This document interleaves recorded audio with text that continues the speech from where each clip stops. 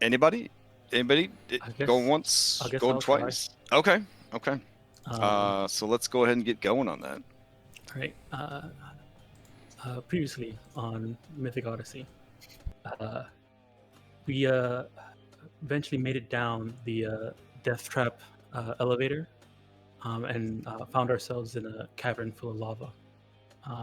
Across there was a broken bridge leading towards where we were heading, the forge, and we found ourselves stopped by a Cerberus. It was a very large one, must have been full grown.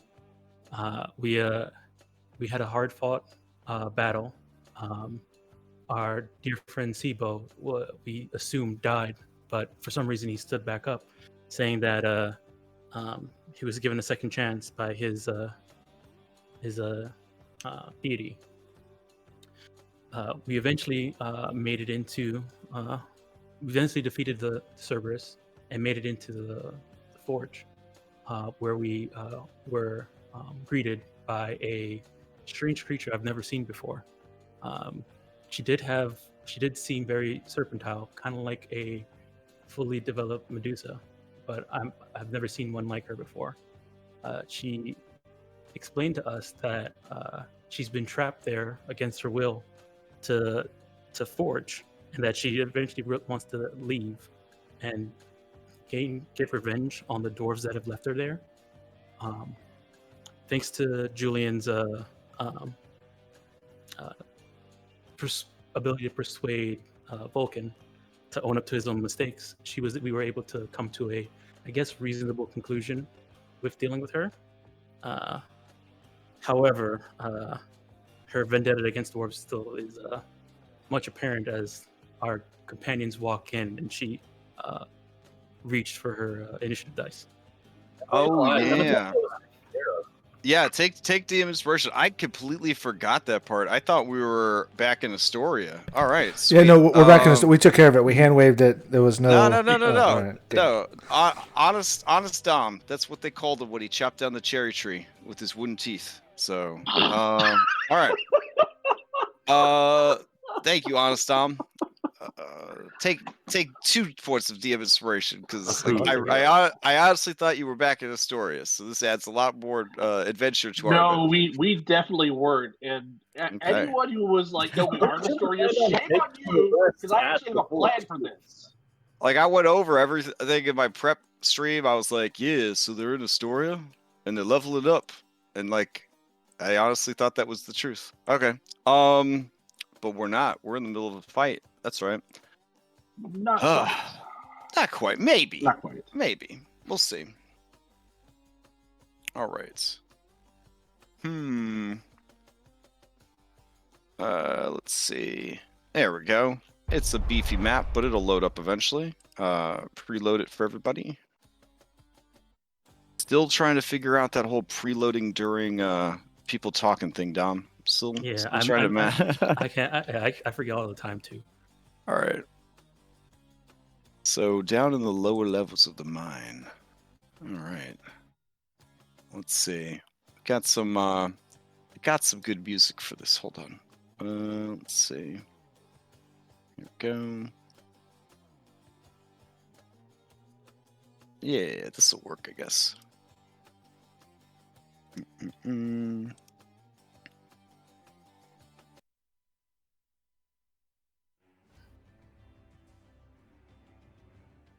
All right. Yeah, so she sees the dwarves walk in, and they're kind of mumbling to themselves that they're not sure what exactly was going on with Laureus. He doesn't even wear sandals, and that's when she looks up past Vulcan, sees the dwarves, and reaches for her initiative dice. All right. I guess I'll just grab everybody and we'll roll everybody into combat. All right. What a spicy way to start things off. Here we go. Somebody got the sniffles. Somebody got the sniffles tonight. I will begin today's session by asking if we've streamlined familiars yet. We have 90%. streamlined familiars. Familiars will just go on the same turn as their owner. But as far as having a streamlined Giphy stat block, no, they are still benefiting from their unique Pokemanness. So I guess we can consider like on your turn you have a familiar action. Yeah, that will depend on what sort of familiar you have, obviously. Like a Chain Pact Warlock would have a better action economy for their pet than, and an Artificer Battlemaster, right, would have a better thing. But a Wizard's Familiar, yeah, it uses its own familiar action, so you wouldn't tax your own action economy for that. Okay. So, all right. So go ahead and give me some rolls. Looks like you guys already did. Here's your NPC. No, that's from. I think that's from last time. That's from the last okay, fight. okay. Hold on. All right, let me trash it. We'll start over. All right. There we go. Give me them rolls. You can go ahead and delete Elpis off of there then, since he's Okay. go online. All right. I have to wait till everybody's done rolling because he's going to constantly shift around in there. Ooh, the 19.10 is way better than the 4.10 that I had. All right. I guess I shouldn't have this like relaxed music. I should grab some of this here boss music. There we go. All right. We'll make this a murder hobo campaign no matter what. No matter how much you try to be diplomatic. We're going to just fight everything. Ah! There we go. Okay. Let's see. Starting off the initiative order is Kyra. Kyra is going to look at the dwarves like you have come here at the wrong time, at the wrong place. She's going to say, yeah, you know what? You should just leave. Everybody should just leave. Don't worry. Let's go. And the dwarves are like, oh, did the forge get lit? Is that, is that the forge spirit? Hey! Oh. Spirit of the forge! It's us, the dwarves! Yeah, we're descendants from the ones you used to know. She is going to pass to Julian. All right. Julian is going to sort of put his hands up, as a preacher does at the pulpit, just sort of like getting your attention, and he will ask Emru, Lady Emru, an important question, if I may. Is it better to be loved or to be feared? This could really backfire. Yeah, it could really. Okay. Her answer will be determined by the quality of your persuasion check. Oh, blind persuasion check? Okay. Yeah, let's see it. Well, you don't have to make it blind. There's a mod that just hacks up our whole game and does whatever the fuck it wants with rolls. So. All right. Is it better to burn out or to fade away? Mm. Oh man. She begins to laugh in a very evil way. One might call it Machiavelli. Yeah. She says, "You're about to find out." Ooh. Well, that's a low roll. Okay. All right. Let's see. Is it just me, or did not everybody make it onto the popcorn initiative? After all the testing that we did, all the love we showed this program. I think I'm all gone. Yeah, I'm not. Yeah, we're missing Val. Maybe it's because I opened it before I hit begin combat. All right, we'll figure it out. Who do you pass to? Julian. I will pass to. I'll pass to the dwarves, and I'll turn around and say, "Run! Your lives! Get the fuck out of here!" Okay, whether or not the dwarves run for their lives is entirely based on the quality of your persuasion roll. Please Does go he- ahead and give, I give me feel a. that I'm being punished for something. I don't. I don't know what you're talking about. You were the chosen one. You were supposed to stop this encounter. Oh my god. Okay. Another low roll. Apparently. It's one of those nights. Let's see. What are the consequences? Here we go. Oh no. Oh man, All right. I fucking rolled a one. Oh my god. All right. Let's see. the door with troops running away. Well, you haven't leveled up yet, so it's only 3d6 points of damage. You were trying to convey this information to your dwarven allies, so they will be the ones that will suffer. Hagen will step forward out of turn, and he'll cup a hand to his ear, and he'll say, as he kind of tries to hear what you have to say, and then he will fall off of the platform into the rocks below. Roll into the lava. Taking 17 points of damage. Oh my god. As he tumbles down, he knocks over a nearby Minecraft bucket of lava, and it just pours all over him, and he bursts into flames. All right. The fuck? He has taken damage and would like to interrupt. He was getting past him anyways. As he interrupts, he just takes this ongoing fire damage. Here we go. Man, he's gone. And he passes out from the pain. All right. Jessa is going to leap down and try and put him out. Avo, same thing. Gad is going to move up next to Kyra and shout at you, Julian. Hey, what's the big idea here? We came to help you relight the forge, and now you're shouting at us, and you knock our friend down? What's going on, Julian? The forge is trying to kill you. The living flame is trying to kill you. She's got axe to grind. Get out. We like axes. All right, he's gonna pass to Sibo. Sibo will sort this shit out. Gulp. Well, I'm gonna go ahead and start on my way. Unpause, please. Oh yeah, sure. I'm gonna start on my way over here. It's not letting me move because I'm an idiot. Okay, here we go. Okay, and then I'm gonna go. Oh yeah, let's go ahead and dash. Start running away the fuck over here. And as I'm out of breath. So bad. Listen, they're here to help.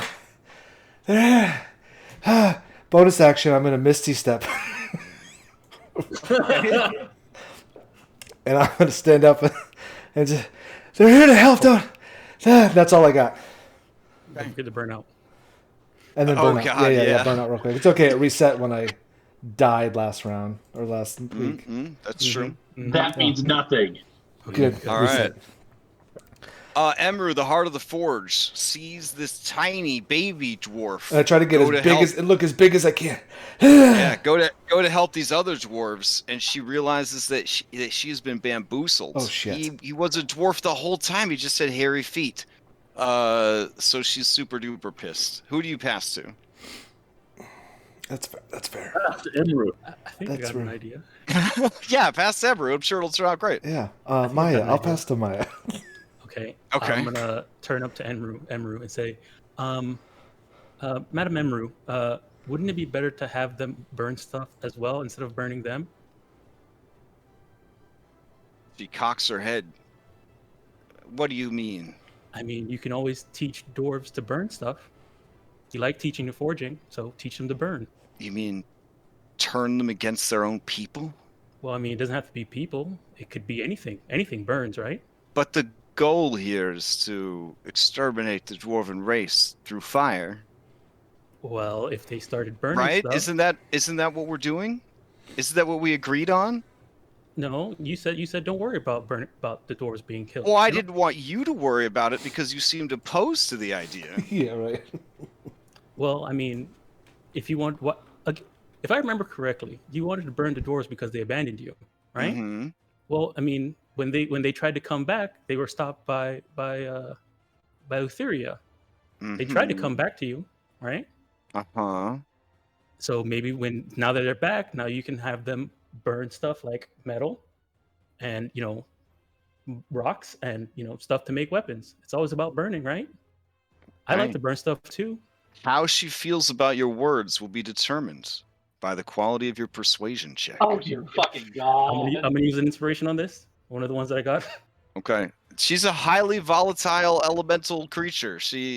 I am not going to make any decisions for her. I'm going to let our Jesus make that decision. Okay, this is with advantage for my. Okay. This is a So, +0. out of character, does Maya just think forging is burning metal? I mean, you're not. She's not wrong. You're She's not 100% wrong. Plus, she's a druid, so Okay. it's fine. It's sacrificing metal, right? To Maya. make weapons. And then you get the weapon. That makes perfect It sense. 100% is, yes. You're I right. fucking love that. Maya, you feel like your words almost touched her fiery heart and her confusing elemental mind. If only you were a little bit closer. All right, Goodness. all right. Let me. Do you wanna succeed at a cause? Yes. Yes. Oh, okay. Step away from that lava pool real quick. Ooh. Oh, My current HP, so I have 12, so 25. All right. I Yeah. take 4. Okay. So as you are kind of impassionedly telling her this, there is a blurp of lava, and it splatters out of the channel and lands on you and begins to burn you terribly. Seeing this, she lets out a girlish laugh of delight, seeing that you are burned badly by lava, and she says, "You are right, sister. These dwarves went through hell and more to see me. I will spare them." Thank you. Aw. All right. Who do you pass to? I'll pass to I guess Vulcan. Okay. As you pass the Vulcan, he says, "Oh, just a minute there, sweetheart." And he runs this way. And let's see. He is going to. Yeah, okay. He's going to use Control Flames to put this dwarf out. Okay. All right. Nice. Hey, that's what I'm planning to get when I get to level 4. Nice. All right. It's good And to we have. will say that you have successfully avoided a conflict. The wall of fire she was preparing to cast around Kyra the dwarves fizzles out from her outstretched hands. All and right. you remember how there was before a clause of the agreement that kept you from doing anything too rash? I believe that possibly actions like this may be why that was included. Oh, she smiles. She says, "Absolutely." Well, it's good to know that you're here to help, and I believe that self-awareness is a very important part of being a successful individual. I would not disagree. Well, come forward, dwarves, that I might look upon you, and let my hate slowly simmer down to a cool vengeance instead. That was 7 points for Hagrid with a healing light, yeah. All right. He opens his eyes through his burned, bushy eyebrows, and Is he his looks beard- around. Is his beard still there? I mean, it's pretty badly burned, but it's all right. I gave him some of my beard hair. Does he still have his glorious mohawk, though? Yes, Oh, yeah. That's important. All right, the dwarves all come up. They're a little nervous now. And Avo says, "Well, damn it, Julian. If she was going to kill us, you should have just told us that." We were It's trying probably a good thing. to avoid that, and I didn't want to excite her further by using such a enticing word for her. The K word. I mean, Yes. I think As you say enticing, you hear like a rattlesnake rattle, just kind of out of nowhere.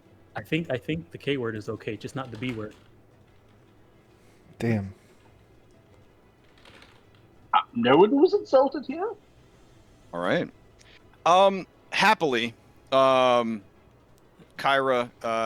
helps Sibo to his feet if he is down, and rejoins the rest of you. And Vulcan says, "You done so much for me. I want to do something for you. You got a big destiny ahead of you, or at least that's what the fish lady seems to think." She's great. So, Jonicus is a male, actually. yeah, Vulcan lets out Thinking about a virtue. hee-haw of laughter at that one. And as he wipes a tear away from his eye, he says, "Oh, that was a good one. Listen, the metal here is going to shit, but back in my temple, I'm sure I have enough laying around that I could whip you up something nice. So let me know if you'd like a enchanted weapon or armor or shield that I might help you with. Should take me about, he looks at Emeru, a week to get it all ready." And she kind of shrugs. That's Well, I wouldn't- assuming, of course, I had some helpers. And he looks to the dwarves, and the dwarves all try to strike like a pose, like they just came out of a fucking portal to fight Thanos. You know what I'm saying? I mean, their contributions were obviously not small, but their losses were real. But they, yeah. And then Gan says, "Now why the fuck would we help an imposter like you?" And then the Forge Spirit kind of cocks her head. Imposter? What are you talking about? And then Gan says, "Oh yeah, this old man here. He's always claiming he's Vulcan, god of craft, god of the forge. He even has the audacity to have his workshop set up like a temple. And even accepts tithes from fools dumb enough to think he's actually the real god." Siva does the half cough. He's Vulcan. Again, he is Vulcan. What? We saw him. We saw him walk inside a thing of lava, come out frozen, break an orb of ice, and still survive. Are you saying this guy right here, the one I'm standing next to? He's the This god guy of right- craft. That's the god of craft. Yes. That's the real deal. Mm-hmm. So for the last several years, I've been rude to my own god. Spitting on Yes. his floor, yes. Hey, but I mean, you can make it up now by making stuff with him, right? Andronicus points over to the trench. The lava room is right there, friend. And I also point at the broken, shattered orb of ice.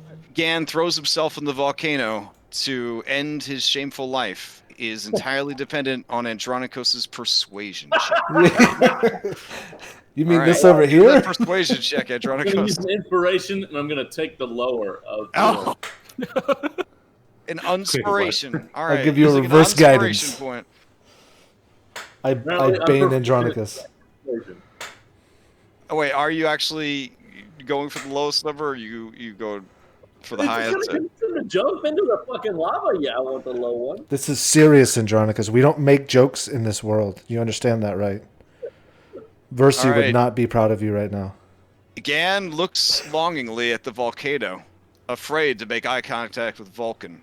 But his friends all place a hand on various parts of his body, mostly shoulder and arm areas.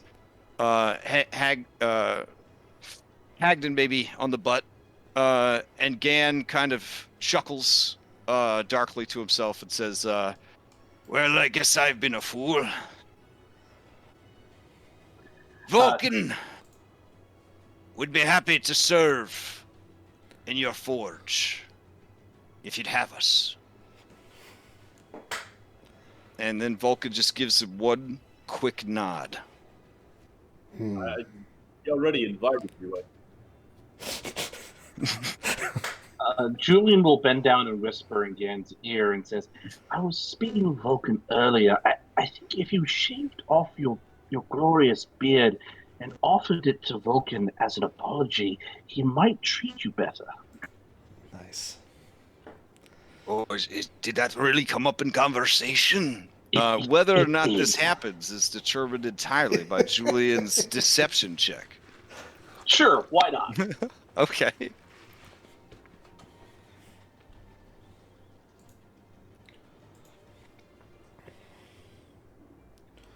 Okay. Says, I know what I have to do then. Thank you. Nice. Not, All not a right. problem at all, Gan, darling. Not a problem at all. I'll just need to go grab, I don't know, a fucking tattooed baby to replace his miniature with. That's what dwarves all look like without a beard, so. Okay. The dwarves begin to get to work. They rush around, starting to immediately pick the place up and shoo away the fire mephits. Nice. Shoo, shoo, shoo. Okay. All right.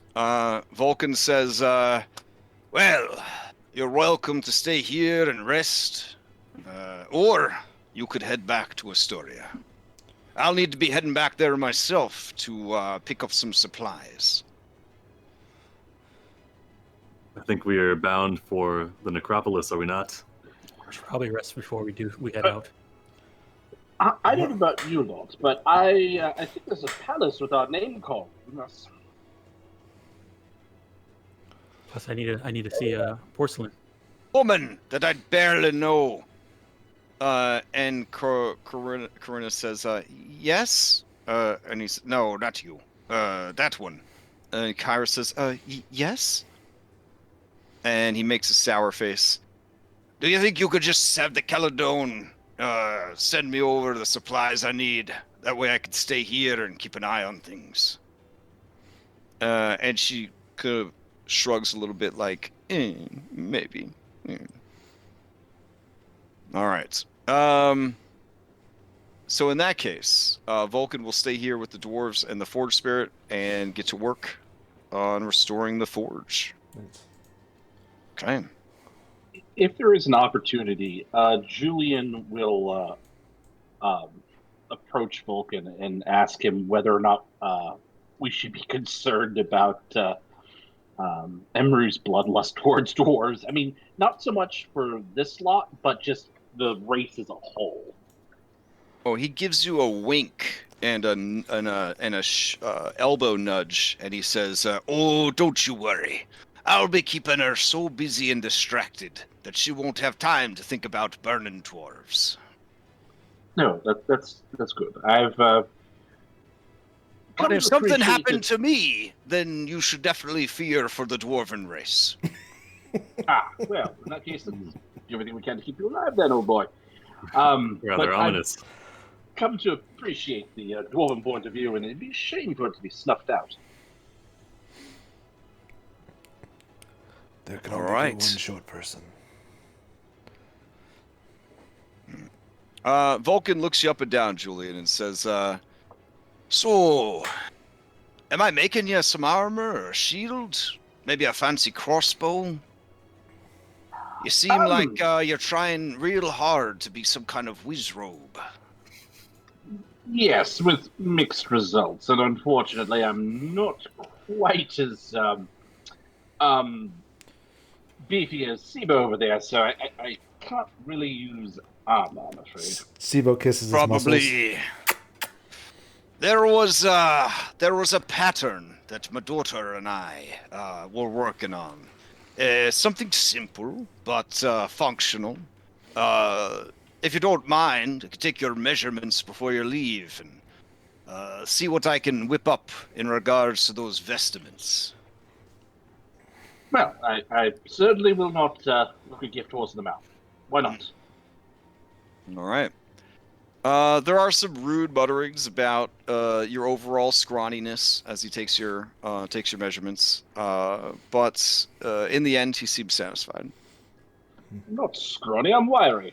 No one's complained about my physique before. Not to your face. Shut up, Sibo. So, is it your intention to stay here for your long rest or return to Estoria? I think we're fairly close to the necropolis. Or is leveling up for suckers, and you don't want to take a long rest. You just want to go right to Telemok right now. I mean, Yeah, what- that sounds like the play. 50%, so I'd like Yeah. to I get mean, rest, look, please. so And some people have exhaustion. So. when I heard my DM say, "Oh, you did all that at level 3," that just made me want to do more at level 3. We're gonna do this whole campaign. Do the at whole level 3. campaign. You control when you level up. Don't let the game tell you when to level up.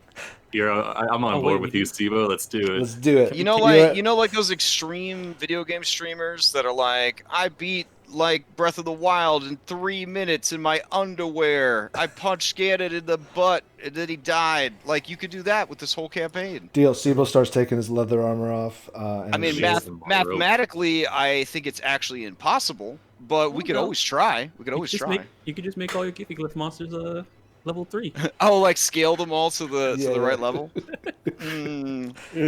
Sadly, many of them are already built and ready to go. So there's an there's an iron golem waiting for you that Oh no. that many people have said shouldn't exist. So that made me think it was a good monster. When something is so horrible that other dungeon masters want you to lock it up away from the world, that's when you know you've got a good monster on your hands. I'll get a second backup character ready. If we Yeah, I think with enough backup characters, you might be Got able this. to do it. We just feed them through like machine gun style. Every time we die, we add an additional character. Yeah. Ooh. But they're just Right. all still level 3. It just So- sort of looks like the running of the gnomes from like WoW at Yeah. the end. That's Like it's exactly just what I was thinking of. the whole screen is Lemmings. just fucking level 3 characters trying to like as a wave wash over the final boss. That'll be beautiful. I'm down. Lemmings. All right. So, I know, right? Lemmings. with all of that settled, I guess the plan is to head back up and out. Do you take the elevator up? No. There's Is there stairs. an I need alternative? stairs. Yeah, no, I'm fine with the elevator. Vulcan can open the waterfall, and you guys could go out through the Batcave entrance. And Oh, Chronic man, is that all sounds- about that. Ooh. I would like. You know, David would like to go out through the Batcave entrance now that it's been described as such. Do we I have, mean, Anybody that listens to me prep, you know that I hate how Skyrim dungeons always have a back door and they always have lighting, even if nobody's been there for 500 years, and on and on and on. A lot of these dungeons are like that. A lot of these dungeons are like that. They're like, we'll just throw a back door on here. There's cool lighting effects for no reason. Yeah, all that good stuff. Do we have an orchestra that we can have there so when the waterfall does open, they can play a score for us? And Oh man, you have I a think score. that's- You have a score that you need to hear when the waterfall opens. I think it needs to happen eventually. Oral confront the rest of the group, though. Is there a need for us to go back to Estoria, or would resting here serve the same purpose? I have No, no. bloody well wouldn't Yeah. serve the same purpose. If we go back to a story, we can rest in comfort for free. We're as close to the necropolis. Well, as we could according be. to the Giffyglyph rules, if you spend a whole week in the lap of luxury at the palace, you'll get bonus HP. Yeah, bonus Uh, Oh yeah. I would say that the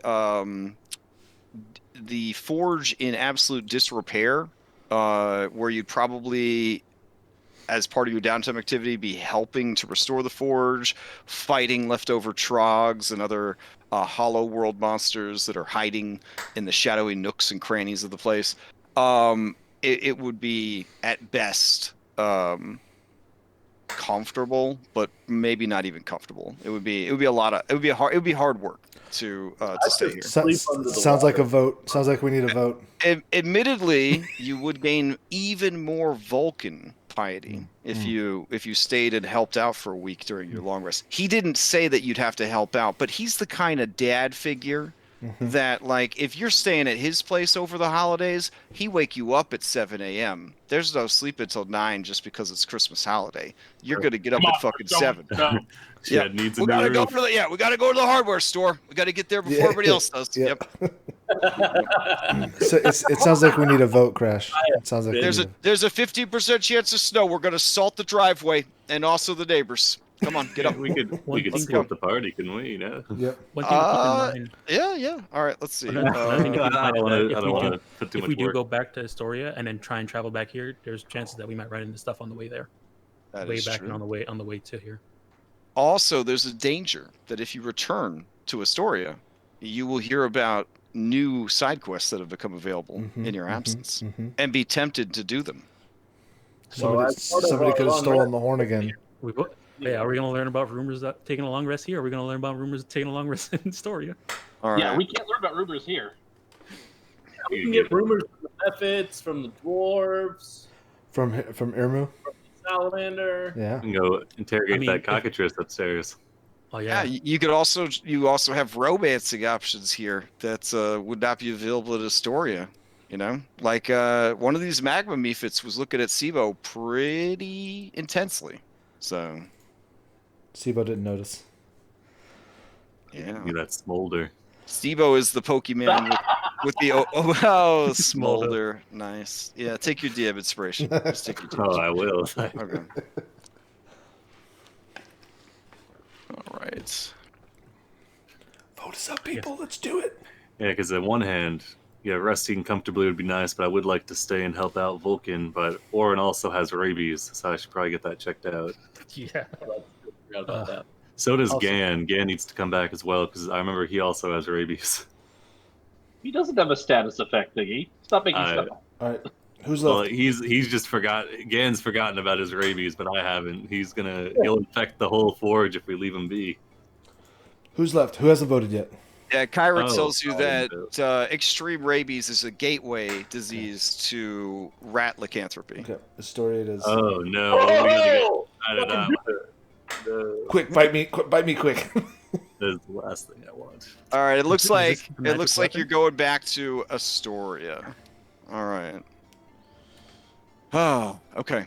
So if you're going out the side entrance, then let's see what we could do Were there about that. were there any boats in the underground Batcave area? That's a fair Oh, leftover boats. That's a great question. Call odd or even and roll a d20. If it matches what you called out, there is a boat that is in a good enough shape that they could repair it pretty easily, and you could use it to head back to the city. All right. Even. Okay. Hey! All right. Guess who's proficient in water vehicles? All right. So let's see. Sibo? I think this will work. Maybe. Oh, I guess you got to turn it up. Oh man, they start playing the Dark Knight by Hans Zimmer live orchestra masterpiece experience as Vulcan reaches for the lever that will cause the cave, the mountainside itself, to open, diverting the waterfall and allowing your very janky ass old boat to sail out into the Arklander River. How janky does it look? It's got two antennae on the back that could look kind of like ears. I mean, it looks like a standard jolly boat from like a Western D&D setting, which is a little weird. But the original Dragonlords did come from a Western fantasy, not like a cowboy and It's the boat Captain Jack. Cowboy. yeah. Is there like faded paint on it that looks like it maybe said the generous? Oh, maybe, yeah. Lost at sea long ago. Yes. All right. And thus you begin your boat ride. You're gonna have a hard time getting Sibo in that boat, guys. I'll walk. All right. You guys go ahead of me. I'll walk. Sibo, would you get the boat for a Sibo snack? Oh, Julie, you don't want to be offering him SIBO snacks. I know how you feel about, What's up? And she's like, whoa, what's a SIBO snack? don't go into this. They're gonna open old wounds. No, you opened up. Hey, Sibo. No, I was talking about his baggage. Sibo, remember this is a boat on a river, not the sea. Is there water under it? There's more land under it than there is water. What? On the river, yeah. Oh, Sibo looks under the boat and sees if there's water under it. there is. Kyra sees what Maya is trying to do and says, yeah, but this isn't seawater. So this water is actually controlled by Thylea, which is controlled by Maya. So all Maya has to do is cast that one druid ritual on the boat, and then it's immune to sinking. All right, do I buy it? Do I buy it? Give me an insight check. Oh no, he's really good at this. I mean, it should be a disadvantage, no, probably. Insight Procs not for wisdom. I don't know how good his wisdom is. But... Okay. Does it roll blind rolls for NPCs or no? I don't know. I haven't seen any roll since you changed it over. So, Andronikos and Sibo, this is news to you. You had no idea that Maya had control over rivers and fresh water. But Kyra sounds confident and convinced that this is the truth. Oh wait, are we all supposed to roll? No, I just whoever wants to throw one out. Done. All right. I procrastinate and take a while, but I'll get in. Yeah, Julian. Apparently Maya can control rivers. God. I need to not roll dice tonight. Apparently. I'm pretty sure Kyra probably just rolled like a 72 is all. I'm gonna insight myself. You're gonna insight yourself? Can I really do this? Maya, I think the easiest way for me to do this, I'll just message you on Discord. Okay. Yeah, you just have power. You haven't untapped yet. Andronicus is like, if we find any other Tritons who are similarly opposed to Sidon, we can start creating a settlement in the river instead. This is brilliant. Yeah. Okay. Vulcan overhears the conversation. He wants to roll an insight check too. Let's see. Oh. He just shakes his head, disappointed at both Maya and Kyra, and then kicks the boat so that it starts kind of floating away from the docks. I immediately start Go on, get in and get out of here.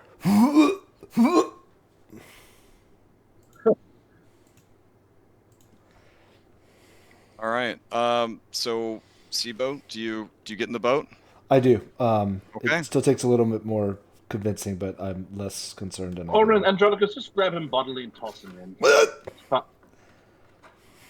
Are we going to be able to get Hirak and Kalik into the boat? Hold on. That's Sibo. a fair question. Kyra approaches Sibo, and she has her small glittery backpack that you would buy in the 90s from Claire's at the mall. I had one of those. And she says, you seem nervous still. Like maybe how some people feel about elevators, you feel about boats, and I get that. Yeah. Even with Maya's incredible powers, you probably need a little bit more to keep you safe. I'm going to give you the girdle of unsinkability. All right, so she reaches into her bag. Her back is to you. They're water and you wings, hear aren't they? you hear her taking a deep breath and then exhaling a deep breath and then exhaling, and finally she hands the girdle to you. It's been so long since I've had Thylea water wings. Oh, nice, even better. Yeah, 100%. You just put this around your waist, and you will never sink beneath the water. Done. I swear this to you. Do you have two? But not like. But she looks at the sky, or where the sky would be, and she says, "But not like a real swear. I'm just saying swear like as a conversational tool." Okay. Yeah. No. Without question, I will. This is advanced magic. Yep. Right. You, Kyra. Well, I collect things here and there. You know how bards do. 29-year-old bards. That's how we do. The number keeps like running around. It's amazing. Hold on a second. I thought you were 24. 20. Yeah, 20. Is it? You guys took so long in that dungeon. That must be what it is. So. Well, definitely wasn't. Anyways. 5 years, but thank you. No. I covet it. I name it Ducky. Oh, really? Yep. I thought it looked more like a swan. No, it's not white, so it can't be a swan. I I mean, okay. Okay, ugly swan. Well, you know how flamingos turn pink if they eat a lot of fish Mm-hmm. or shrimp? I thought maybe that Shrimp. swans just changed color if they ate certain colored Yeah, foods. yeah, Is like- that not how? Isn't that how birds? Maya, is that how birds work? It's when they eat white flip flops. Is Um, Wow.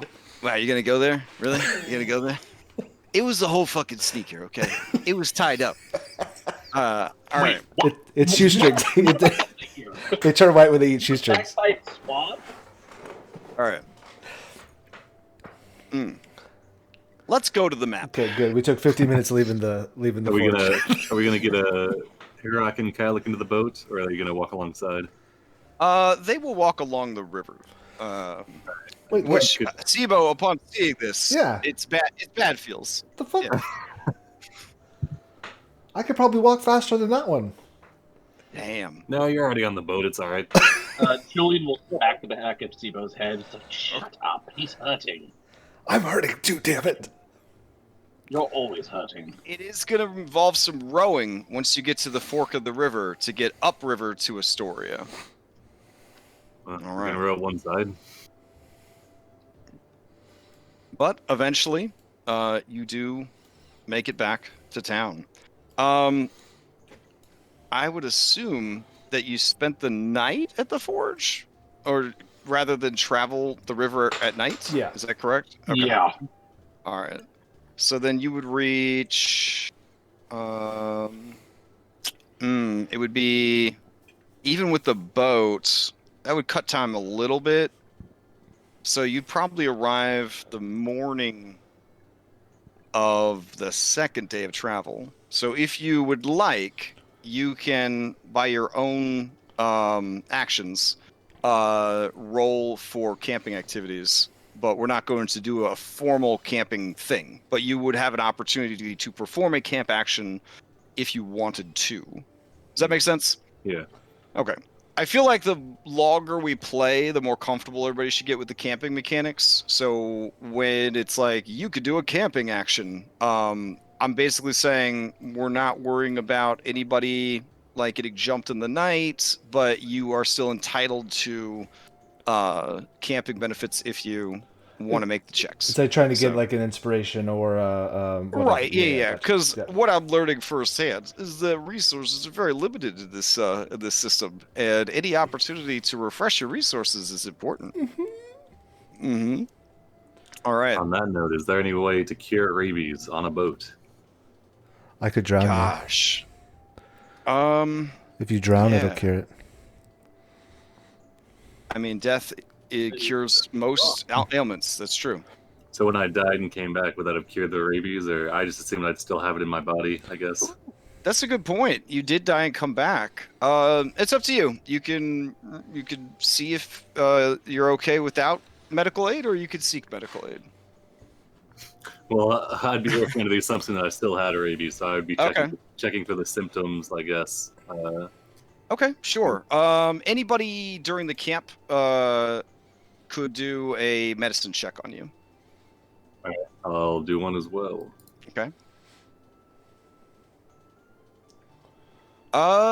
Orin, you're confident that your body no longer contains any trace of a disease. Nice.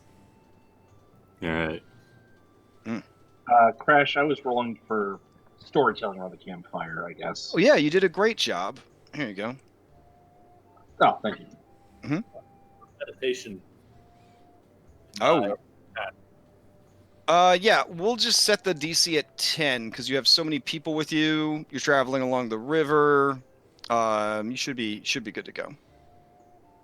All right, Maya, busting out some good snacks. Good stuff. Julian will give his inspiration to Sibo as an apology for throwing him to the floor in the Aw. elevator.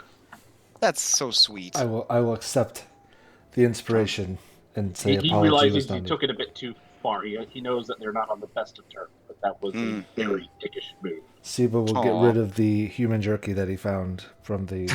Oh god damn it. Okay. Good to see nothing has changed. All right. What? Let's preload Astoria and get you guys over there. All right. So you arrive in Astoria. The weather is scattered clouds, mostly clear, so on and off drizzling today. And I'm going to say that you saved a little bit of time, and you got there around 1 in the afternoon. You would not have arrived through the north gate, but through the south gate. It's exciting because when you get there, the Sidonite camp is no longer there. Oh yeah, that's right. They have all packed up and left. All right. Julie will let out a triumphant laugh, and he'll make a rude gesture where the camp was. He really doesn't like that guy. Andronicus sighs and then squares his shoulders and looks towards where the palace is. All right, I guess I'll go tell Pythor that I don't have his hammer anymore. Oh, snap! I'm muted. What do you mean tell him? You don't have to tell him anything. Just see if he says anything at all. I mean, we know that's his dad. I'm pretty sure it's okay. See, there you go. Well, you're All telling right, me so Pythor is related. we're taking a week off. Is that the plan? Can I get my pay in advance, my shore leave pay? Everyone turns to Sibo. So I may have dropped that in the Yeah, no, it's fine. Absolutely, we have. Okay. And we agreed to what, seven drachmae a day? Is that what we Jesus Christ. came in on? Call it being 1. Oh right, I had the number for the 7. week. 7 for the week. Okay, sure. Just give me my 7 drachmae already. No, I thought a 7 week for was the 10 days. Yeah, shut your mouth. Are we- A week is 10 days. What's What? wrong with you? Yeah. No, a week is 7 days, right? No, never mind then. Look, I actually looking to Sibo. I mean, where I come from, a week is 7 days. I just I never actually inquired since I've been here for 5 years. Yeah, okay, I'll take my 7 drachmae and. All right, peace. Cut. And she disappears into the crowd with her money, cackling maniacally. The other NPCs all look at you, lined up, wondering where their money is. We agreed to give 2 to Corinna, right? Yes. All right. 2. Okay. I mean, is it? Yeah, I don't even know what our setup is. Is it 2 for each of them? That's fine. Sure. I have no Good. Sorry, Loris. Oh, I didn't even realize Loris was still traveling with us. He's always at the back. He's getting He paid. has that painting he's planning on doing eventually. He smiles and says, "I'm going to paint this week. Actually, I was just waiting for an opportunity." Got the 2 centaurs too, right? And the 2 centaurs are there. We might as well get him on board. Corinna, Boreas, and the 2 centaurs, and then our erstwhile guard. I thought it was just Corinna, Helise, and Kyra. Oh yeah.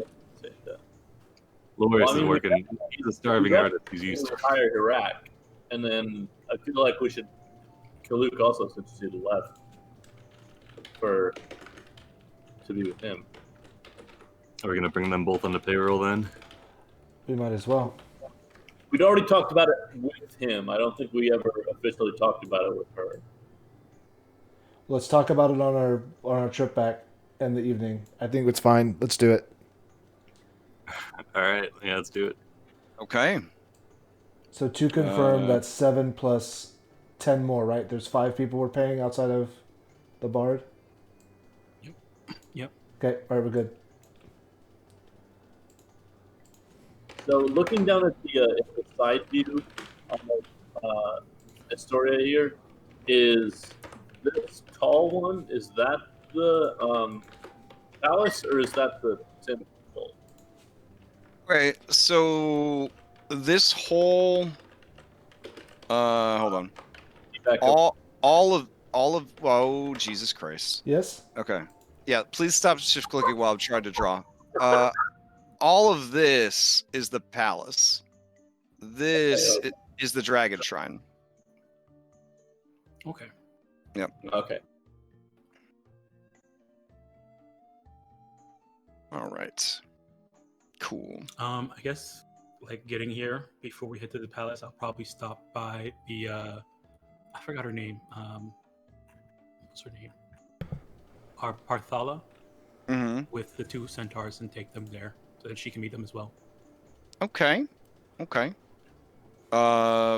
You bring them by. Parthala makes a face like, "Oh, you bring your centaur friends to meet your centaur friends. No, I no. see how it is." No. But doesn't say anything. Doesn't say anything.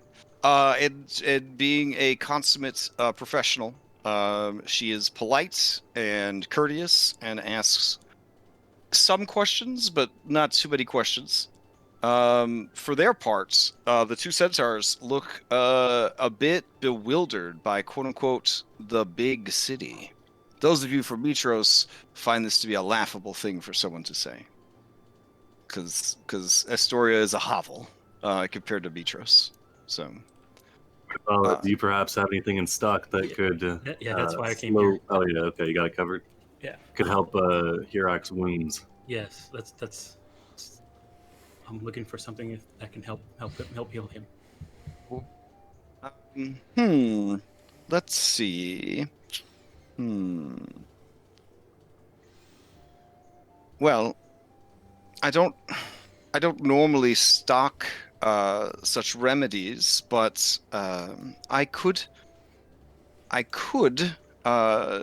put something together for you. A poultice that would be applied over time to aid with the healing, as well as a bone broth that would help with the regeneration of the broken bones that were suffered by the injury. Taken on a daily regiment, it should aid with the healing. Such things are not necessarily cheap, though. I see. Okay. If you have that information, I'll take it to see if we can work something out. Certainly. I could put together such a kit for you, but it would cost 25 drachmae. I see. We have that in party funds, so we're good. I'll turn to the party. Could we use this to help Hirak? Thumbs up from Sivo. We agreed to look out for him. Can't very well have him dying while in our employ. Okay. Sure. I believe we're in agreement. So. Okay. She'll have it ready in 2 days. Okay. It's 25. Okay. All right. You could just call it Hirak's Recovery Kit. Okay. All right. Seems legit. Let's see. Let me double check my notes. I wasn't sure if you were coming back or not. Let's see. Mm-hmm. Okay. I'm gonna buy more rope force. Which lifestyle is the palace? Is it wealthy or aristocratic? He was wealthy. Yeah, I think in the journal tab we have all the info for long resting. Let me check. I'm looking at it right now. I was just checking which of the lifestyles the staying in the palace counts as. Oh yeah, it counts as aristocratic. Yeah. Oh wait. This is the story. It would count as wealthy. It would count wealthy. Yeah. All right. So you could get 10% above your maximum hit points from the recovery here, as well as getting the well-rested boost or status. So that'll be nice. Protects you from 1 level of exhaustion. All right. So during this time, you guys would level up, possibly hear some rumors, and all that jazz. Let's just take it from the top. Buying and selling of loot. Is there any additional buying and selling of loot that I need to know about? Need to replenish my javelins because they're all fucking gone. Okay. I don't know So how I the go. Okay. Another rope. Okay. I have a spell components pouch. I assume I need to eventually replenish that over time. It has been since the beginning that I had this, Okay. so I assume I need to just get another one if I'm let's going that route.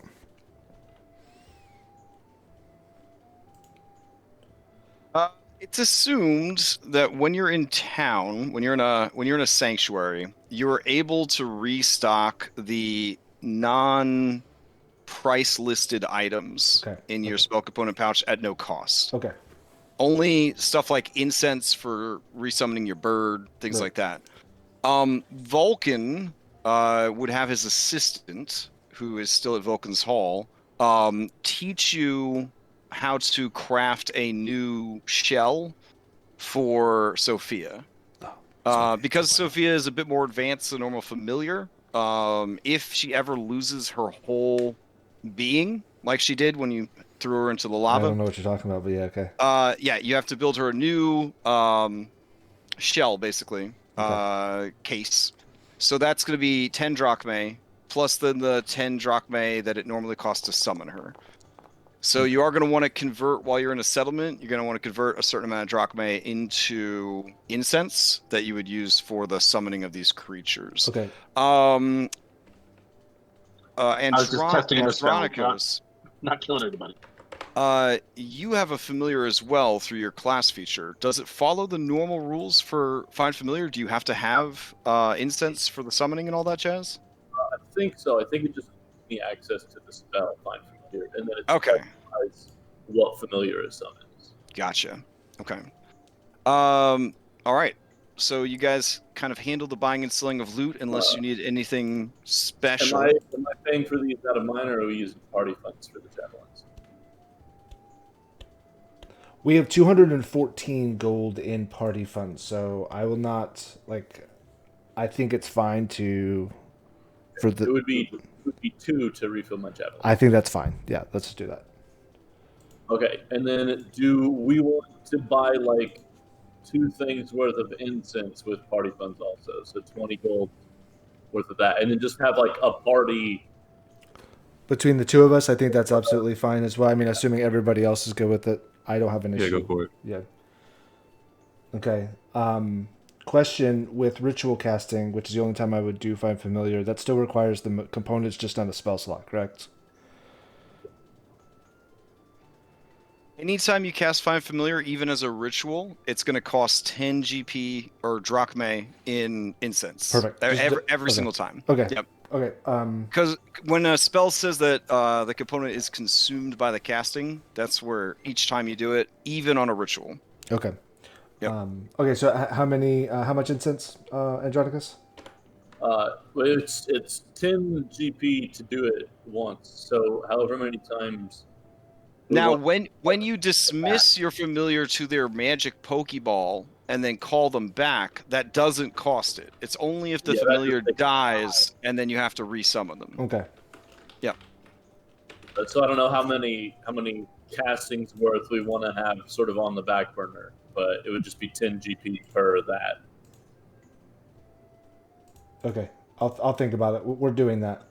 We'll figure out what's best for that. Yeah, incense is one of those 5e resources, kind of like diamonds, right? It has like its own category that you have to decide how much are we allocating to each of these categories, because diamonds are often used for spells. And I'd probably just grab like maybe 40 gold worth, and then that'll be like 4 castings, and that should hold us for quite a while. Agreed. Mm-hmm. Unless. Now, I believe character, in which case your familiar just dies every combat. I don't know what you're talking about. I can't recall, but do druids that are using it, they also need to do the incense, right? No, it specifically says doesn't require materials because it only lasts 1 hour. Okay. Only lasts an hour, and you have to burn a wild surge to power. Yeah. Got it. Yeah. Okay. Okay. What is the definition of what you get for well-fed or well rested? I'm looking on the. So well rested is something that Dom came up with that I haven't hacked up the documentation to add. But basically, instead of tracking hunger, thirst, and fatigue, we just track, are you taking care of your goddamn body? So if you are, you have the well-rested buff. The well-rested buff will protect you from one instance of exhaustion. So if something would have caused you exhaustion, you would lose your well-rested status. And not keep track of that with those like little resource boxes. Yeah, I really need to make, I think, like one of them icons, like a token icon for well-rested. For now, whatever method you can use to record it. So if you want to use the resources thing where you kind of add custom resources, that's one way to do it. Yeah. But or if you have like a specific color for now, or I don't know, oranges are cool. So like you could give yourself an orange and say that the orange is I'm gonna use the orange. yeah. I was using that for the zombie song. Okay. Yeah, let me make a note to do a well-rested icon. Aren't you glad you have the zombies on? I got it. Has it helped anyone yet at all? The well-rested song? You mean the zombie song? It's Yeah. Yeah. giving us peace of mind. Yeah, I mean, it makes me go, IDC, what happens next? Gotcha. The only other thing that I need to purchase would be inks to write down a spell into the Book of Shadows, which I kind of mentioned to you. So that's 50 gold, Okay. which I won't. It's my funds. I won't take it out of party, but that's it. Correct. For Book of Shadows? Yep. Okay. I can double check for you, but yeah. Let's see. It's the same as just recording wizard spells. It's 50 gold per spell slot. Per level? Yeah. Yeah. Okay. We need to get the New wizard subclass. It takes it from taking like 2 hours per spell level to taking 2 minutes per spell level. It's insane. is that the order of the scribes? Yeah. Oh my god! So you can have all the spells done in like a week. Okay. Sivo's reclassing. A Book of Shadows, when you gain this feature, you choose 3 cantrips from any class. They don't count against the number of blah, blah, blah. Okay. If you lose your Book of Shadows, you can perform a 1-hour ceremony to receive a replacement. The ceremony. What else does Book of Shadows allow you to do besides give you the cantrips? It lets you do ritual spells, right? So you would still need to, just like a wizard, you need to purchase access to the spell to scribe it. Like, so you'd still need to go and find a wizard who has the spells you're looking for. So the one I'm going to use, I have been casting. I just want to, I want to copy it down before I replace it. Okay. That's the way I was going to do that. In that case, then yeah, you would just pay 50 drachmae per spell level. And then 2 hours. Okay, cool. All right, Yeah. we're good. That's all that I had for purchasing. Yeah. I like that idea. We need to get the 3 pearlescent potions that we got from the troglodytes identified. Let's see. Oh, well, I can do that with a ritual spell. I can identify those. Oh, do you have the 100 GP pearl? Nope. You can probably find one laying around the palace, right? I would say that you have a good chance of being able to find one. You're a little far from the ocean. You're a little far inland, but we could roll to see your chance of having one available. So, yeah.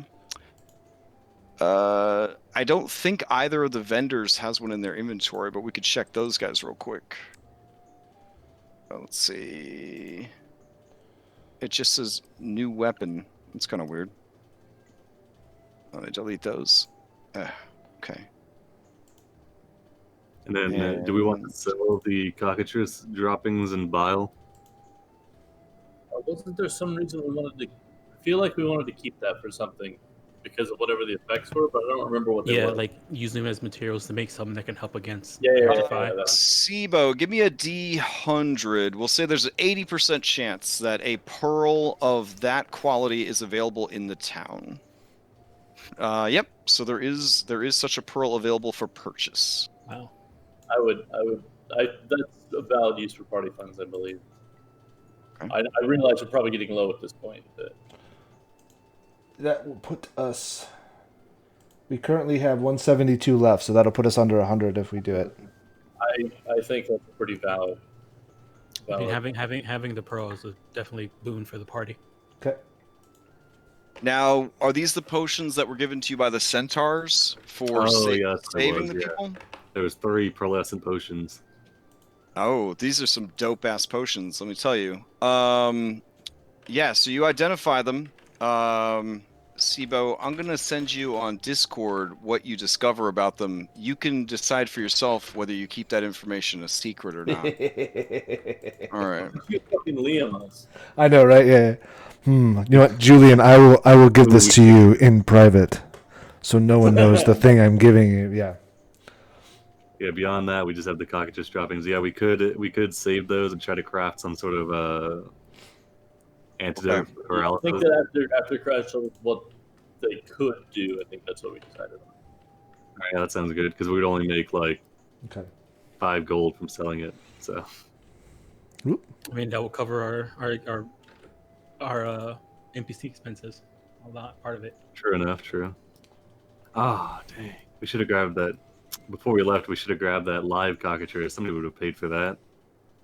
Oh, Sibo, I'll just drag them onto your character sheet. Well, we can Okay. always go back for it. I mean, we have to stop. We have to go back to pick up our weapons and armor or whatever we decided we True. wanted to get from him. Okay.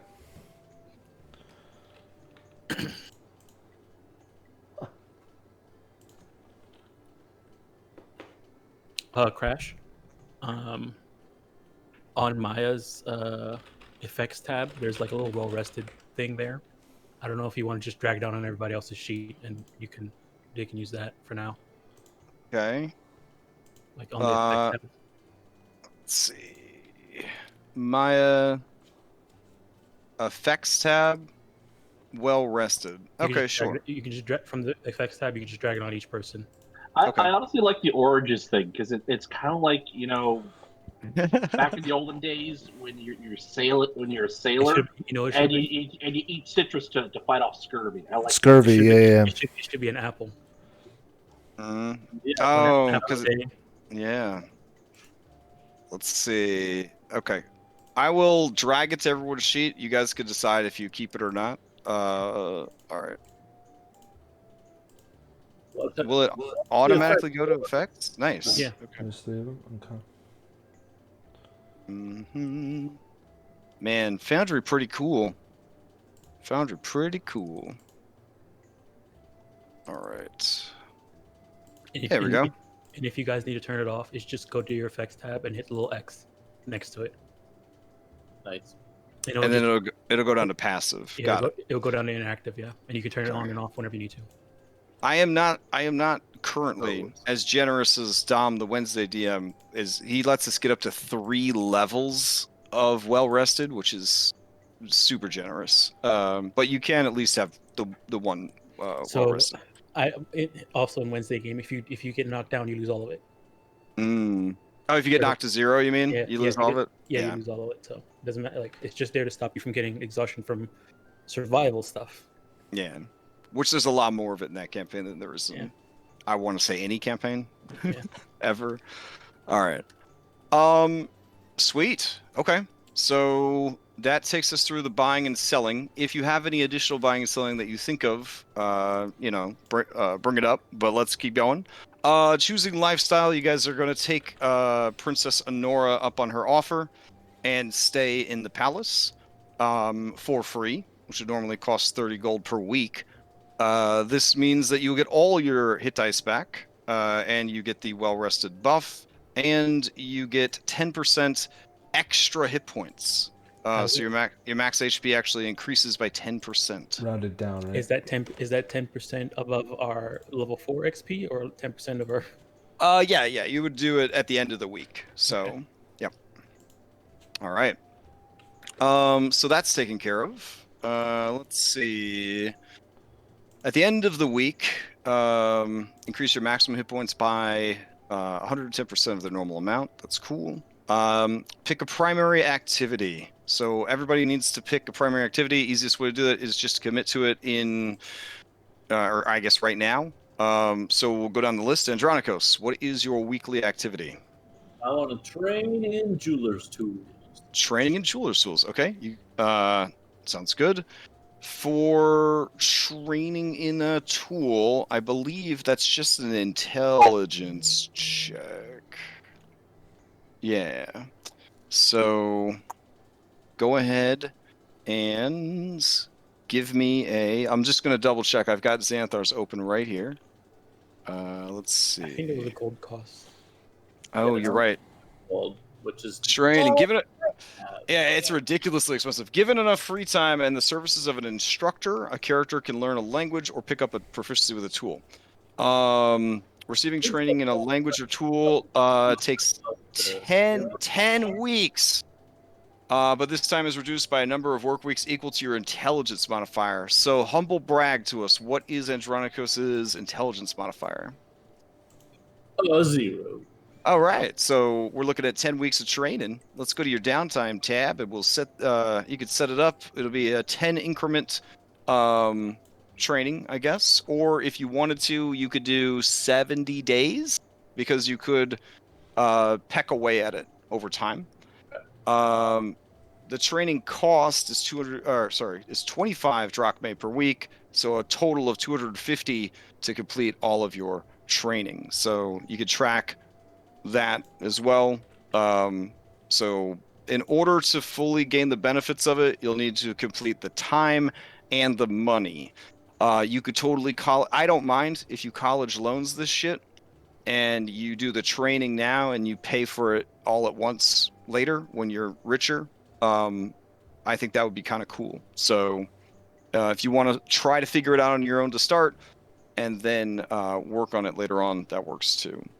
While you are training, there's a chance of complications. Every 10 work weeks spent in training brings a 10% chance of a complication. Wow. Who would ever take longer than 10 weeks? All right. Give me a blind.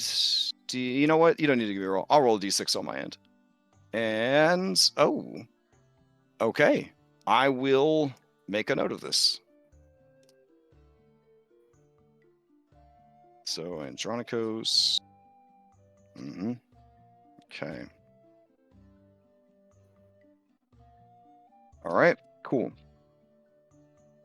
All right. So for now, you don't have a teacher. You're just sort of trying to figure it out on your own.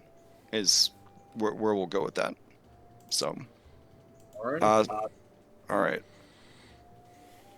Oh, or are you paying the 25 gold up front? Because if you are, that would that could represent you getting like. Yeah. I did pay the 25 gold for this.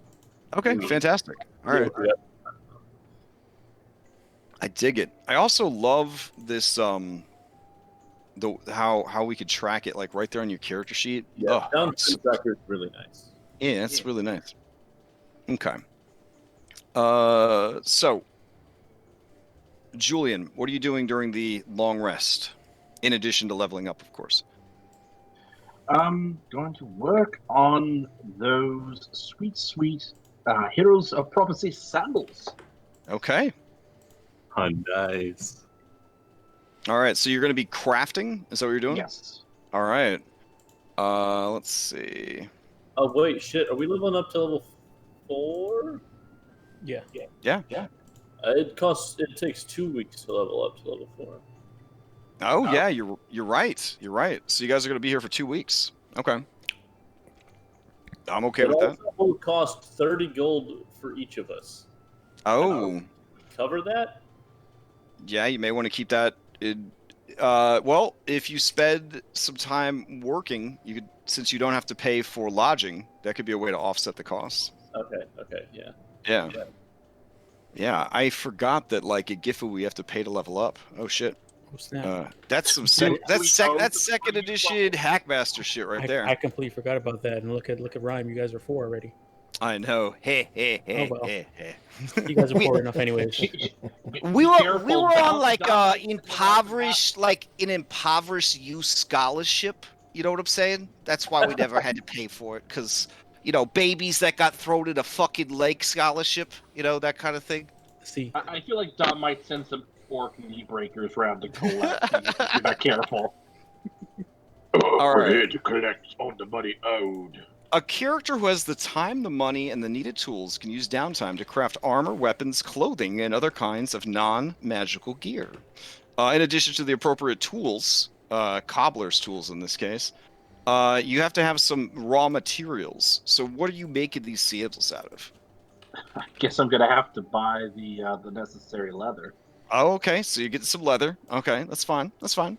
To determine how many work weeks it will take. Human leather left over. Oh, jeez. What? No, I sold it. All right. Do I not have just regular ass boots in my compendium? Hold on. This is ridiculous. Random boots. They're all magical. What's a pair of boots? They're like a gold, right? For a pair of boots? Hold on. Pretty sure.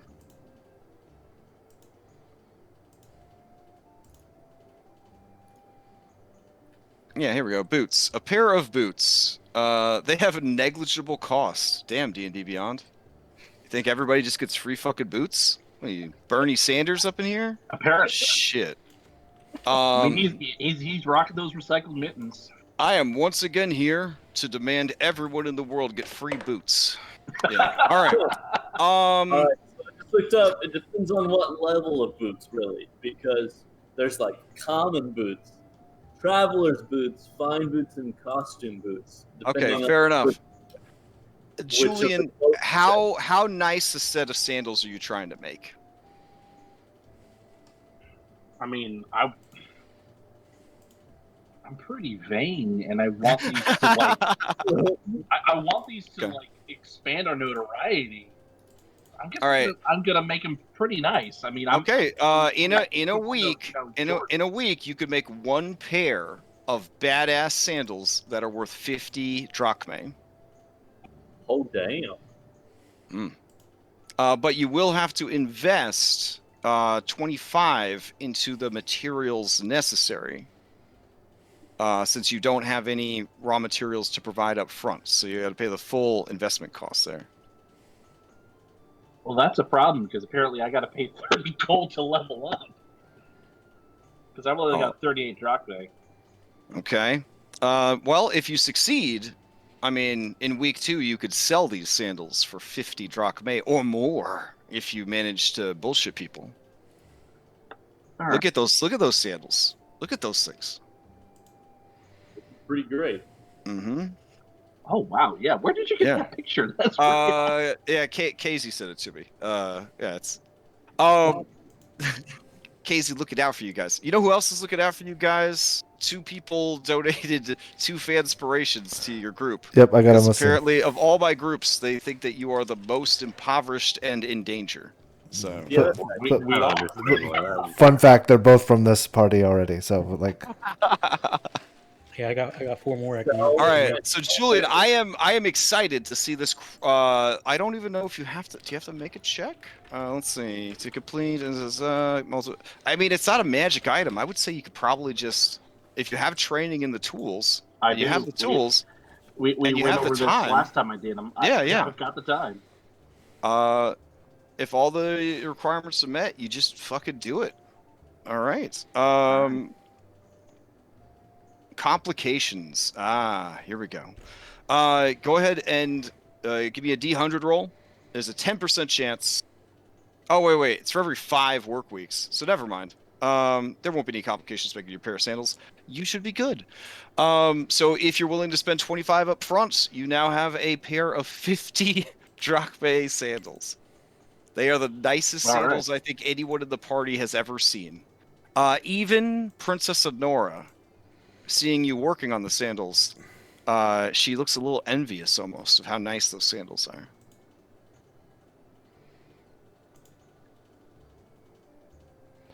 Okay. Maya, what were you doing in week 1? Hey, I'm gonna work for coin, I guess. Okay. Can I help cook? And okay, I guess I can help cook. Not to sound like a grade school teacher from the 80s and 90s, but I don't know. Can you? That's the problem. Maya, either that or help with medical services when people are coming through to town.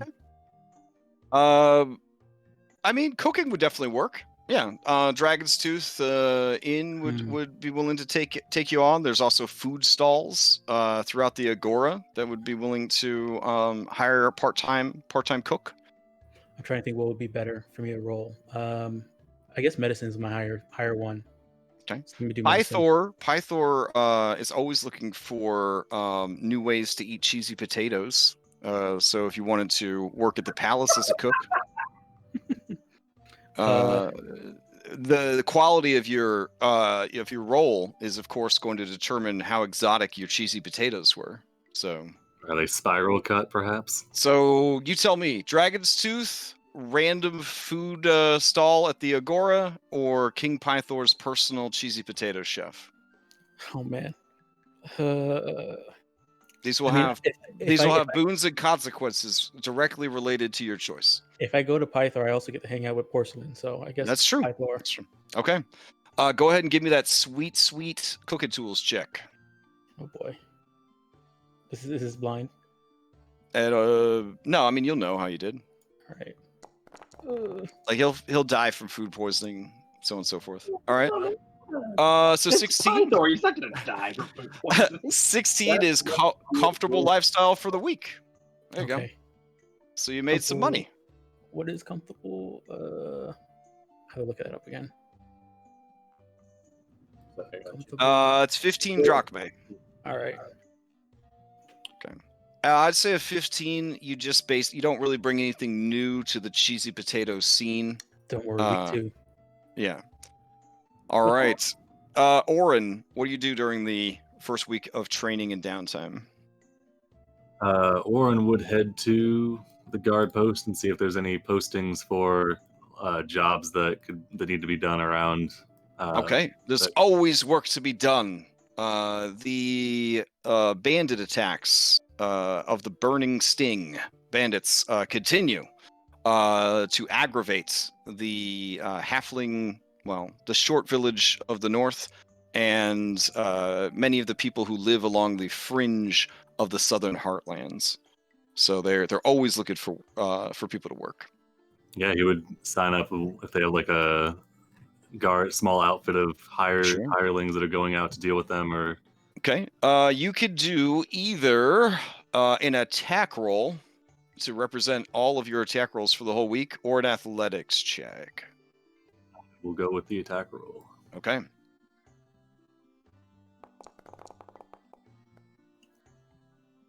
Okay. You want to succeed at a cost to kick yourself into the comfortable category? Okay, let me check I'm in modest right now. Mm-hmm. Well, I need 30 gold to level up, so yeah, let's succeed at a cost. Okay. I'm debating if that would be a thing you should be able to do in a sanctuary, because any consequences you get would immediately go away anyways, because you're in the safety of a sanctuary. So I'm going to say that you cannot succeed at a cost in a sanctuary. Does that seem unfair? I don't know. That's reasonable.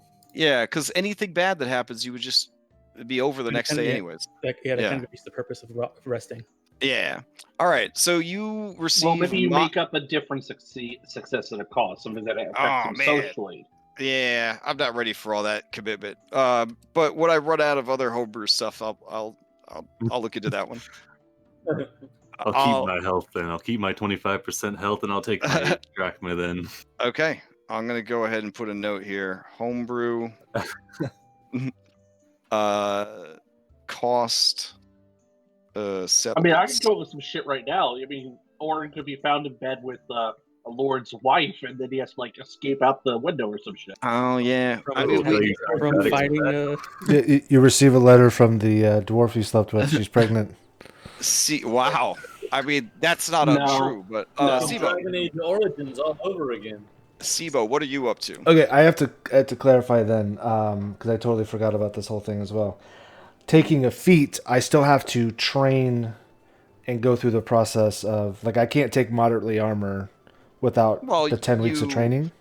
You flowery bullshit. Explain to us what you did during the 2 weeks that would qualify you for learning how to use this stuff. So. Okay, well, all right, so that's what I'm going to do, assuming that this will work. And I would actually, whenever possible, borrow a shield from Andronicus or Sibo, or a soldier who's maybe downtime or You whatever. borrow a shield from yourself? Or Andronicus or Orin. We're basically twins, Orin and I. Okay. So I'll give you my shield since I'm having Vulcan make me one anyway. and I would actually spend time with the guards where possible, not like on duty or whatever, but get tips on training, how to maneuver in medium armor, how to maneuver with a shield, and spend my time doing figuring out how to be more beefy.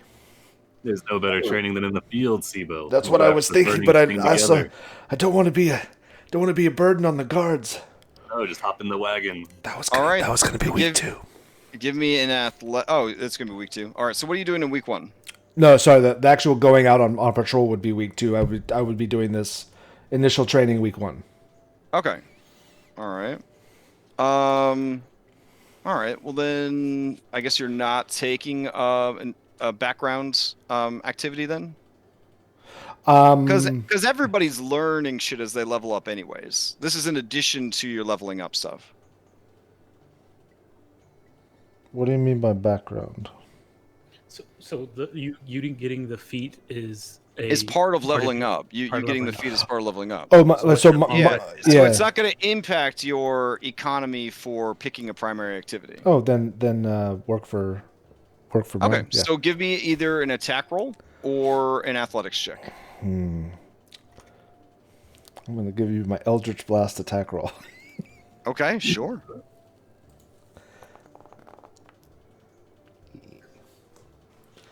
Ooh. Okay.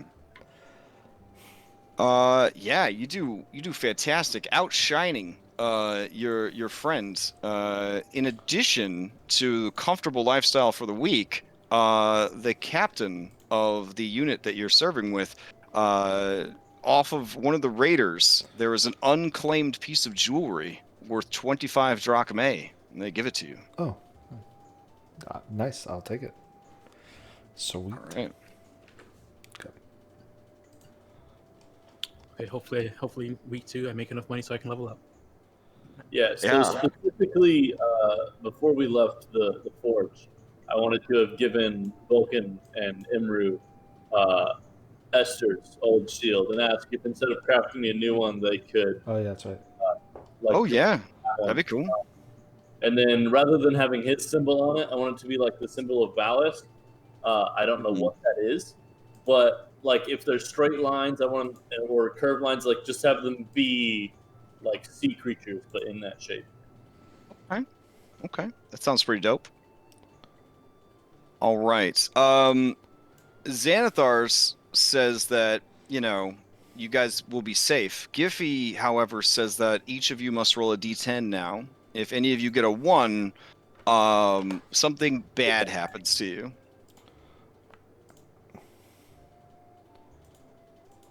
Oof. Okay. Orin doing all right. Sibo doing okay. Burst into one of the barns where they're hiding out and go start blasting. Yeah. Okay. Everybody has an uneventful and productive first week. You finish half the training required to get you to level 4. We roll up into... Oh, you hear 3 rumors. All right, biggest rumor is that none can stand against the Burning Sting. Their leader is powerful and continues to gather under their banner Cyclopses and Manticores and other monsters. Will King Pythor do anything about it? Or will he continue to let this danger build up in the north?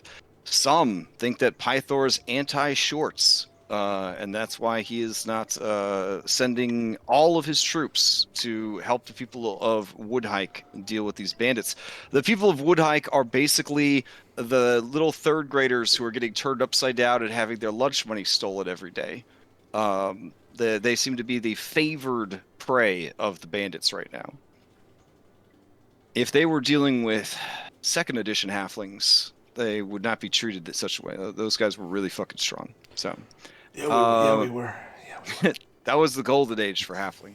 It was what it is. Let's see. 2 other rumors that you need to hear. I've got those right here. All right. Let's see. Local merchants had their store fall into a sinkhole. They are looking for investors to help them rebuild their shop. Okay. But if I had any money at all, I might do that. All right, so that's a rumor. And then let's see.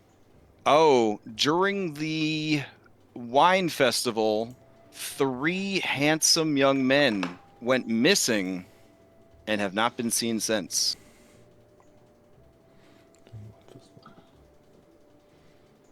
That's the but she wore out. Is that the Lutheria festival? Yep, that was the Lutheria Wine Festival to celebrate the kindness of Sidon, not taking Honora's life. Which some people insist that the 5 gods has something to do with it. So there's the mixed thing. All right. News to me. Let's see. During the week, you also had 2 secondary activities. You could meet someone, trade gear, investigate rumors that you've heard about, or update your financial commitments. I'm going to say because you guys are leveling during this time, that you would not have any additional time for secondary activities. So we're going to skip that part of the long rest. All right. So the week ends, and you begin your second week of training. Andronikos, what are you doing with your second week of training, knowing that at the end of this, you will need 30 drachmae to pay for your training? Because Okay. I don't have enough money currently. Okay. So knowing that I have to pay 30 drachmae at the end, I am going to take a loan for that first 25 gold worth of training rather than paying for it. Okay. Linus, the local money lender, is happy to lend such a famous hero some drachmae. The 18% APR. All right. What do you want me to roll for my working? Well, what work are you looking for? Assuming that Oren and/or Sibo are working again, I'd just accompany them. Okay. Give me an athletics check or an attack roll.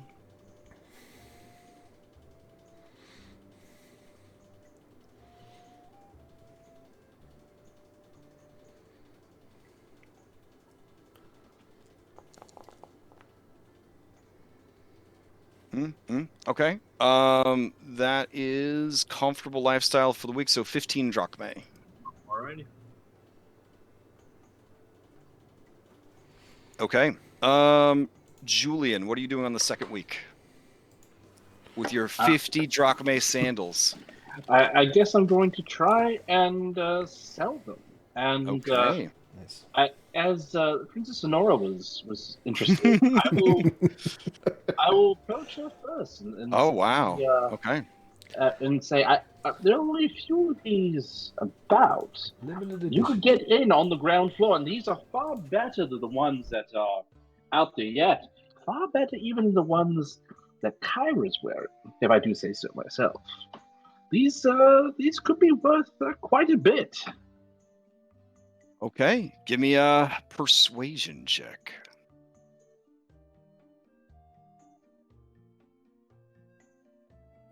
I have no idea what I rolled. She smiles at you, and says, I would love these sandals. Thank you. And she pays you the 50 drachmae. Okay. Consider you went after I rolled, I'll take it. Okay. All right. So you've you spent 25 to make 25. Business. All right. Plus now the the future queen of Estoria your sandals on her feet. That's gonna be good for your brand. It's gonna be good for your brand. You take some. It's gonna be good for Kira's brand too. Yeah. You gotta throw those up onto your Insta. Like get some nice ankle shots of Princess Sonora wearing your sandals. Just hanging out at the Dragon Shrine, LOL. Yeah. Quentin Tarantinos would be the playwright would be enthralled. Yeah. Feet woke up like this, no filter. Yeah. So, all right. Quick question. Sure. With magical burnout, how is that working since we're taking 2 weeks to level? I would assume after 2 weeks you're going to be Back to normal? doing pretty good, right? Okay. All right. Just Yeah. I didn't want to. Since we're doing this the hard way, I didn't want to. Oh, yeah. Odds, as it were. Nope. You guys should be right as rain after it's over with. Okay. So, Maya, what are you doing with the second week? Cheesy potato time? Sorry, I was muted. Yeah, round 2 of cheesy potatoes. All right. Your sous chef stands by, ready to help. All right, I give him a pet. Okay. Lift him up, have him smell what I'm trying to make, and then Immediately starts eating the ingredients. Yep. that's a good sign. Okay. Inspiration too. Sorry. Oh, use inspiration for it. Yeah. Oof. Okay. You serve up some completely mediocre cheesy potatoes. Yeah. They're honestly a little watery. They're a little watery. Would we have been around for this meal since Maya's working at the palace? I mean, yeah, if you're into cheesy potatoes, it's an exotic dish. It's an exotic dish. Most of the people in town aren't into potatoes. Julian, in a conspiratorial fashion, will whisper to Maya, if you added bacon, I'm sure it'd be just put it over the top. Warren sits at one table just wolfing them down like they're not burned. Are these Dauphino? As you mentioned, bacon. She holds her hands over Porcelain's. Yeah. head. Porcelain seems both frightened and interested in this bacon. So. Oh. All right. So that's Oren, modest. Yep, that would be modest. Oh, Just yeah, about it's level Burning up. Sting Part 2. How much is modest? How much do you make on modest? 8. 8. Okay. Yep.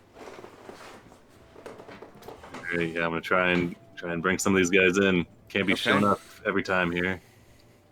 I feel like if All right, can I use this? I'm about to die, and then I I'm like, wait, I don't want to completely screw myself here. Like this. I'm filled with Let's see. If you trepidation. fail an attack roll, ability check, or saving throw, I mean, it is one of those things. So yeah, you can use it. Okay, I will use it. Oh, okay. Well, at least I'm not dead, I guess. Yeah, a poor showing. You receive wages commiserate with a poor lifestyle. How much is that? 4? Oh man, maybe if you're lucky, it's 4. Hold on. It's a 1.5. 1.5. That's what I got the first time. All right, I'm gonna To make you feel better, they give you 15 lepta. Ooh, nice. I like the weight of that in my pocket. Yeah. Okay. Wait, in quarters, please. Can I go to Linus the Lone Shark? You could go to Linus the Lone Shark. Yeah. I need what is it? I need 22. Actually, no, I only need 20 drachmae. Okay.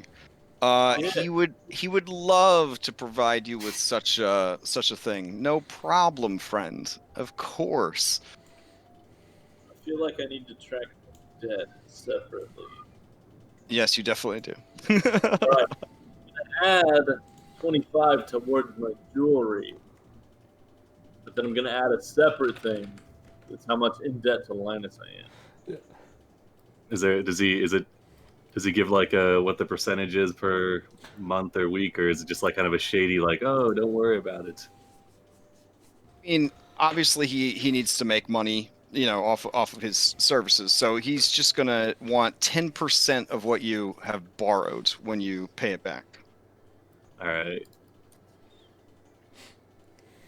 I'm good for this. I don't know. There was just I kept tripping over myself. I don't. This is good to know because I will make you lose another arm if you do not bring me my gold back.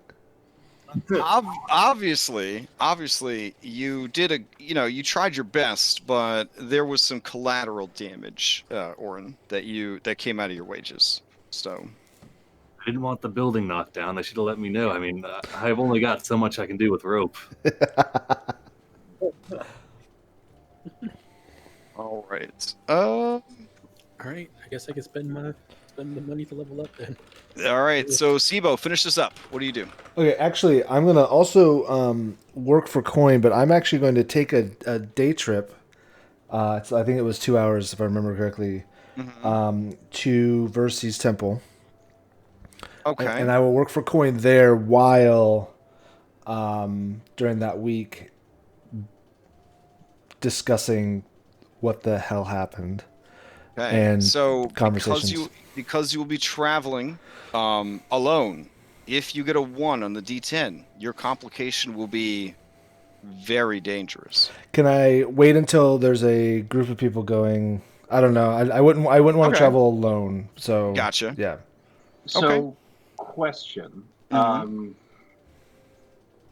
I would absolutely let the party know if that matters at all. Yeah. This may be out of character. I don't know.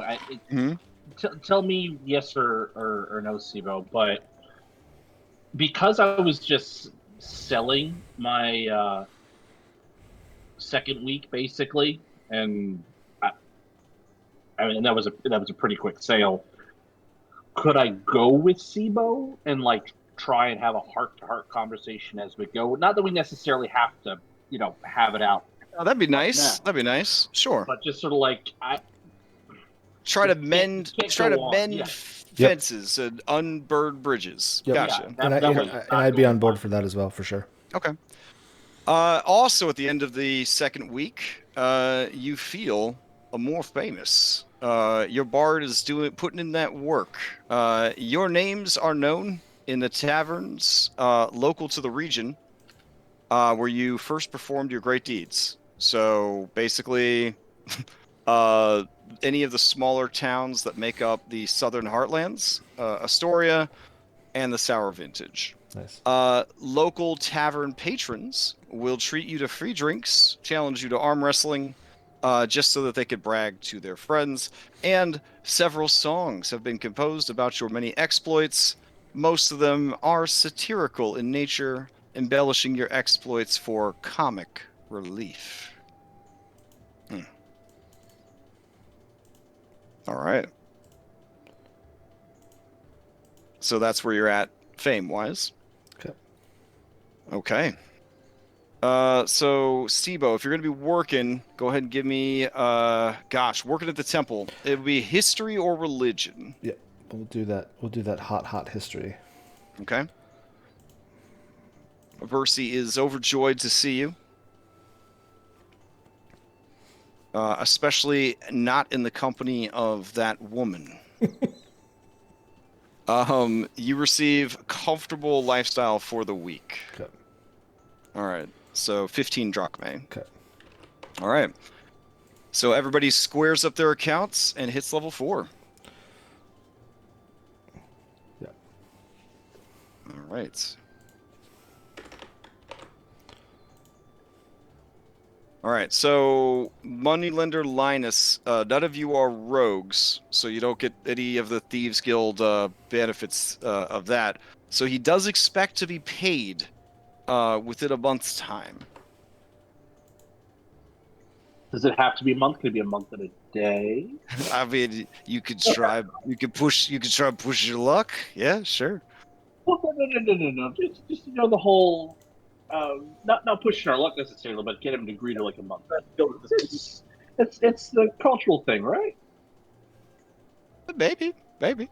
Let's see. This kicks you onto the, we'll say 18th of the next month. Wait, no. I'm definitely doing some bad math there. Hold on. 14. Let's see. So 3, so 13. Okay, so the 14th of the next month. Yeah, we got a roll ID. No.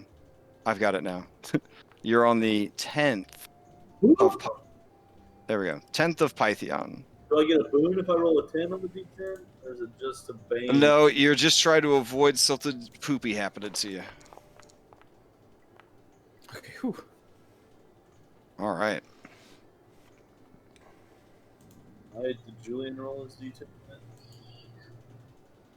No, I didn't. I was trying to type notes. So hold on. Okay, so this puts you guys on the 11th day of Pythion. In looks like the tail end of spring. At some point during one of those 2 weeks, I want to find Pythor and be like, Pythor, you about your hammer. Oh yeah, Pythor looks at you and he's like, I know you. Yes, we have met before. It's good to see you. You loaned me your hammer, remember? Yeah, I did misplace my hammer, now that you mention it. Well, I think Vulcan found it.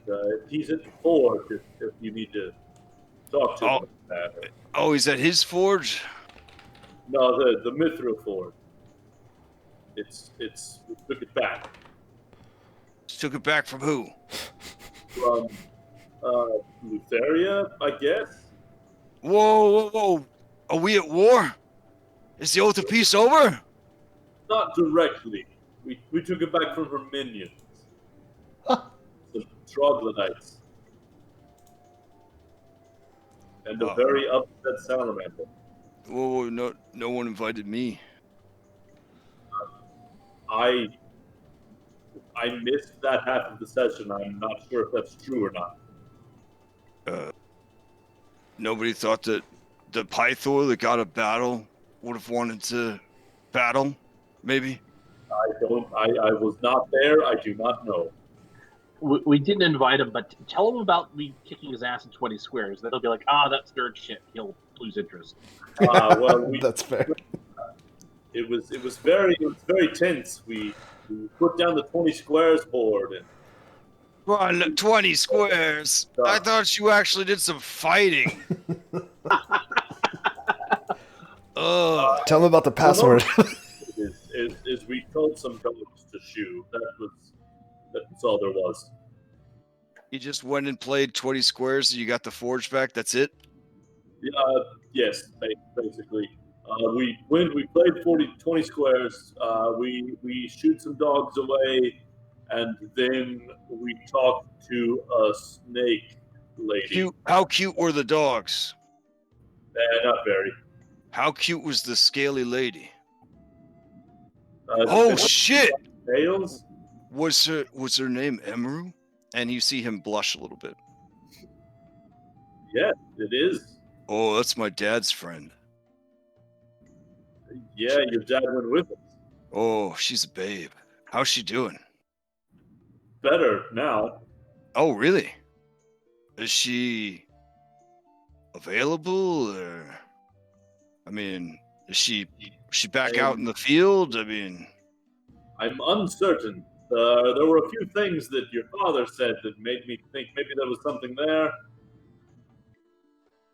He pulls his bright light blocking device away from his face and squints into the afternoon sun. What are you trying to say about my dad? I don't know. You're saying there's some things. What things? What did my dad do? That's just the way that he said something about Imru. I thought maybe there was something between the two of them. Yeah. She's like she was his side piece. I think maybe that's still going on there. Oh. Or is resuming, perhaps? Andronicus, how do you feel about being wingman to the god of battle? I could think of worse things. Help me steal my father's girlfriend, and I'll make you my champion. I am already a champion of Theros. What? Well, at least I've got the crippled guy, right? He is also a champion of Theros. I remember hearing a prayer from him when he was having sex with an old lady. Or I wasn't there. For that. Orion, that's the guy. He's my champion, though, right? Orion may be, yes. Okay. How come he didn't come to see me? If he's my champion. And how come he didn't ask me to go fight with him? Maybe he's busy with more old ladies. I'm not sure. Oh. Is he still in town? He may be out of town assisting the guard at the moment. What do the guards need help with? Well, perhaps they could use your assistance in battle. There's this group of ne'er-do-wells accosting a town not far from here. There's a town near here? Yeah, it's a bunch of smalls there. Smalls. Ooh. They do have lucky. Halfling luck, I suppose. Are you talking about Woodhike? I am indeed. That's why I said Woodhike. Oh, jeez.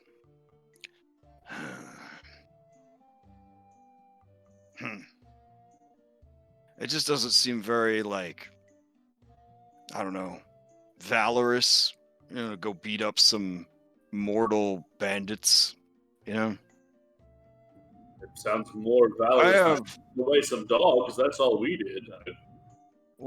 I have a lot on my plate right now, he says, as he takes a huge platter of cheesy potatoes from Maya. I walk in with a plate, hand it to him. Yeah. It's like when you go to like a cafeteria buffet, like the big metal pan, like you bring that out, it's just for him. And he just begins to eat it with his hands. I have a second pan and I put it down for porcelain. Oh my god. So yeah, I mean, I have a lot on my plate, so I don't know if I could really. Oh man, isn't that what guards are for? Like, do I really need to go and stop some bandits? I mean, I feel like Maya could accompany you with those cheesy potatoes. Actually, Maya, is that something you want to do? Or you want to? What aren't? I'm not sure if this is a thing, but is Woodhike a very good place to, like, a farming area where they do they? Oh yeah, that's actually where I buy all my potatoes from. Oh man, if anything happened to Woodhike, I'd be really upset. Well, I mean, if those bandits are attacking Woodhike, wouldn't that stop the potatoes coming? You say that, and everything stops in the whole world. You see on Pythor's face the gears slowly turning. If something happened to Woodhike, potatoes, Woodhike, cheese, Woodhike, cheese, potatoes. He slams his fist down into the stone table, shattering it. The hot potatoes go everywhere. Porcelain squeals with delight and begins to vacuum them up with its face. Pythor says, "I have to go save Woodhike. Excuse me." Okay. And he storms out of the room. As he's leaving, I'm saying, "Oh, Pythor, one more thing," and I like hand him. There's no time. Take this with you. No time. Okay. All right. And he clicks his heels together, and little wings pop out of his sandals, and he flies away. What? Well, we better send Orin a heads up so I can get out of here. Andronicus, that was something.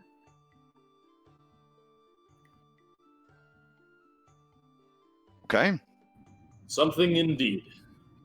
Well, let me just delete that whole side quest. Hold on. All right. I kind of want to see that montage of Pythor just landing there, all the burning stings just sort of look over him, and there's He just starts. He's just screaming potatoes over and over again. He's just screaming the word potatoes as he smites these people left and right. Yeah. So, Honora comes racing into the dining area. And by now, Pythor is a shimmering star on the horizon, Team Rocket blasting off again style. And she looks around confused. What's happening? Why is my father flying away? He's going to Woodhite to stop the bandits from attacking there. He is? Because I told him that. I mean, he told me that the potatoes come from there, and I told him that if something happened to Woodhite, the potatoes would stop. Nice. That's brilliant.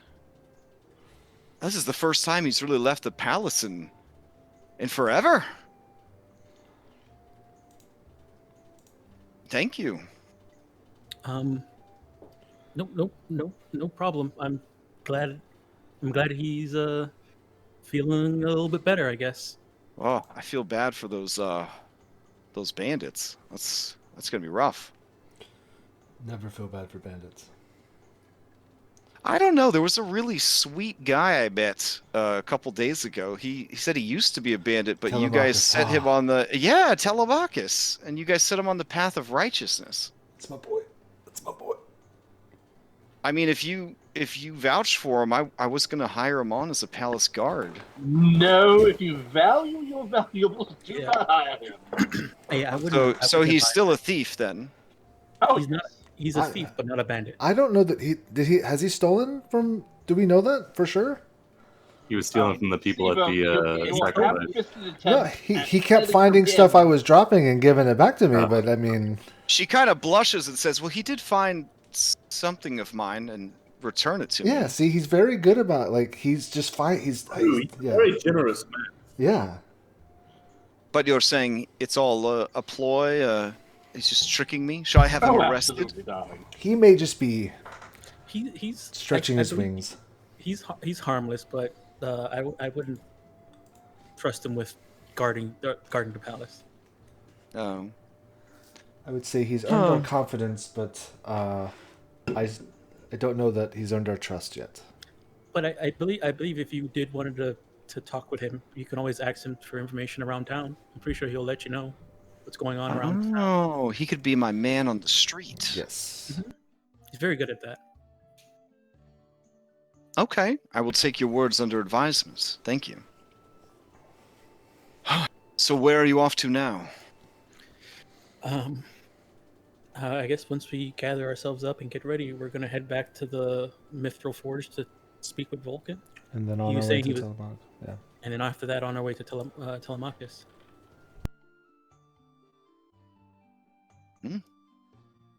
Well, I wish you the best of luck on your journey.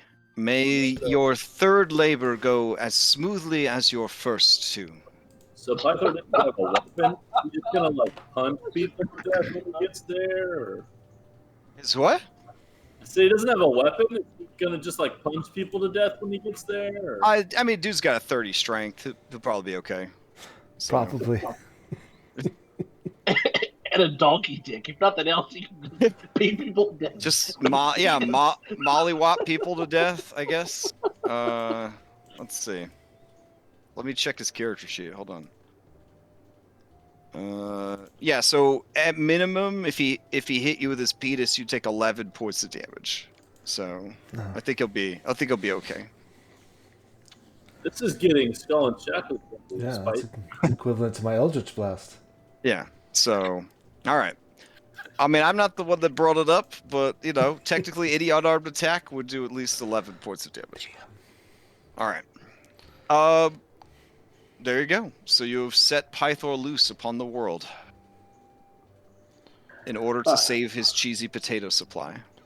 Look, whatever it takes. Yeah, pretty much. Good to know that Pythor has a food motivation, though. You do see standing at the balcony, staring off in the distance where Pythor is gone, the saddest piglet of legend you've ever seen. Oh, sweet. I'll come up to him and grab some of the cheese potatoes that fell off from Pythor leaving and hand him some. Morosely, he turned his snoot away. Oh, really? Oh Yeah. no! He stare out, pining for his best friend. I take some potatoes and put it in my beard, and see if he Okay. wants to get it out of my beard. All right, I will roll a will saving throw from this, or wisdom saving throw. Here we go. Here we go. Oof. Even mini Pythor, not enough. Yeah. I slowly eat it out of my own beard, sadly. Okay. Honora shakes her head in disbelief, and she says, "I guess I ask you again, Maya, how much for the pig?" I'll look to Porcelain and ask him. He probably wouldn't understand, but ask him, would you want to stay here, or would you like to continue to come with us? I just try to look at him, see what he does. If he makes anything. He just turns back and makes sad squeal sounds towards the horizon. Julian will take this opportunity to lean in and whisper to Maya, we could get quite a good deal for Porcelain.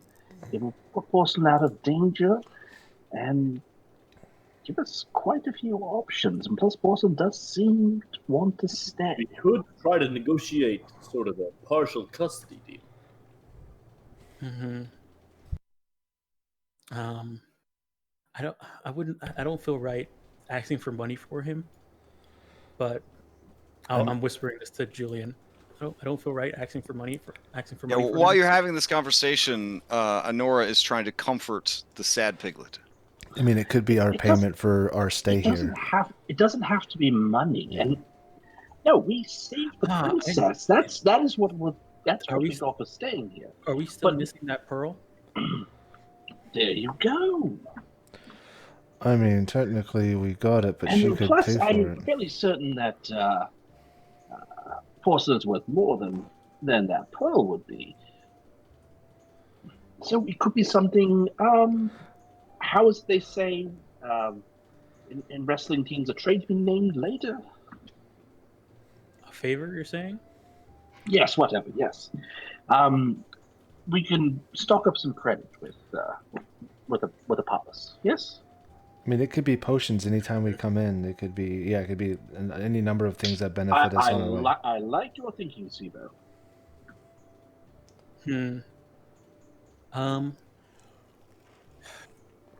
Maya's gonna make a wisdom Okay. check real quick. I just want to say something. A level 4 wisdom check. Oh no. All right, let's see.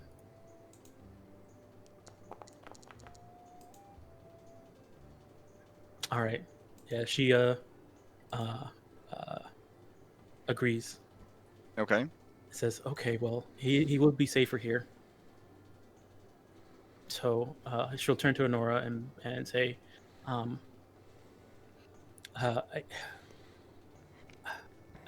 he can stay. I'll leave him in your care and with Pythor. All I ask is that if we ever are here in Estoria, can we at least, if there's a point later on where we need your help for something, would we be able to ask for it? She smiles and says, "This is a dangerous proposition, but you did save my life, and from what I understand, have had a positive impact on many of the family members I care most for. I will agree to lend aid in the future if you require it. All right. Thank you. But you can't be taking this pig back and breaking my father's heart." I understand. All right. Don't go breaking my heart. I want to stop right there. We're on stream. All right. You see a message appear. Porcelain, the piglet of legend, has left the party. see a single tear come from behind Maya's mask. Oh. On the floor. They grow up so fast. Julian, ever the gentleman, You, will you, proffer you do feel Kerchief you to do feel Maya. something licking and schnuffling at your sandals, Maya. Oh. I'll bend down and pet him and Mhm. hand him one last cheesy potato He takes it. and say, Yes. you enjoy yourself, okay? And I'll come and visit at some points. See how you're doing. The lasting impact of your Pokemon-esque parting hinges entirely on this handle animals check. No. All right. Didn't end up with empty sty syndrome. Guide yourself. Okay.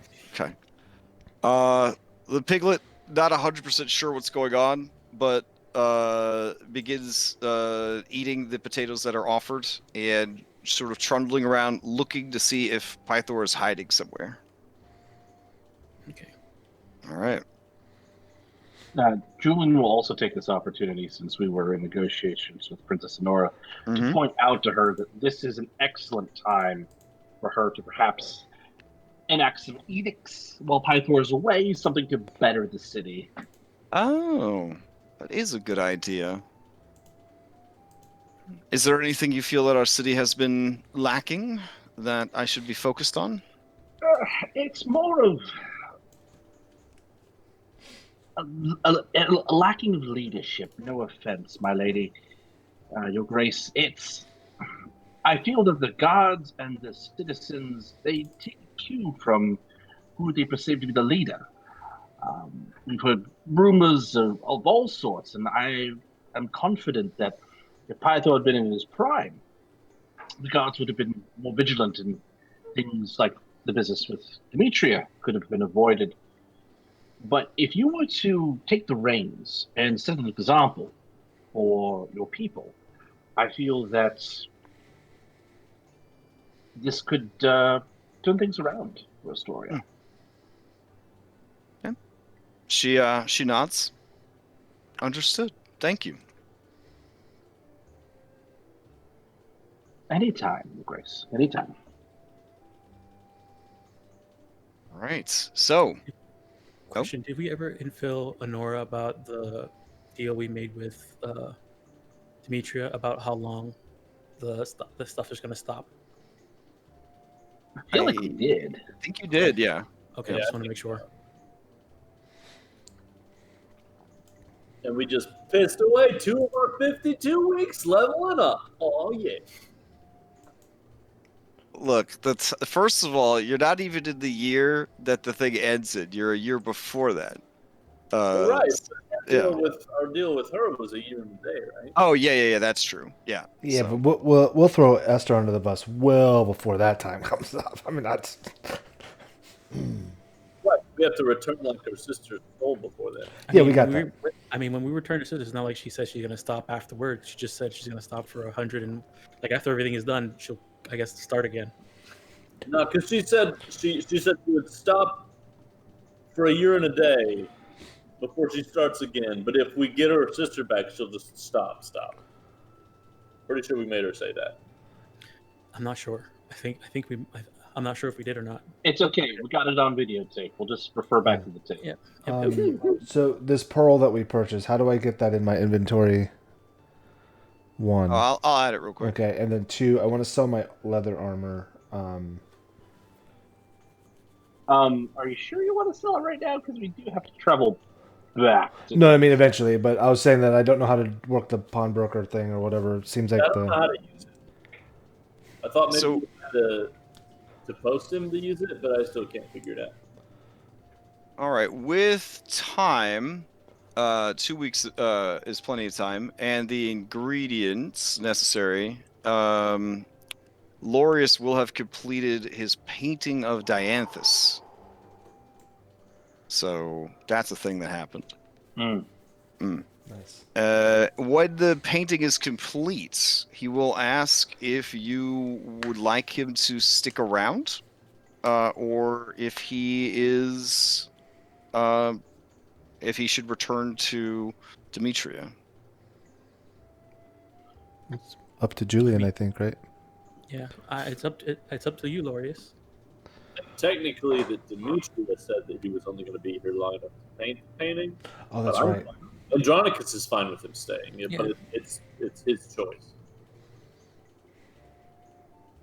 You're free to return or stay. We will, if you stay, we'll be glad to have you. I'm pretty sure Julian will be glad to have you as well. Julian, I realize you have some sort of commitment to Demetria, but you are your own man, and unless some sort of oath is binding you to her, I would gladly welcome your continued company.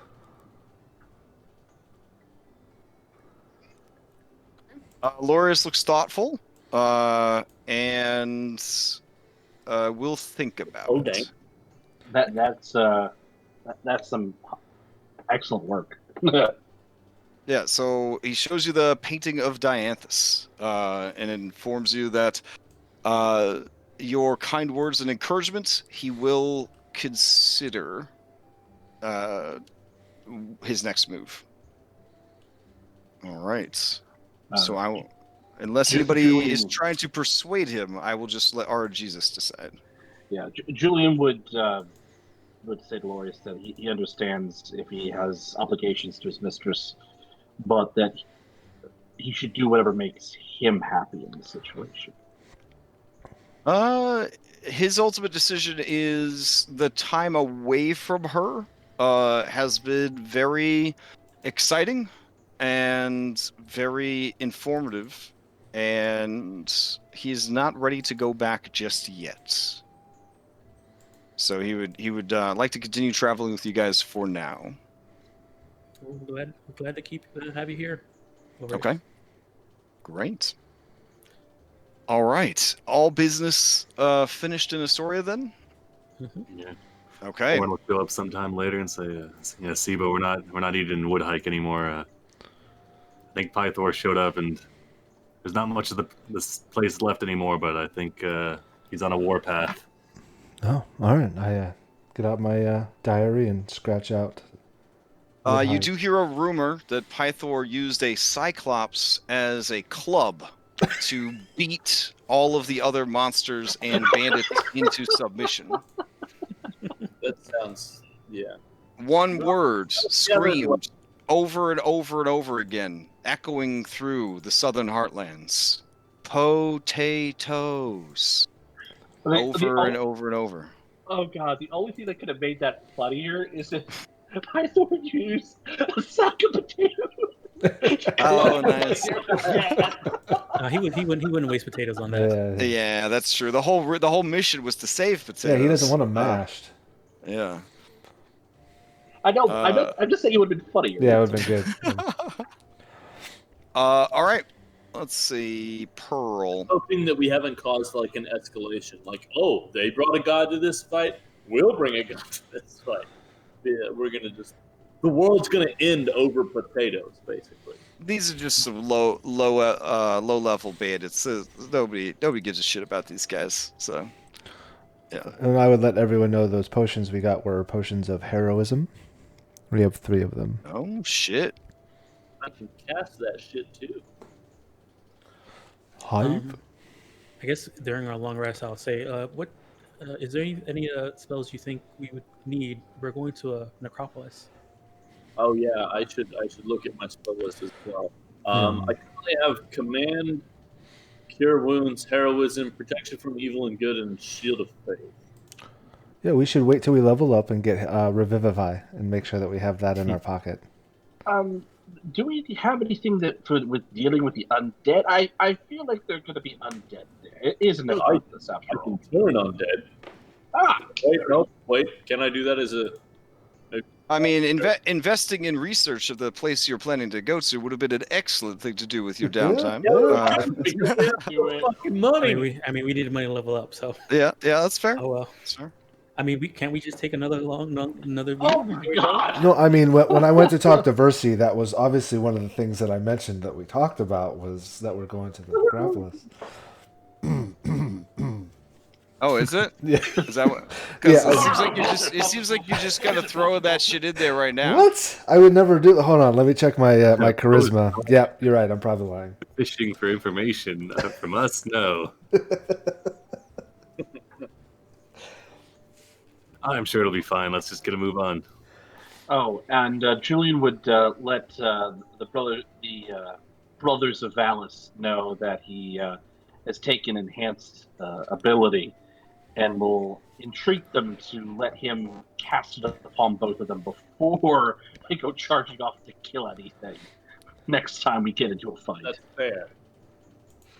And Johnny, I swapped my fighting style from Blessed Warrior to Blind Fighting. Yes! Oh, it's gonna be so cool. Wait, from what to what? From Blessed Warrior, which gave me the 2 cantrips, and instead now I swapped it to Blind Fighting. Nice. Blind fighting. Okay, that's a spicy move. There's a method for the madness. It is so perfect. So there, I also apparently now druids can cast enlarge and reduce. So I don't know if that will be a benefit. Yeah. Yep. Yeah. Casting Eldritch Blast as a medium creature would be really good for Siva. Make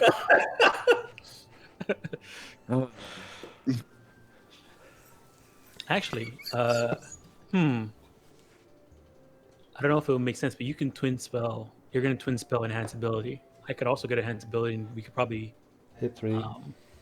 Hit 3 people. Yeah. Yeah. You 3 up front.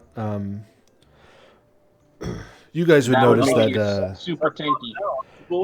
Yeah, you guys would notice that Sibo's traps seem a little bit more swollen. He's got. I know you guys are doing good on money, but have you heard of the latest craze, the potion bandolier? This belt could hold up to 6 potions. You could retrieve a potion from the belt as a free action. How much drachma would you say that should cost? Oh man, this is a complicated technology. 50 drachma per potion bandolier. Nice, Crash. Yeah. I'm at 5 drachma right now. So Nice. I just want you to know, yeah. Somebody in chat asked who has 6 potions. Good point. Between us, maybe we have 6 potions. I have 6 potions. I just wanted to let you know that it's. No, I'm kidding. I don't. A thing. You've got it's a thing that exists. I'm just saying. That's all. It's there when you're ready. Okay. Yeah. All right. So you guys are heading out. Yeah, sounds good. Yep. Okay, back to the start page. It is. So, quick question: with our centaurs that are traveling with us, are they like coming with us, or is Hirak strong enough now that he's had a couple weeks to return to the tribe? I mean, how is he doing? Well, I don't want to hurt no feelings, but even maimed, he is probably faster and stronger than most of you guys. Yeah. Hurts no feelings. Yeah. As a centaur. That hurts a little. Yeah, particularly. Everyone's faster than you are. I know. It really comes down to whether or not the 2 centaurs decide that it would be appropriate to go back, or if their pride is going to keep them from returning home. There was some pretty heavily implied, even if you come back, you're not really going to be welcome to Iraq. Yeah. Like, he would have to return better than before, not almost as good as before. Mm-hmm. Yeah. And then she straight up abandoned her people for him. So that's not going to go over well either. Yes, but So- what a great... She abandoned the people for the greatest of causes, love. Says Thylea. Yeah, I'm not sure the centaurs are really going to be buying into that Valentine's Day bullshit. So, all right. The question here is your journey, your overland journey. Are you heading back to the Mithril Forge first to pick up your fat loots? Yes. That Vulcan said he was going to make for you. I need Sure. that sweet armor. Okay. Yes, if we're going up against potentially undead or God knows what, gods know what, we should probably be doing so from a position of strength. Question: if he's making mithril stuff, what would be a mithril like? As a druid, I wouldn't be able to wear like mithril studded leather. Yeah. Okay. I think the only thing I could get from him then is probably like a mithril scimitar. 'Cause That's the only true. Thing, that's the only thing metal that I can use. Yeah. Okay, unless That'd still be pretty badass. yeah, I'm just saying. A mithril sling. a mithril sling. Hey, Sling Hey. bullet. hey! If I were to take You could take sling ammo. You could take sling I was ammo. saying, you should you could have asked him to make you something from the Oh yeah, that's Cerberus, right. The Cerberus stuff. Yeah. because he was But I- gonna use the parts anyway for crafting. is that possible? Can I get a +1 studded leather armor Or with plus the one studs armor? hide. Like hide armor, and the hide is from the Cerberus. Oh man, Cerberus hide armor. Oh man, kind of Studded hide. You know what I'm saying? Oh, See if we can man. just get some more. pushing your limits there. Okay. Maybe. Let's start with the more reasonable children who didn't ask for unicorns for Christmas. So, did anybody just take him up on his offer for a normal item? Yeah. Yeah, I would just take Warren would just like a +1 shield. He would have left one of his spares behind, I guess, to get plated with mithril. Okay. Yeah, they're not gonna plate no fucking ghetto ass shield. As soon as I walk out, they just kind of tossed in the lava. Yeah, they just yeah. Emru to like flicks her tail, little rattlesnake sound, and the shield just up and over and down into the volcano. Yeah. I'm very careful with the housing that fixes that shield to my arm whenever they. All right. plate it. You would receive a mithril shield +1. The benefit of a mithril shield is, of course, that it weighs half of what a normal shield would weigh, Nice. which is always nice. Additionally, it is so lightweight that it can be treated as a quick slot item without taking up a quick slot. Oh, there you go. Oh, So I could don or doff it as an item interact. No, it would still take the full amount, but because it's still equipping armor and things like that. But you would always have it handy, if that makes sense. It's not about having to dig it out or unattach it from your pack and things like that. It's not the greatest thing in the whole world, but if you get to a point in your career where you are have the action economy to equip and unequip shields as you are fighting, it's not a bad thing.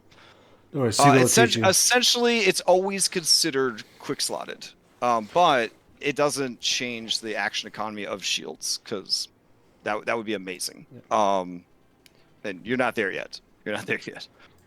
All right. Anyone else requested a normal thing from this guy? Breastplate for Sibo. Okay. The only benefit of the mithril breastplate, other than being incredibly valuable, beautiful, and giving you good armor class, is that it weighs half of what a normal breastplate would weigh. That's good. Or weigh. My strength is still shit, so that's good. Yeah. I don't know how you're going to be using those shields and armor, but it's cool. It's cool. Yeah. It's I good. guess in fights, you just everyone's going to move super slow from now on. I will not Is that... be moving anywhere. Is basically. Wow. Yeah, Okay. it'll be good. I missed these stuff. Give me like a little metal turret that just shoots Eldritch Blast. Yep. All right. Let me Stand see. behind me if you want to live. Sibo is going from the tripod to the turret. Oh, is this so? This mithril shield's so light. Could this be like a finesse shield? Ooh, that'd be kind of hype. That would just mean you could make improvised attacks with dexterity instead of strength. It still wouldn't gain any proficiency bonuses, but yeah, I would say that's fine. Yeah. Nice. All right. Thank you. Okay. Oh, so if he's not using dexterity, could he Captain America that shit? That's what I was thinking of. Yeah. You're throwing it. Yeah. I think eventually. All right. So this breastplate would weigh 10 pounds instead of the normal 20 pounds. So you at least have that going for you. That's good because Sibo only weighs 20 pounds. Yeah. Basically. I'm not gonna lie. That's gonna be some rough shit right there. Some rough shit. Oh, there it is. There's the mithril breastplate. I'll drag it over to equipment. And this one's actually a +1. So under details, armor class would be a 15 instead of a 14. I immediately start talking to Hurak about riding him in battle. Oh Oh, man. good God. I mean, I'm not gonna lie, it's real bad. Yeah. Kirak, don't listen to him. Please don't. Oof. I try not to. Strategically. Listen, hear me out.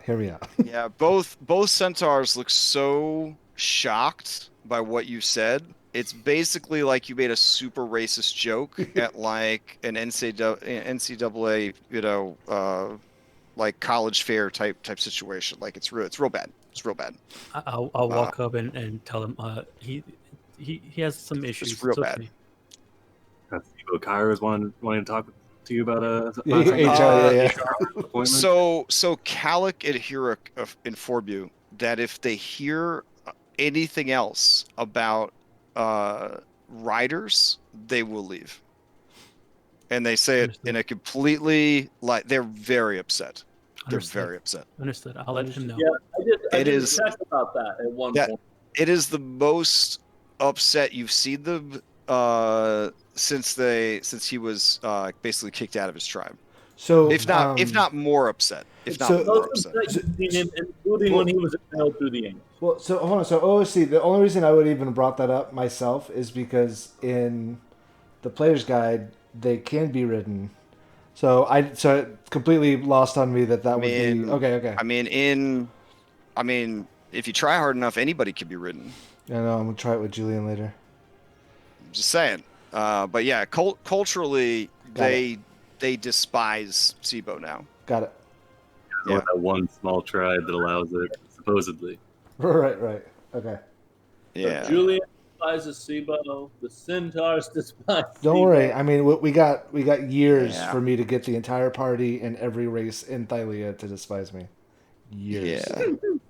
Now, due to the Oath of Fellowship, they have also they also are all not really looking at the rest of you favorably either, because your actions, of course, reflect the entire Fellowship. I guess what I would want to do is walk up to them and what would be the most proper way of apologizing. I guess is what I would want to do. Oh, okay. The most proper way of apologizing would Kill SIBO. to never do it again. Like, definitely listen to what they're saying. Mhm. Yeah. You can certainly feign ignorance to their culture, I mean, kind of deal. I wouldn't feign ignorance as much as say, I would definitely apologize. It was not intended to be rude, and that I was not aware of that being looked down upon. Okay. But I would immediately drop it at that point and walk away. Like I wouldn't continue the conversation. All right. Go ahead and give me either a deception or persuasion check.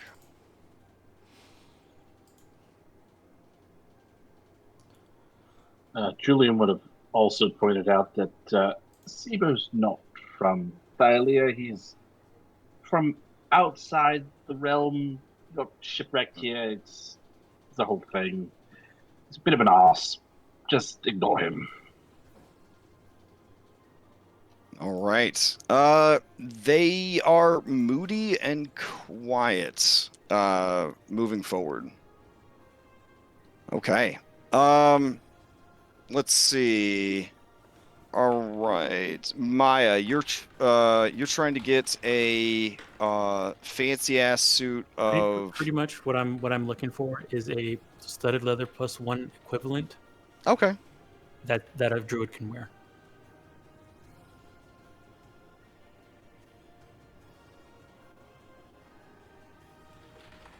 If that's possible. Yeah.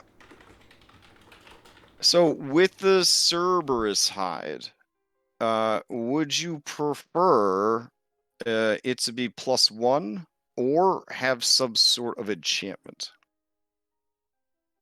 What sort of enchantment are available? It would be it would probably be fire resistance related, but not constant fire resistance. It would probably be reaction fire resistance against an incoming attack sort of thing. I mean, that kind of sounds thematic with Maya being all about fire. Okay. So would you prefer to do that then? And it would be like studded leather with a enchantment that can do that, right? Correct. Yeah, I'll take that rather than the +1.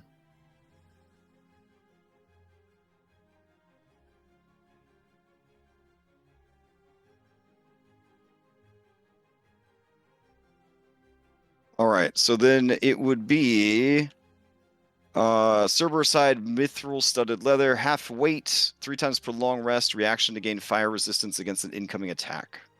Okay, awesome. Okay. All right. So, yeah, Sibo, it's only 20 if you've completely destroyed her body. Okay, that makes sense. Yep. All right. So, let's see. Orin got the shield, Maya got the armor, and Dronikos, you were trying to get a certain shield restored, yeah? Yeah. Okay. I should probably send you guys over to the Mithril Forge town map now. Hold on. Oh snap! Is it Yeah, I guess Town it's been map. 2 weeks. They've Yeah, I guess very it is in industrious 2 weeks. people. There we go. Those dwarves, they're very industrious. All right, you should be able to just... My backup character is a forge cleric dwarf. I don't know if you could see it or not. Can you see it? Oh, this poor- poor dude. Oh no, he's We got to get him back. one of these days. All right. I think I have the notes for that. Let me find the shield real quick. What happened to our dude down here?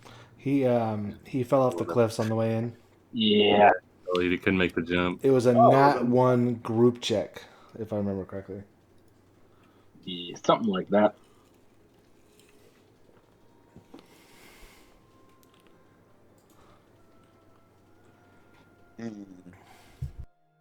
Let's see.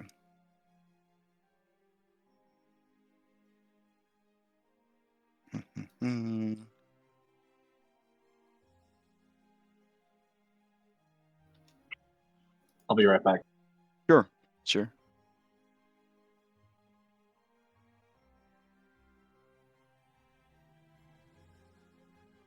I'm trying to find where I posted this shit up.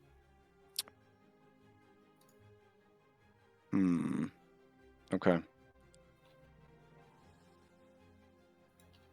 Are you keeping track of the unfamiliar stuff on your sheet, Sibo? Oh yeah, that's fair. I can put it all there. Yes. Okay, I just want to make sure that we have written down. Yeah, no, that's fair. That's 100% fair. Yeah.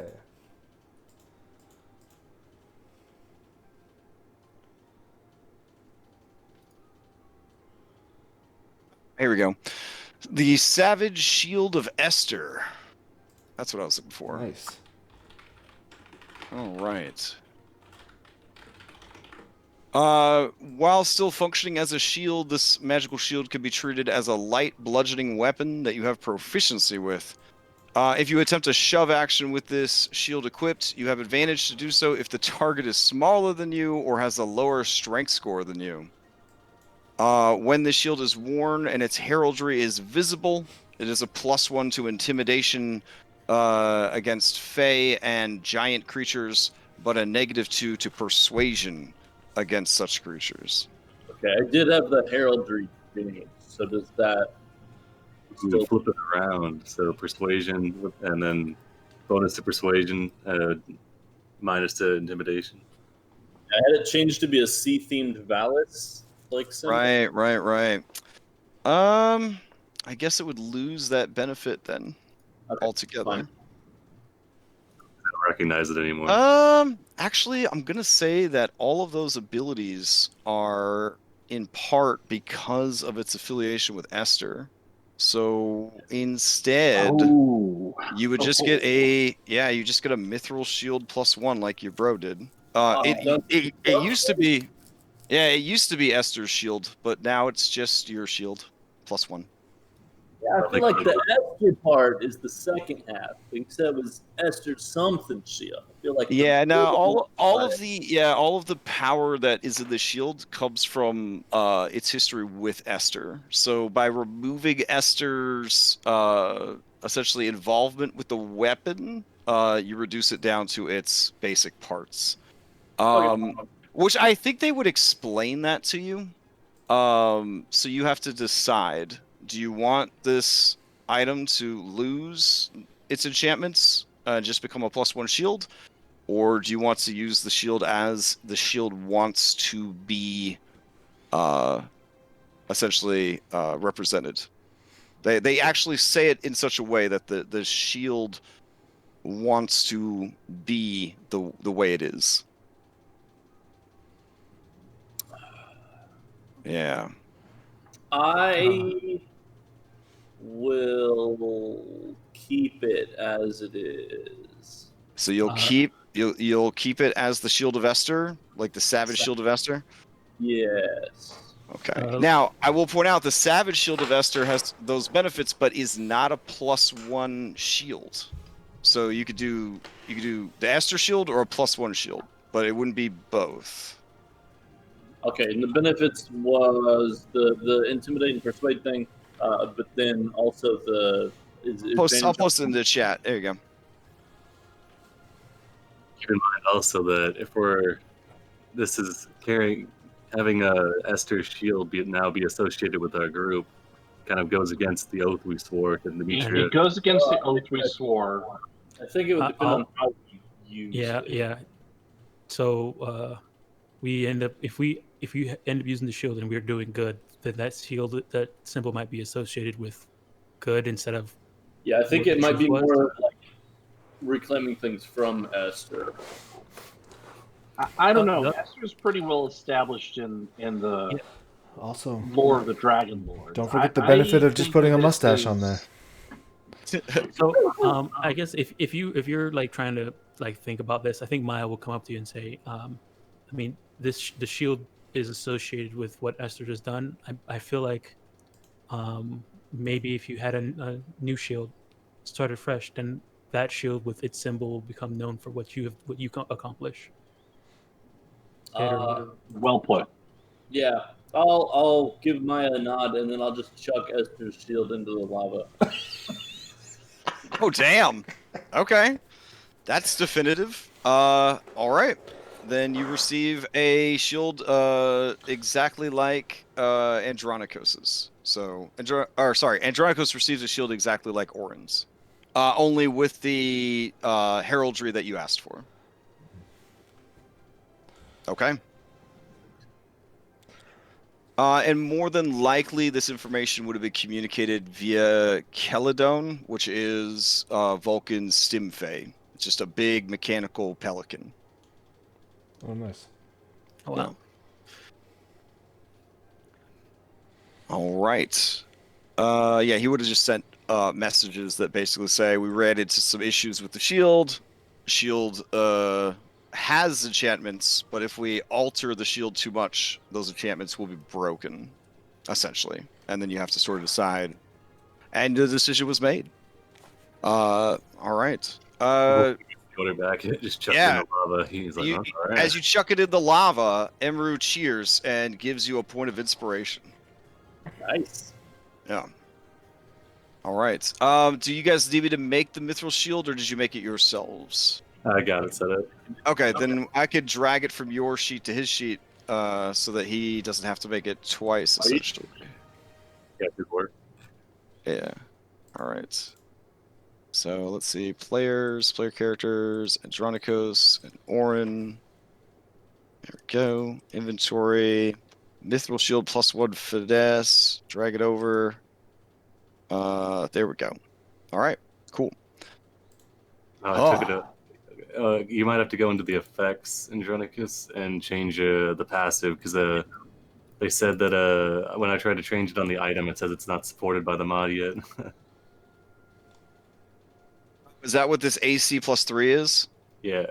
Okay. Because if you go into if you go into the active effects of the owned item, it says it's not currently supported. Yeah, you have to drag it out and then make the adjustments and then drag it back in. Well, I just updated my effects in my effects tab that you see +3. Oh yeah. You can just do it that way too, since it's always going to be on your character. Yeah. Okay. Sweet. All right.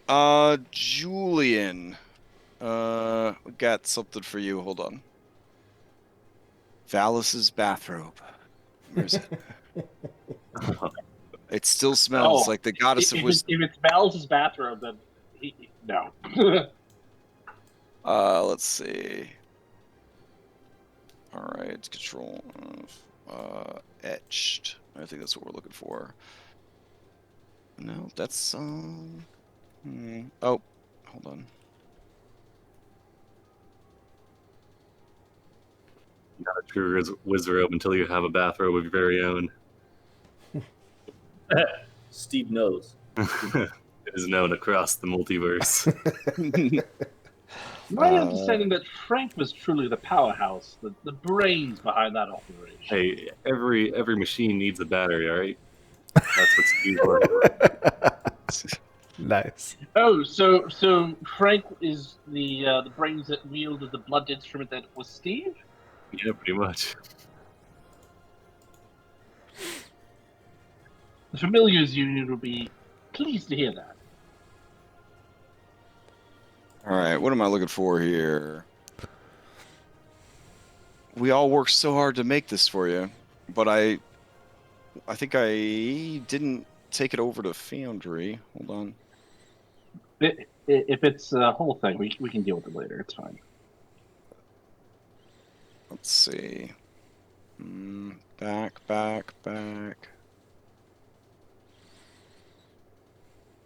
Man, when did we come up with this shit? All right. Well, there's a lot of posting. Okay, almost there. Nope. Further back. Further back. Almost there. I'll be right back. Okay. Mm-hmm.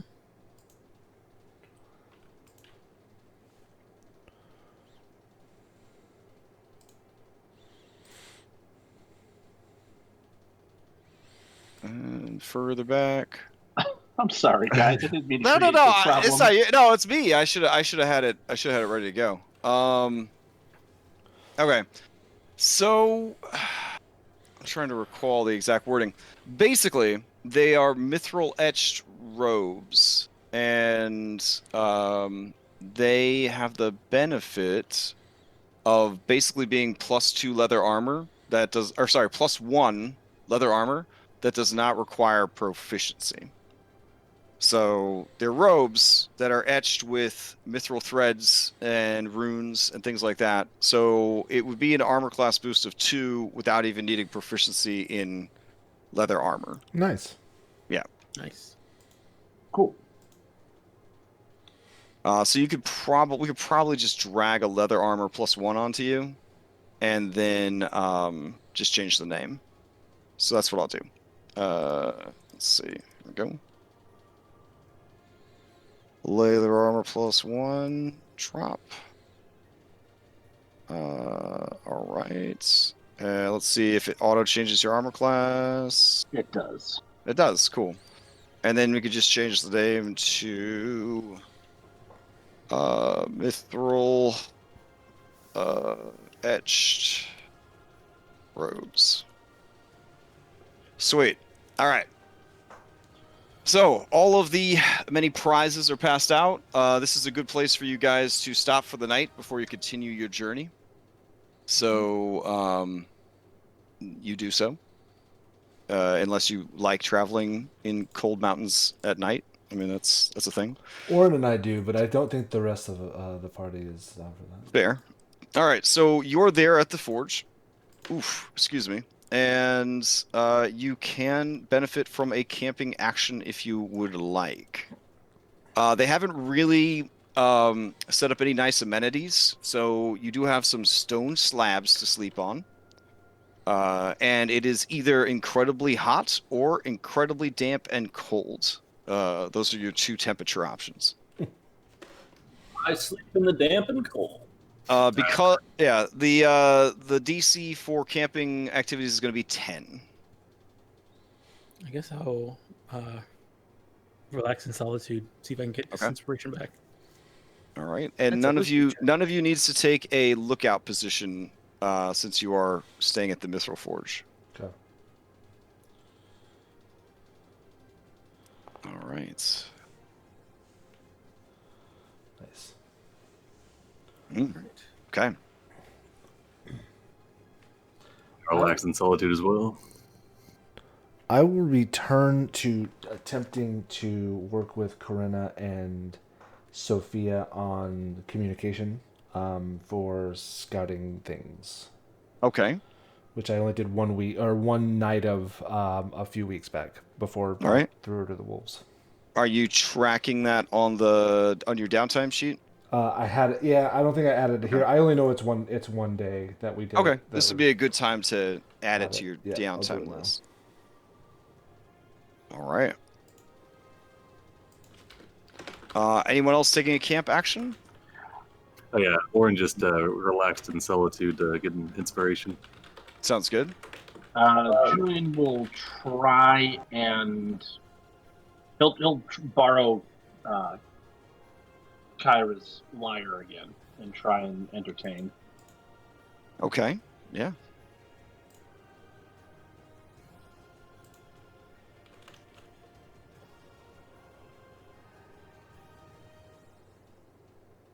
While Orin's relaxing, he'll kind of work with some leather straps to get the shield affixed to his prosthetic. He'll marvel at the fact that it's actually lighter than the wooden one that he was carrying around. He's like, oh, I don't know how they managed to lighten the load by plating it, but this is amazing. Oh. Yeah, those of you in the know, it doesn't even look anything like his old shield. It's super. Yeah. Looking at it, I try and touch it. It's like, oh man, there's no wood in here at all. Oh no, it's in there. They're just really good craftsmen, I'm sure. Julian, you give an excellent performance. Everyone is very impressed. Cool. Does anyone else need inspiration? Because I'm out. Oh, yeah, full up. Yeah, take it. Okay, I didn't want to be selfish, but I wasn't sure how I'm performing for everybody. I didn't know if it was something that I could take or whether it has to go to somebody else. Yeah, I'm not sure. I'm not sure if performance is you can get I think yourself. performance does have to go to someone else. It says any other. Yeah, because if that's the case, relaxing solitude would be kind of. Yeah. Oh, was it telling a story? It's 'Cause what last it time you is. told a story. Yeah. All right. So who would you like to give it to then? Who needs the most? I have Apart 2. from me. So Sibo's got 2. I have 1. Oh, Yeah, I'm full as well. All right, then that goes to All right. Maya. All right. Okay. Any other camp actions before you set out for the next day? Any other Mithril Forge actions? I don't have a shop set up for them, but they do have basically standard weapons and armor available currently. And they have a few oils available that are related to fire and thunder. Oh. These are oils that you can apply to a weapon or a person. Or weapon or armor. Weapon or armor. Okay. So, like oil of Flameheart, for example, you would be able to apply it to your armor or your weapons, and in doing so, if you apply it to a weapon, it does extra damage. If you apply it to armor, it gives you resistance to cold, I believe. It's like reduce the next cold damage you take by right. It's not the same. Yeah, it's not the same so much as resistance. Yeah. Reduce any cold damage you take by half your proficiency bonus. In addition, as an action, you can spend 1 charge to unleash a burst of flames all around. Each adjacent creature takes 2d6 fire damage. Constitution saved to end. Constitution save DC 13. So I guess it's all or nothing damage. If you put it on a weapon, when you hit with the weapon, you deal 1d4 extra fire damage. In addition, you can spend 1 charge to burn the target with ongoing flames. Those last for up to 1 minute or until they spend an action to put out the fire, which does require a Constitution save. A burning target takes 1d4 fire damage at the start of each of their turns. So, How long do the oils apply to weapon or armor? I think it's like a 1 minute. It takes 1 minute to do it. Yeah, it's one of those things you have to do ahead of time. Yeah. Yeah, and it lasts for, I think, weapons last for three attacks. So if you hit 3 times, it'll work. And then armor lasts until you spend your 3 charges. All right. And how much does each one of these oils cost? I believe they are 50 drachmae each. I got Linus breathing down my neck already. I'll have to pass this time, Vulcan. Okay. All right. We have 2, right? We have 1 fire and 1 something else? Or am I losing my mind? Never mind. That's Wednesday. That's Wednesday. Yeah. Okay, all right. All right. Yeah, the Oil of Storms is the thunder-based one, I believe. It's lightning and thunder, which is pretty cool. Crash, if you need them made in Foundry, I have a merchant that's set up with all of them. Yeah, I think you already gave me the merchant for them. Okay. So we have 70 gold, 72 gold in party. If this is something that one of them that we want, just throwing it out there. I think one thing we should probably question out of character: are lanterns a thing in here? They have lanterns for sure. Okay, maybe we should get one for Oren. Actually, never mind. He doesn't need any more. You'd see Oren's still got the bandage that he was wearing when his eye was gone. It's still tied up around his head. Yeah. Oh, he's refusing to use it. I guess okay. In that case, then do we know that his eye came back and it's purple because he always had an eye patch on? I guess. Yeah, that's fair. Oren, I don't know. Well, I kind of got the impression that when he got wrecked by the Cerberus, the eye patch was sort of torn aside, which is why you saw the likely. the eyes kind of boiled out of the sockets and all that nastiness. Would you have told us that you can see in the dark now?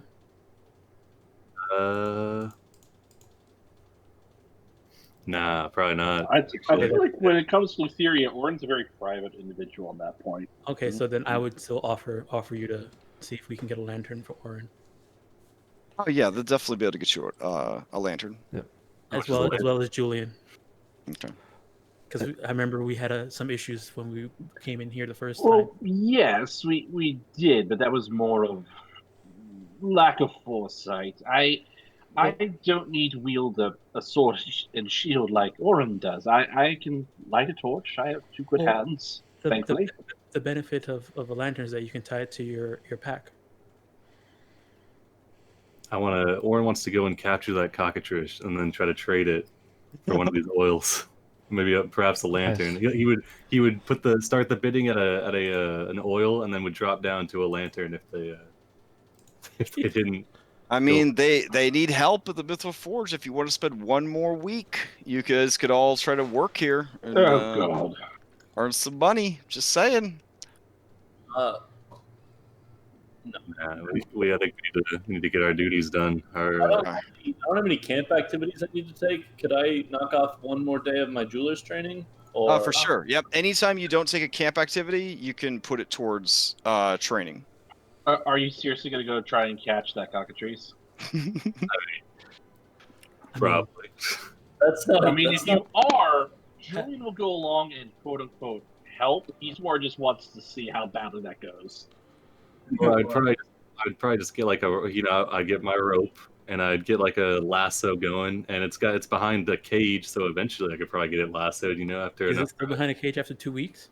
Oh, true. Oh, yeah. The industrious dwarves have worked very hard to clear most of the dangers. But they are, again, looking for aid and help if you want to not be adventurers and just hang out here and work. They're okay with it. Yeah, but honest job. That's pretty nice. You'll look back mean, when we your still life have- is super crazy, and you'll be like, "I miss those early days when we used to just work at the 7-Eleven." We It's still good have times. those droppings. Can we sell it here? If you When they haven't sold fire? them already, sure. Yeah. Yeah. Yeah, we still got them. Did we want to sell those, or we want to hold on to them? I don't want to say that Vulcan's greedy, but Vulcan's a little greedy. It's maybe it's because he's a dwarf. I don't know, but he's not a big fan of giving stuff away. So he felt that you obviously earned a great reward. Hence the reason he gave you thousands and thousands of drachmae worth of magical equipment just now. But he's definitely not the kind of guy that would go further than that. Even as he handed you your rewards, there was a certain amount of grief that you could feel coming off of him, that he had to part with such fine You treasures. gotta tug it a few times to get it out of his grip, Which is counter to the popular mythos that every year on Kyra's birthday he travels around all of Thylea giving children presents. On Kira's to- birthday or Kyra's? Yeah, on Kira's birthday. Excuse me. Yeah. So yeah, on those once a year, apparently he goes around with a sled pulled by goats and gives presents to all of the children. Does he wear I red don't and know. color He his beard seems white? spiteful enough that he's doing it just so she doesn't get something. There is a holiday for it every year that he supposedly he goes and gives toys to all the children of the world if they've been good. I believe he's trying to get people to start crafting more. Probably. Yeah. So he gives you like a lump of coal, but then he also gives you like a little wood fire, like a little stove to Yeah.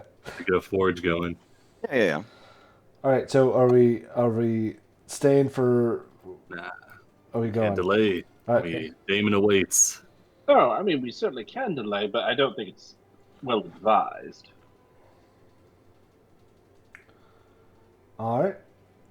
All right. So you rest, and then the next day you head out. Okay. So let's see. Boop. Was the travel to get there.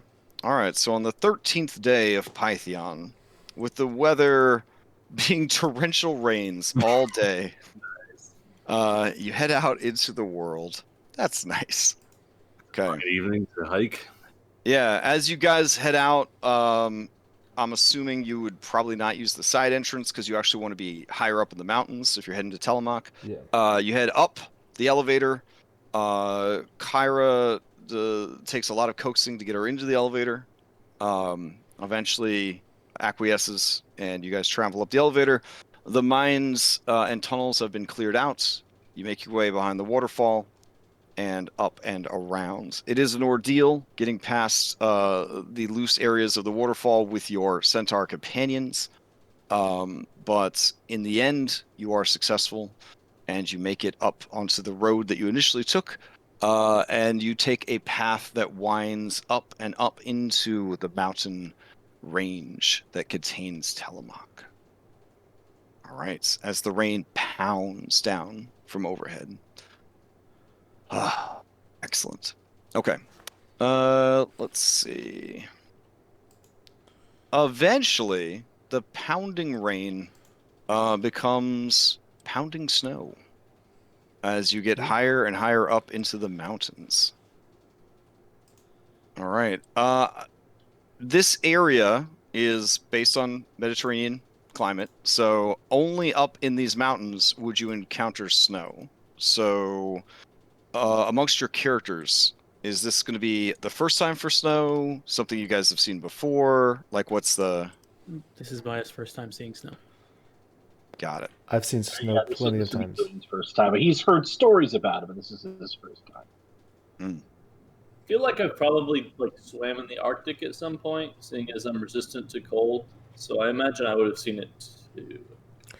In regards to the cold resistance, that's mostly just because the bottom of the ocean is fucking freezing. Yeah. It functions as a snow coat, though. The last time Orin would have came through would have been probably with the army, I guess. Patrols through the mountains. All right. Sibo traveled all over Noriande, so definitely have seen snow many times. Okay, well, you got a lot of it. If anybody is experiencing any issues with the map or the weather effects, let me know. I can always turn the weather effects off if it's causing browser issues for you. But my Doors immersion... around those closed-toe sandals. All right. Despite the fact that it is still daytime when you kind of arrive at the snow, we'll say that it's... Okay. It's about 3 in the afternoon. There we go. And that, there is a sun in the sky. You can't see it through the clouds and the snowstorm. Is it very cold?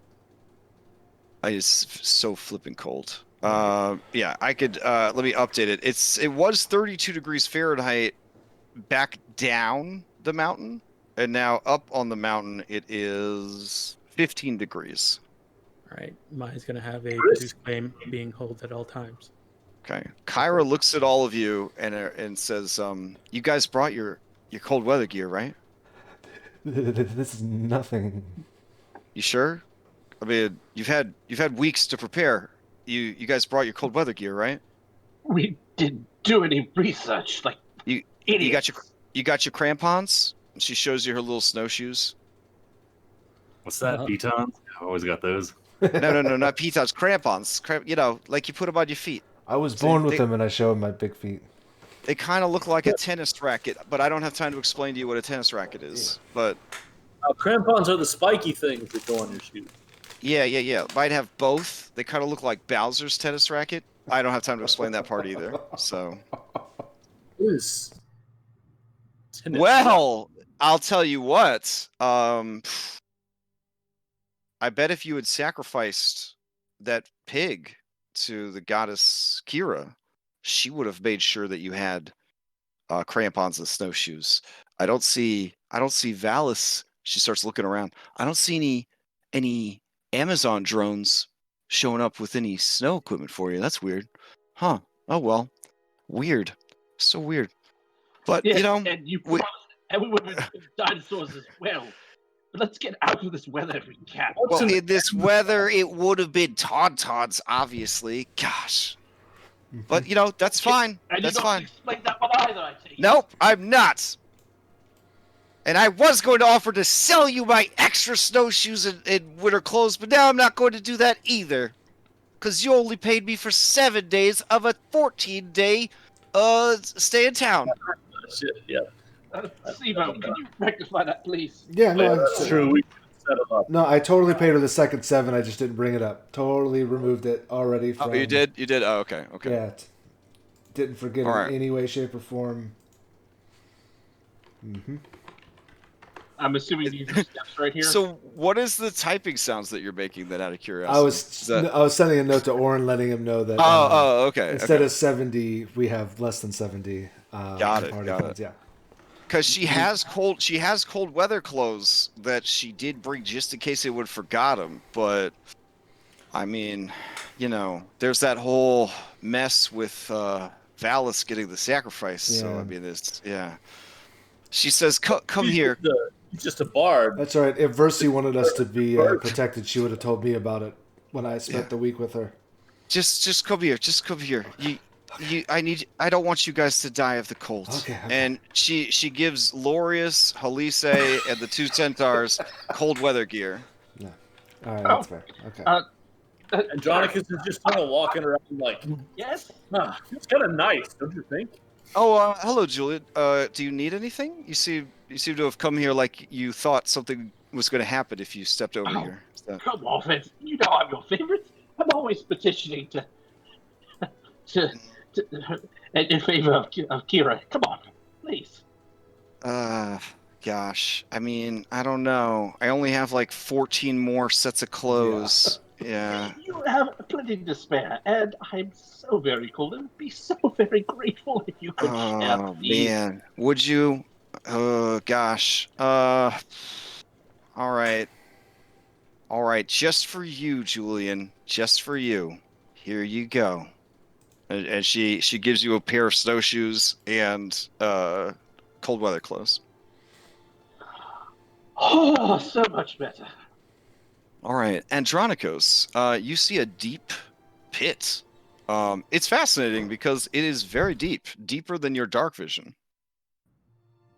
What is with places that we go in deep, dark pits? There's another one over here. It's very, very deep, apparently. Oren, you want to toss a torch down it, see if we can see how deep it is?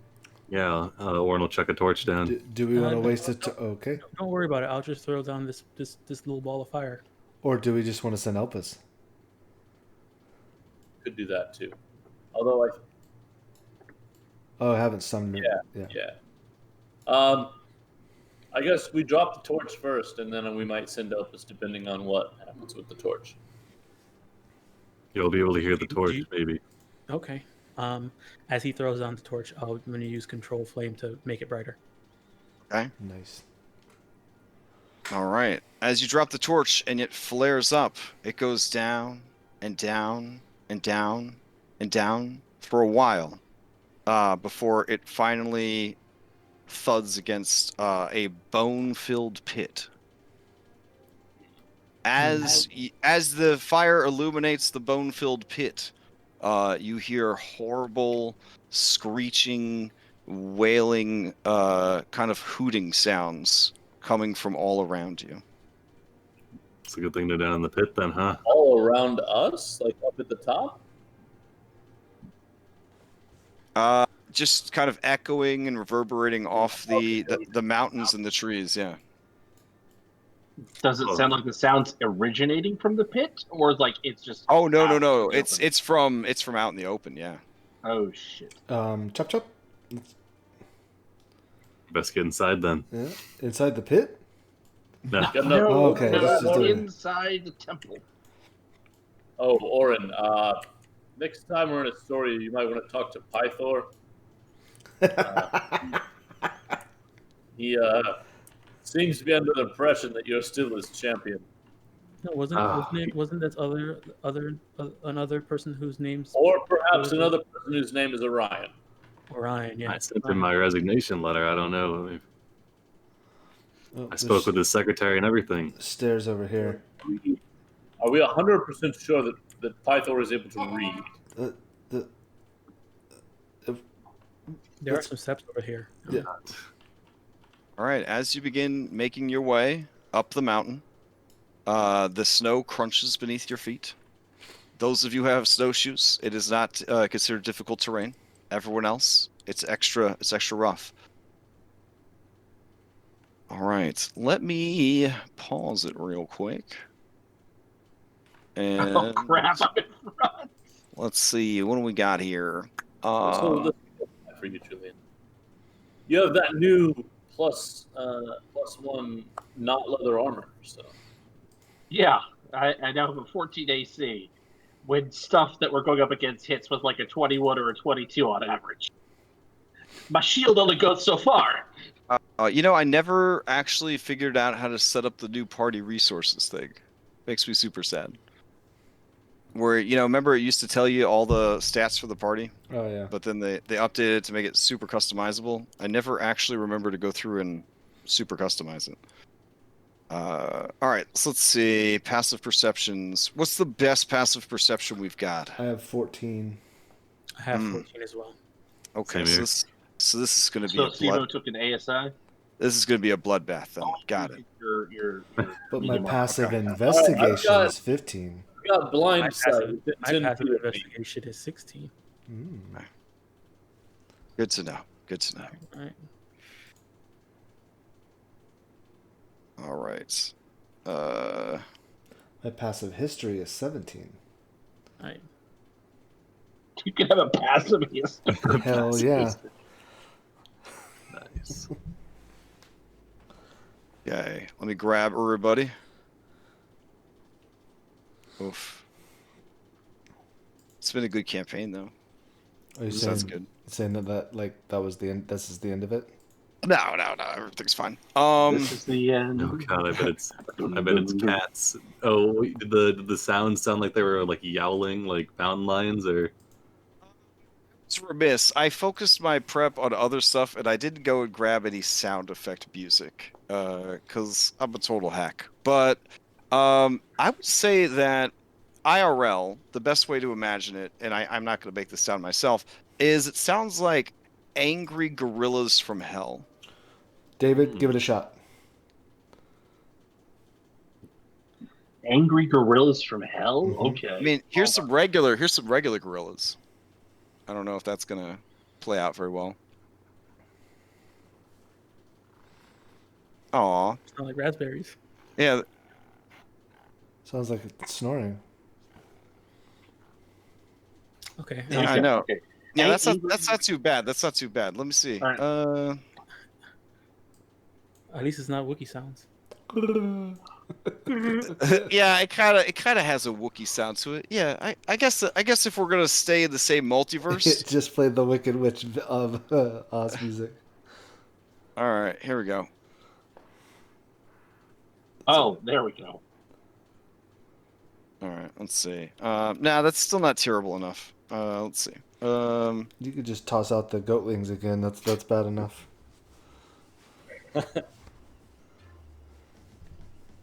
No, that doesn't do it either. All right. Anyways, I'm gonna turn on the combat music. It basically sounds like angry gorillas from hell, or Wookiees, whatever floats your boat. Let's see.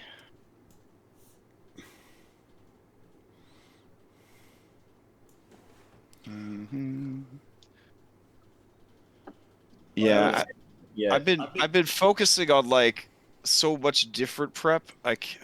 There's like little things that kind of slip between the cracks here, but there we go.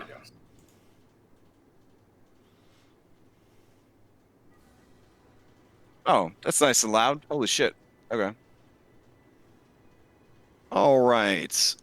Heading over to our initiative tracker. Looks like everybody has rolled in who can roll in.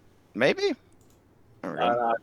I got a 1 though, so that's good. Okay, that's good. Yep, I did too. I need a punishment. All right. Looks We like can initiative ones too. I mean, I've seen boons for him, so yeah. Here you go. I mean, shit. I rolled a 1 on a persuasion, and I fucking set a dwarf on fire. Oh That's my true. god. A god punishes you. You've lost an inspiration die. that one goes to me. I'll take that one. Well, yeah, technically your roll was first. Exactly. I just want to make sure you keep your What luck it? die. Okay. And then the other one is Also, I'm so funny. I get inspiration. like the candy next there. attack against you has advantage. Ooh, all right. Oh, no! Nope, that's good. It was for him and not me. See, it's worked out. Yeah, that is good. I mean, I'm so Okay. funny. I get inspiration left and right, so it's fine. All right. Well, as the chosen of Valis, and somebody's got her robes in a bind about Valis right now, I think I know who probably took your inspiration. That's fine then. Here we go. Now I wonder, does lightning, does popcorn show everybody that's hidden? I heard it does. I currently only see our party. Oh, cool. Okay. Yeah. Let's see. Kairos, what initiative? You see her putting something sparkly in her pocket. Could be an inspiration die. I don't know for sure. She looks around and says, "Do you guys hear? You guys hear anything that kind of sounds like a Wookiee or a gorillas from hell? gorillas from hell? Are you feeling that vibe?" In slow motion, I try and tell her, no. And I don't, maybe. My toes are really cold here. Sandals. Yeah, Okay. same here. Well, you know what? I'm going to take a dodge action because I'm not feeling very confident about that sound that we heard. And also, I keep losing track of the cursor because of all this fucking snow. All right. She will pass to... I don't know what you're talking about. You're not making sense. She will pass to Maya. Okay. I guess what I would do is move up next to oh, it's paused. You can pause? Oh, yep, sure. Hold on. Maybe. I can't find my cursor. There we go. I'll move up next to Andronikos, look back at Kyra as she's dancing and start dancing myself. Okay. Dodge action. All right. I'll Who are you pass. passing to? I'll pass to Julian. Okay. All right. I will look around, see that Kyra is dodging. I will also dodge and then pass to Sibo. Okay. All right, Sibo, to you. If Julian's staying there, I'll actually step up to get more sight on things where I can, and I will also now dodge.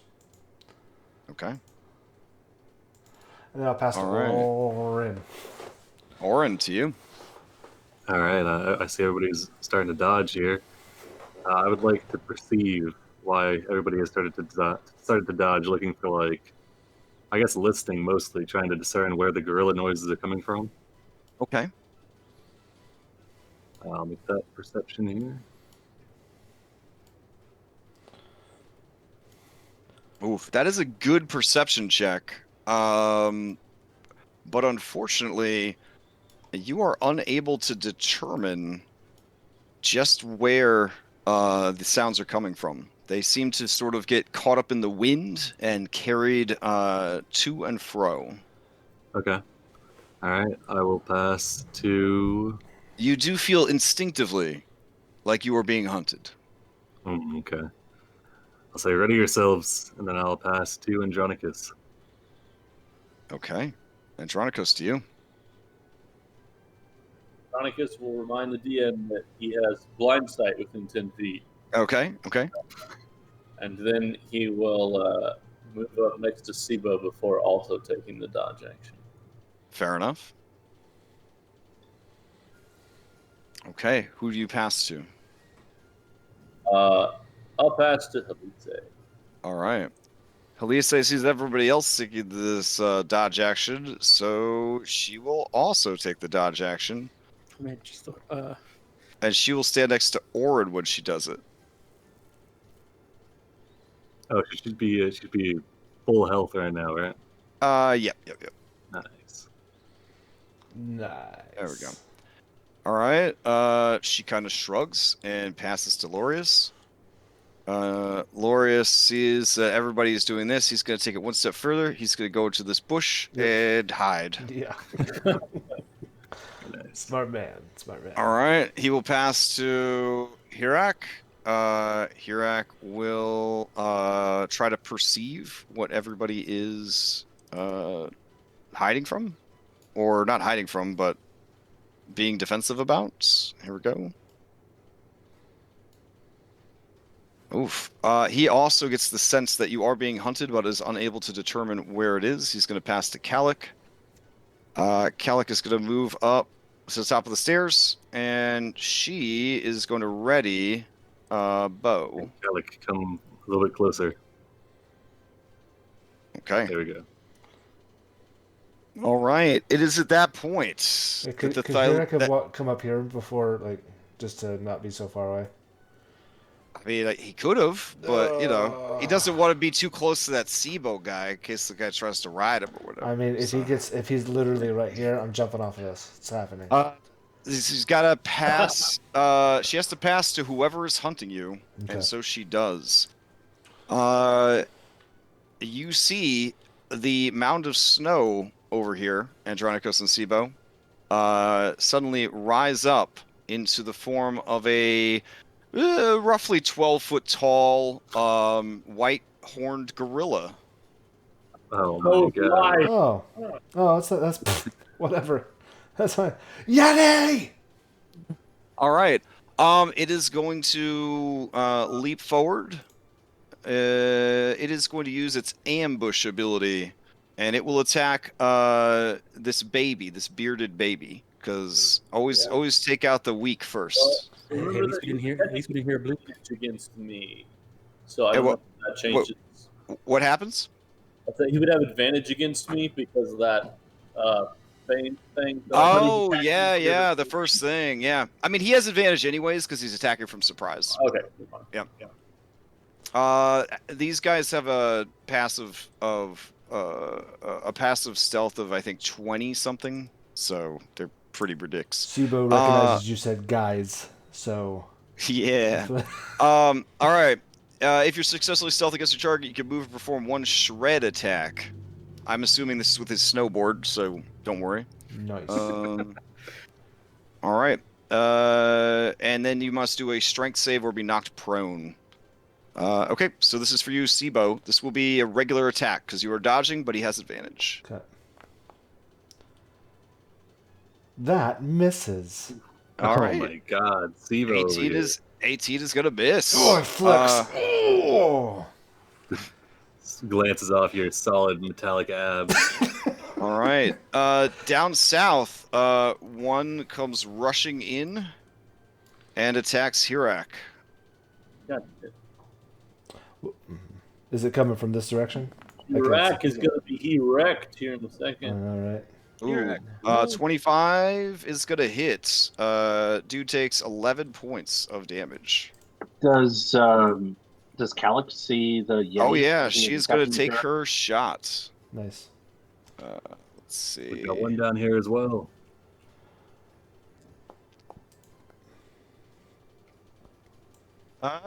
Unfortunately, a 10 does not get through the beast muscles and fur. All right. That Yeti, foamy Yeti, foaming at the mouth, is gonna pass to infectious Yeti. Yeah. All right. Infectious Yeti is going to climb up from this crevice over here where it had wedged itself. All right. There we go. Oh, why couldn't that be the one that attacked me? Look how cute it is. Yeah. He's infectious though. No, that's fair. Let's see. It looks over at Kyra, and it is going to level its gaze at her. Its chilling gaze. So she will have to make a Constitution saving throw, or take some damage and be literally frozen with fear. All right. Here we go. Let's see. Chilling gaze. There we go. All right. No problem. Constitution saves. No big deal. MBD, baby. Whoa. Literally no big deal. Yeah. Wow. All right. In frustration, the Yeti begins to hoot frantically, pounding its fist against the ground. It will use the rest of its movement to close the distance. I believe 1, 2, 3, 4, 5, 6, 7, 8. This would be right here. This is as close as it could get. Closing the distance. And it will, with its other minor action, try to use a chilling gaze on Maya. So Maya, it turns its gaze to you. Go ahead and give me a Constitution saving throw. All right.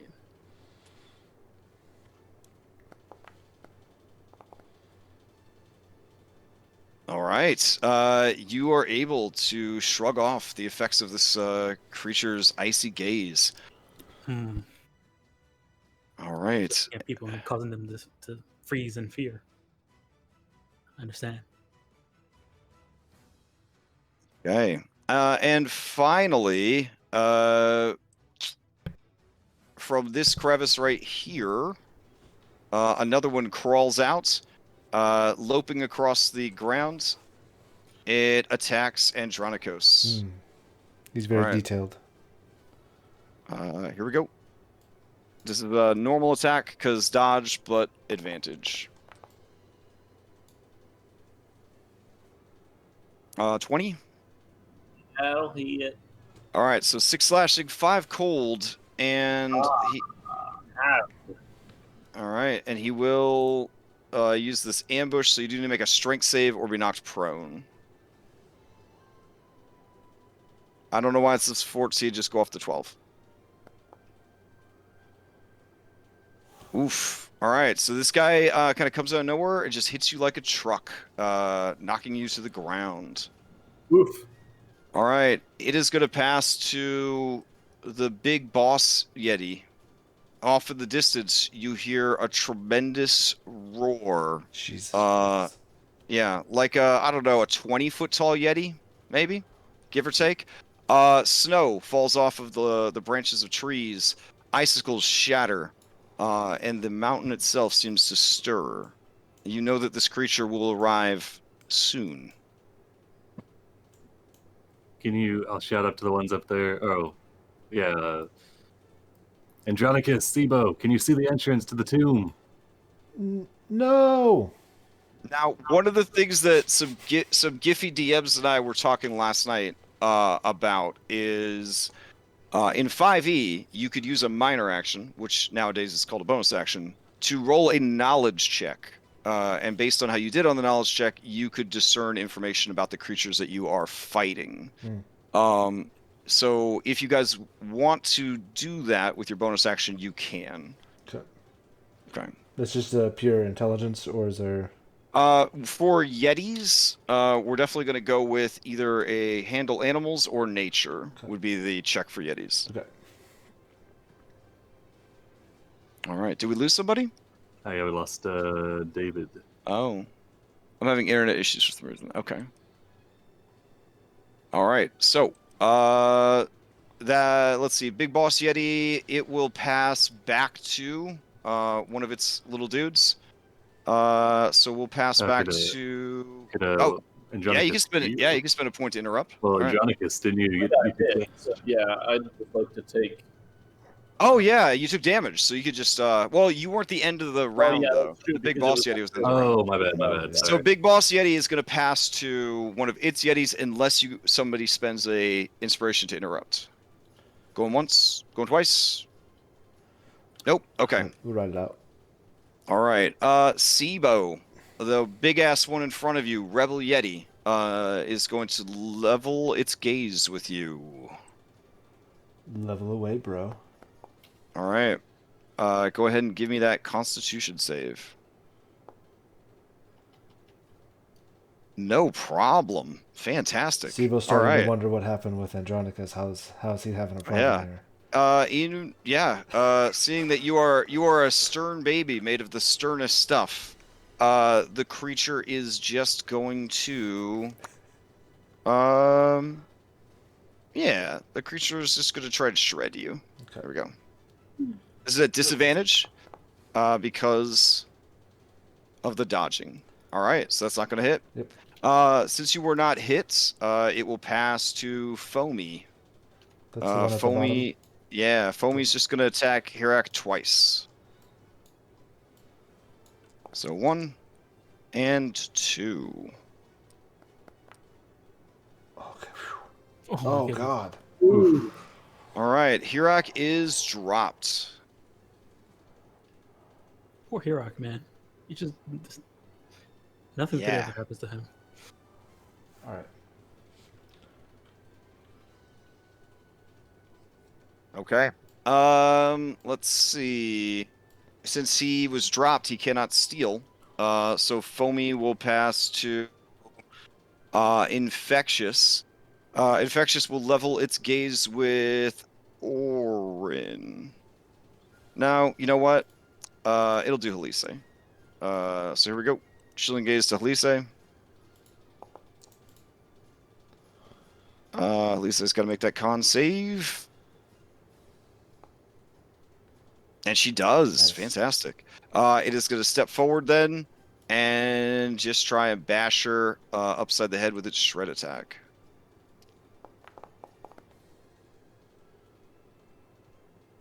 Okay, yeah, that's going to hit. She takes 11 points of damage. I'll slash it with my shield and block 4 of it.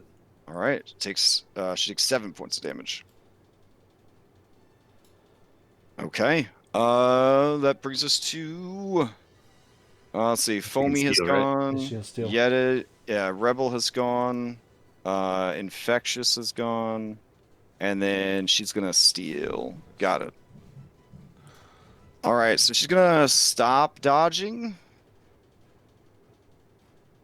There we go. And she's gonna just try and blast it with a divine strike. 8 does not hit. As she raises her holy symbol of the 5 and tries to blast it, it just kind of backhands her her outstretched arm away. the magic just fizzles out, and it just roars in her face. She does not want to take an opportunity attack. She is going to pass to Orin. All right.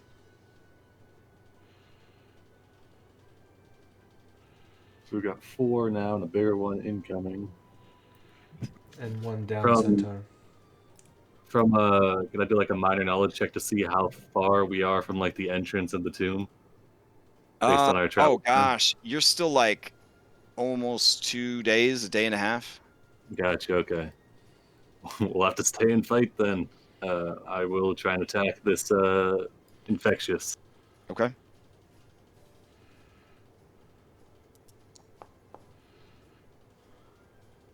My 18 for 7.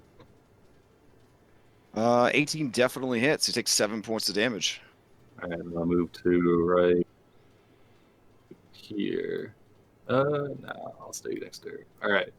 And then I'll pass to... Andronicus is down. We might want to get him up before they go. In I case... mean, Kirak? He's No, prone. no, Andronicus yeah, that's is what I prone. meant. I meant prone. You're right, yeah, you're sorry, right, sorry, right. Yeah, sorry. pass to Andronicus then. Okay. I will stand up. All right. I will close my eyes Okay. so that they can't affect me with their gaze. Oh, That's nice. I don't think that's how it works, but okay. It says that you have to see them too. Like, Okay. You can see him all the time with blind sight, right? But yeah, it says the Yeti targets one creature that it can see within 30 feet if the target can see the Yeti. Mm? Yeah, So you Okay. can I see it close with my blind eyes, sight. They can't. Yeah. Well, your blind sight that you pointed out 14 times says you can see it because it's within 10 feet of you. It's a double-edged sword. I feel like that's not quite the same, but It's sonar. Okay. I don't loud know. You noises. can turn it off. Yeah, turn off your echolocation. Yeah, yeah. All right. Flipper, are you and going to then- deactivate your blind sight also?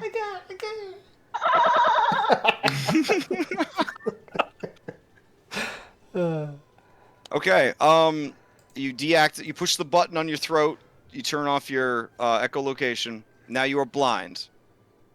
Whatever. Okay, I guess I'll guess All right. I'll leave my Hold eyes on. open. Hold on. Let me blind you then. There you go. Immersion. Perfect. Okay. I want to drop a fog cloud right centered on me, and then I would like to do the knowledge check about Yetis. as Okay. this action. It'd be nature or animal handling. I think you have to set animal handling to be blind because I didn't set it manually, which I need to make a note to do. If you do handle animal, otherwise it would be nature. I think it's the same. So this Okay. would be-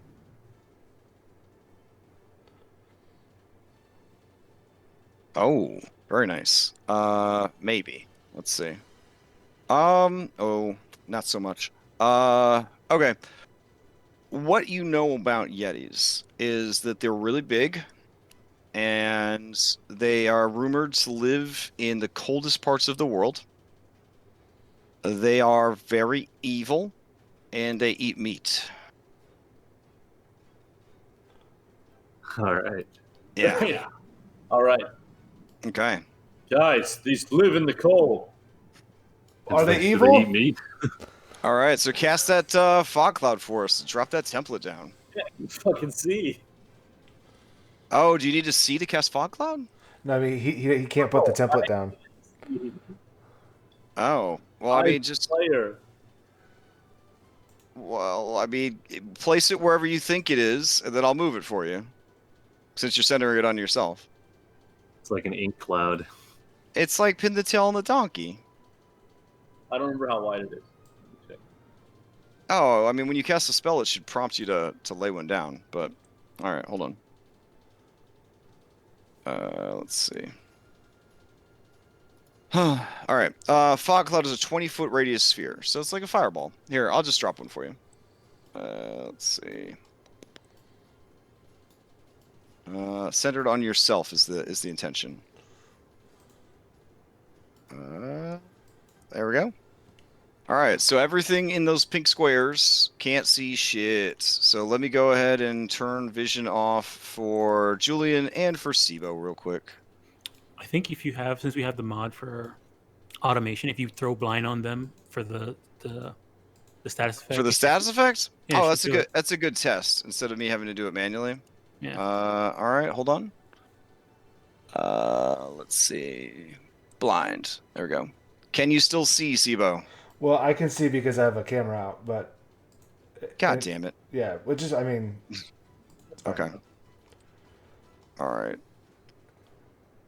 Well, then we don't know if it works or not. But I'll close my eyes. Yeah, I can't see You anything blind with the my camera eyes too? closed. I can't see shit. Okay, cool. All right, Andronicos, you didn't deal any damage, so who are you passing to? I will pass to. Yeah, I'll just pass to Sibo. Okay. All right. Sibo, to you.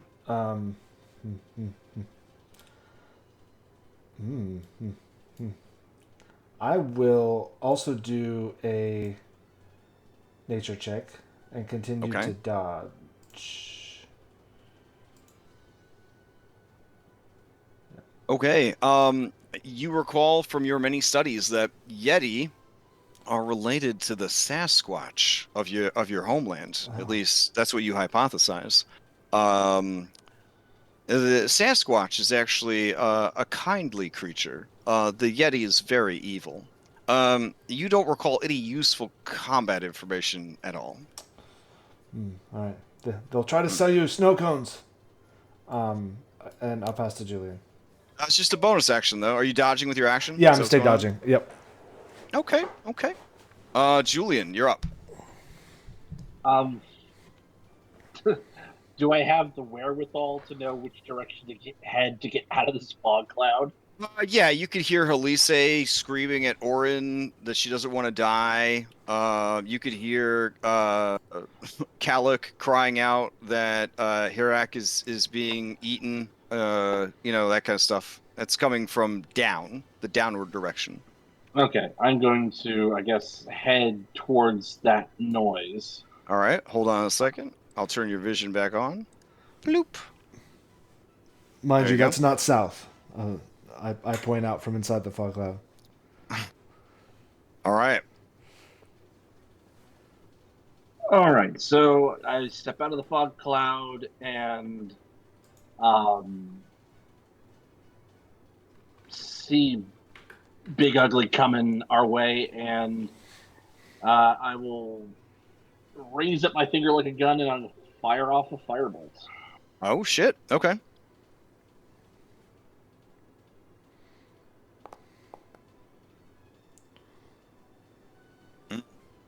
Uh, 9 does not hit. It's not worth it for 1 damage. Don't do it. No, I'm not going to Okay. do that. I didn't even All look right. at the damage yet. That's fair. It's not worth it. You might lose half your health. All right, Juliet, who do you pass to? I will pass to Kalik. Okay. Oh no, it's gonna make a death save. No, that's here. No, that's not Kalik's Oh, the no. lady. Eric. All right, Kalik is going to rush down, stand over her boo-boo bear, and she is going to... Her Boo Bear, not her little pony. Oh, well said. Her special sun pony is actually what they call it on the show, but... Her special sub pony. Okay. If you moved more than 20 feet in a straight line, make an attack roll. If you hit, you knock your opponent prone in addition to any other effect. That seems pretty good. All right, so she's gonna run up with her spear. Yeah, they don't use shields. Shields are for babies. Nice. Yeah, that's gonna hit. So she charges it, stabs it, knocks it prone. The whole deal. So, there we go. And it takes 8 damage to boot. Okay. She will pass to Maya. All right. So seeing this thing come up from the snow and just run over to Elise, and her already having a produce flame in her hand, just reactively, she's just gonna throw that produce flame at this. Checks out. Go for it. Where's produce flame? There it is. Ooh. 11's not gonna do it. Is it Get the possible? devil in your shoulder here. Oof. Man, we just started. We also have the rest of everything else we're gonna be doing. I mean, we're gonna have to do a rest, and I can cook and do stuff like that. Why not? It's 10 damage. Just Can I Right. succeed at a Would you rationalizing like yourself. you like to Fine. succeed at a cost? Can I succeed at a cost? I will. Okay. You can. Oh my goodness! All I right. did it. That's the second time today. As you go to do this, the creature, angry, flailing its claws at Helise, rakes its claws through the snow and dislodges a large stone. The stone flies through the air and pops you right in the chest. Oh my goodness! All right, you feel the wind kind of out of you as the flame connects. The creature takes a shitload of damage. It does not like fire at all. It lets out a panicked Wookiee scream, and all of them turn their attention towards it, and it points with a shaky finger at the mean lady who heard it. There you. All right. All right. Is this rounded up or down for the 10 to 25%? Round down. Okay.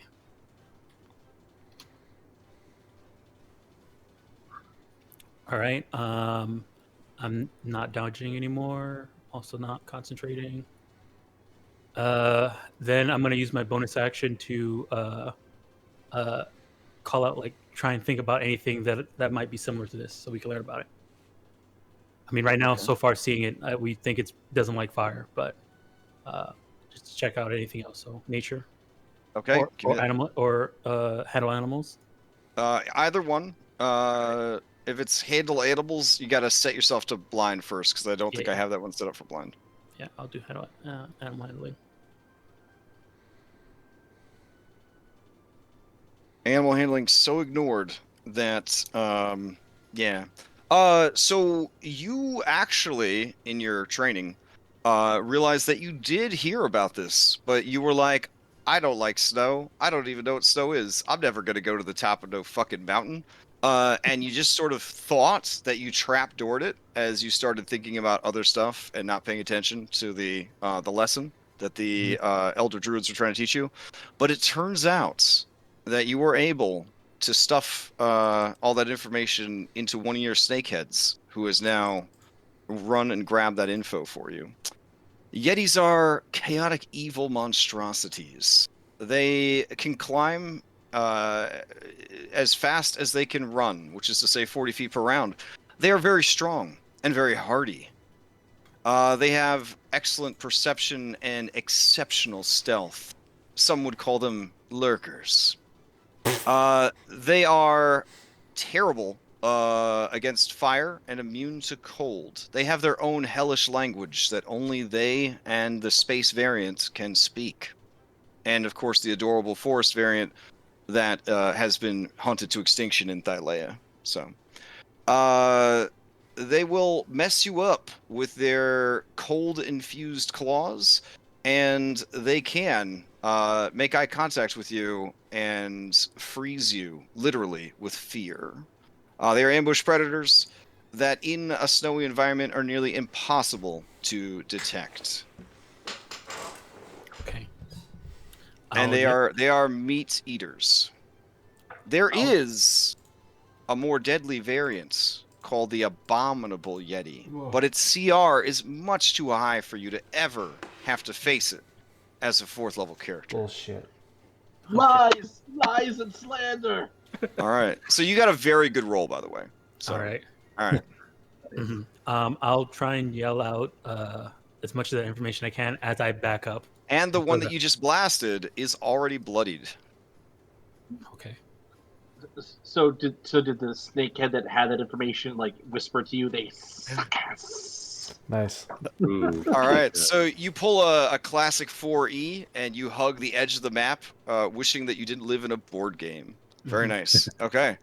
Anything else from Maya? Nope. And I'll pass to I guess Kyra. Okay. All right. Kyra is gonna say, Oof. This is rough. Okay.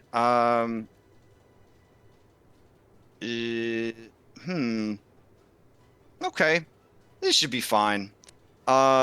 She will give Harak Zombie Song Nice. and Orin Lucky Song. Nice.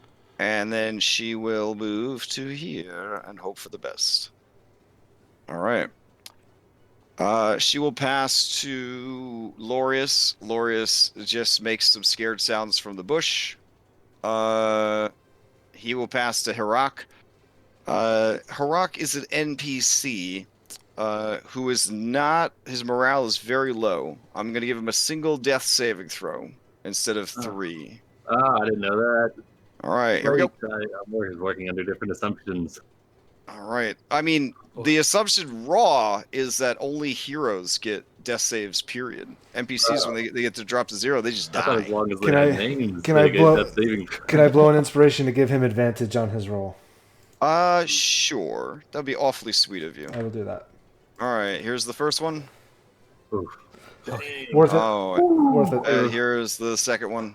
Oh, Okay, so yeah, he makes it. I will say that he is stabilized, unless of course he starts taking more damage. All right, so Detailed Yeti will gladly take its turn. It is trapped in the dark. It heard this guy call out about fire, but it can't see anything. It is going to call out and be answered by the loud 20-foot-tall Yeti voice. Emboldened by whatever it heard, it is going to... I'm too strong to come to that fight, but if you die, I'll avenge you. All right, it is going to leap down this way towards its friend who's calling out to it. Inside the bush, you hear screams. That's what Lorius is right? Yeah. All right. It looks around and Infectious points at Maya, and Detailed nods like, "Don't worry, bro. I've got this." And it's gonna look at Maya and try to freeze her with its gaze. All right. All right. Here we go. He brought his dad to come mess you up, dude. Look at. Oh no. Ooh. All right.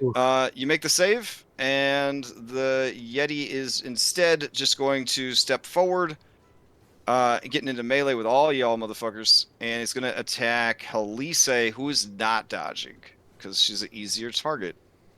Oh my god, the snow is killing me. I have no idea where my cursor is. Oh, I should have taken off the dodge icon. That's my bad. Oh, you're not dodging? No, I used, then I'll definitely attack you. Okay. Here we go. Like, if everybody knows it's snowing, I'm just going to turn the snow off, because I need to see what the fuck I'm doing. Okay, this is straight killing me. Thank fucking God for that armor. 12 misses. Whew. All right. Now, Oh, my browser just let out a sigh of relief. Yeah, right. Yeah. It unclenched its butt cheek. All right, it's going to pass to Yeti Big Boss Man, who will arrive the next time he is activated in initiative. All right. Big Yeti Boss Man will pass back to his little bros over here. By the way, I don't see them in the popcorn, by the way, nor do I see Lorius. I guess that's because they were hidden before the initiative came Yeah, I up. think Well, you so. wouldn't see Lorius because he's hidden, but I guess anything that's hidden before combat stays hidden for players. Yeah. Okay, that's rough. We'll just have to remember, that's all. Okay. You can see him there. No, I can't Who, see him me? in popcorn. I No. can see him as the DM. Yeah, I can see Okay, him. that's cool. Okay. Yeah. All right. So Detailed Yeti is who gets passed back to now. Infectious Yeti. There we go. Infectious Yeti is scared. I'm gonna check his courage. Hold on. Oh yeah, he's gonna take a disengage. He's gonna run away. Yeah, he don't want nothing to do with no fire. Fuck that. Fuck that. All right. Since he didn't do any damage, he is gonna pass to, let's see, Detailed. Detailed is gonna stare right into your face, Julian, right into the windows of your soul. He's going to stare at you, and then he's just going to punch you twice. God. Here's the first one. And here is the second one. Oh my goodness. All right. 25 for a total of 11 damage, and a 16 for a total of 14 damage. Oh shit. Okay, I'm going to reaction shield on that second one. Okay.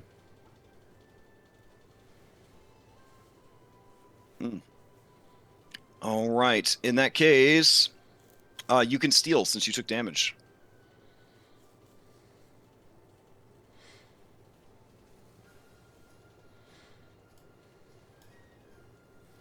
Would you like to steal? Yes. Sorry. Okay. No worries. And burn it. All right. Beautiful. Oh! I saw that one coming. I was like, know no, those. No, I can't imagine having access to the 3D dice and not using them, because you get those IRL feels where the die is like just hanging on a number and then it goes plop onto a different number. Oh, it's so nice. Especially that there's that one setting that makes the roll show up before the dice. Like I can't do that. Yeah. Oh yeah. You could speed through it. Yeah. I would never do that. All right. Julian, what are you gonna do? I'm going to say, "Ow, that really hurt, and you really need to fuck off and get off my Lorius," and stab him with my Chaos Dagger. Okay. Actually, let me 5e shuffle first so I can get flanking with. Oh yeah. Halise gives you with a sisterly nod. All right.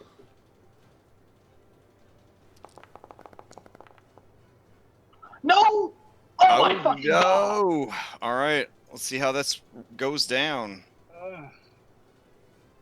Oh, all right. As you step into the brush, something inside the bush grabs you by the legs, crying and sobbing. Your speed is reduced to 0. Okay. That could have been worse. God damn All right. it. Who'd you like to Damn pass it. to? I will pass to Andronicus. Okay. All right. Andronicus, you receive a message from your sonar. Should I turn myself back on, Master? Yes, Okay. I did already. Oh, okay. Fair. And then I move over here, and I'm gonna attack Rebel Yeti at advantage. Okay.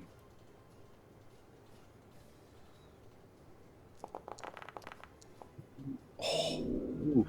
Oh my All right, a goodness. 14 does hit, though. 10 points of damage. All right, a solid hit draws its attention.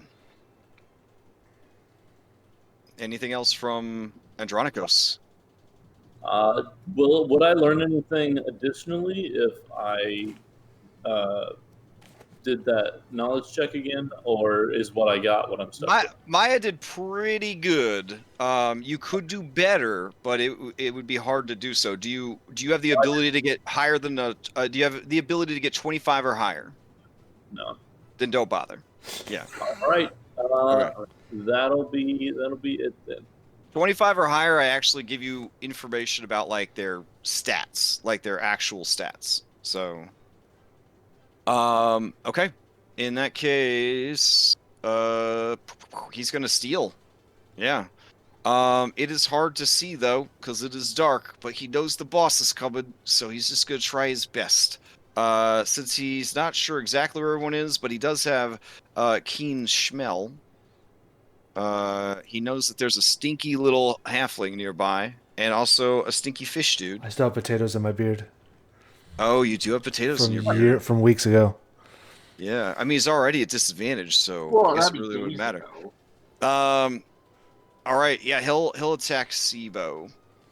Regular and no, sorry, disadvantage and disadvantage. There we go. Those All do right, not hit. Both attacks miss. Okay. Since it missed, let's see, Rebel Yeti. It's gonna pass to its boy Foamy. All right. Foamy is mad that this lady's here preventing it from getting its kill. It is going to use a chilling gaze on her. She will try and make that con save. She just makes it. And then it is going to try and shred her. 16 will do it. She takes 8 points of damage. All right. Since she was damaged, she will interrupt. And she will just try and stab it. There we go. That is not going to hit. She goes to stab it, and the creature just sort of headbutts her with its horns and knocks her back. She's going to keep her position and just hope she can distract it from attacking Herak. She will pass to Orin. All right. I'll look to Maya, Lisa, Julian, say, you guys got this one? I think Herak is down. I'll try. All right. They don't like fire, and I like fire. Nice. I'll give you a thumbs up, and then I'll start running down this direction. So this cliff here, looks like this cliff, it's 10 foot or 5 foot from the edge of the cliff to the top of this Yeti. How tall is this cliff? 20 feet. Oh yeah, I'm jumping. Oh, Nice. would you like to invoke the Dragoon rule? Of course, yeah. I'm gonna brace the spear on my feet. All right, that means you will take 2d6, but you'll also deal an extra 2d6 if you hit. Good. All right. You leap off, spear held high, and go to Dragoon jump this guy. I will burn an inspiration for advantage. Oh, all right. 16. 16 for... definitely hits. It's going to take 9 damage plus whatever your 2d6 is. Oh, very 7. nice. All right, so you take 7, he takes 7. All right. And then He is bloodied and staggering. yeah, I'll kind of rip my spear out of his shoulder and then move to stand over Herak. Okay. Oh, and then I guess he already went. I'll pass to Sibo. Okay, Sibo, you're up. All right. I can't see shit. No, I'm gonna. All right, mechanics wise, if I back away, does he get an attack of opportunity in this vision? He is blind, so he does not get an opportunity attack. You have to see to do opportunity I attacks. mean, I was gonna back up anyway. I just wanted to make sure. Okay. I'm gonna come in here outside of the cloud. Just keep in mind that the snowy conditions, if you don't have snowshoes on, it's difficult terrain. Just throw that out there. That's fair. Okay. Okay. Okay. What does that mean then? I mean, I can't do anything anyway. I think I'd have to move and dash to get out of the fog cloud Yeah. because of the icy conditions. You still have a bonus action though. That's fine. All right. I'll come out. I'll see this, and I'll just stand here, and I'll spit at him. Oh dang. Okay. And Man, that armor has awoken something inside of you. Tell you, his traps just feel so tight. He feels like he can carry this party. Wow. Hopefully he doesn't get hit. Once he gets hit, doesn't matter. No, it's good. You're fine. Totally fine. Totally fine. Okay. Okay. And then I'll pass to Maya. All right, Maya, it's you. Okay, so there's a lot of them here. That one started running once I hit it with fire. This one seems pretty big, and it kind of went after me when it heard the other one got fire. So I guess I'll just throw fire at this one. Okay. At least for this turn. Where is it? There it is. Produce flame.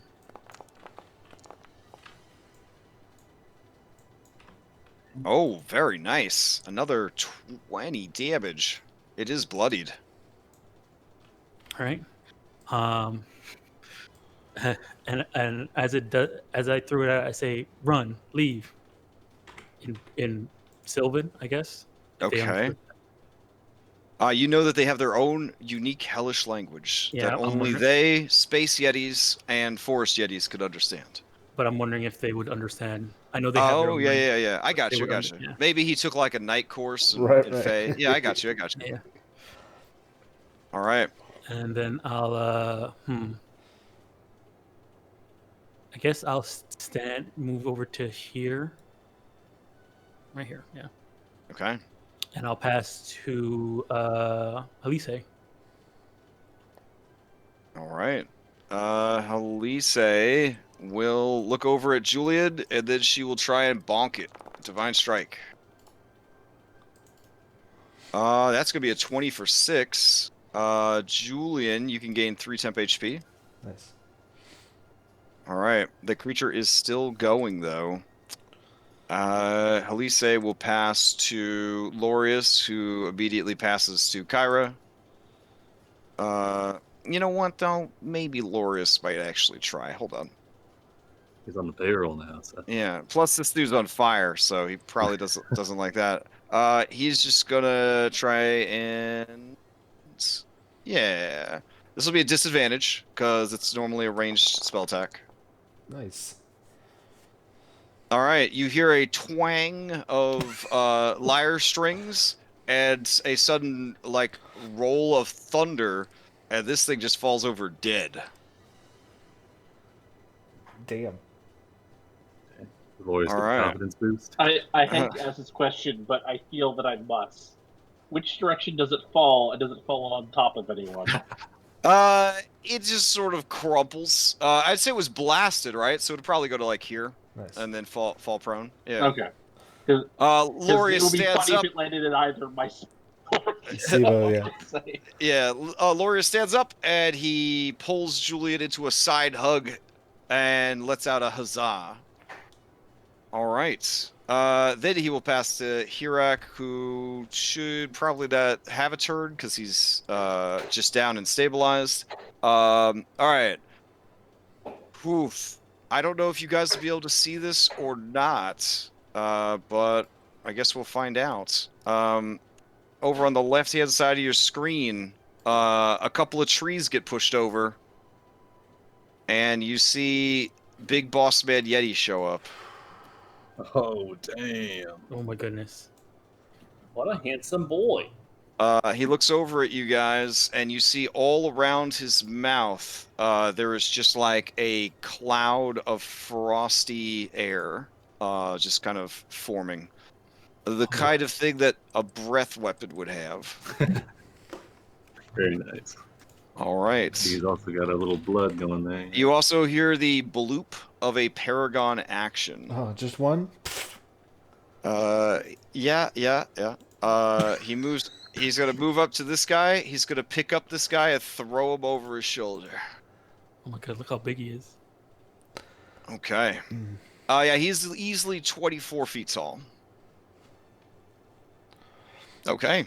That will be the. He sounded 20 feet tall. Yeah, I know. He's got a very light voice for someone of his build. It's a very Mike Tyson situation, yeah. Down here, Foamy. He's gonna pass to Foamy, and Foamy's gonna attack Calic again. Here we go. 1 and 2.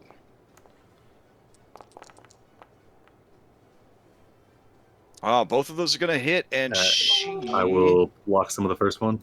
Oh, okay. So reduce the first one by 7. Oh, okay. So she might actually still be going. Let's see. Yeah, she's still going. She's bloodied but alive. All right. She took damage, so she's gonna steal, and she will try and stab him. Ooh.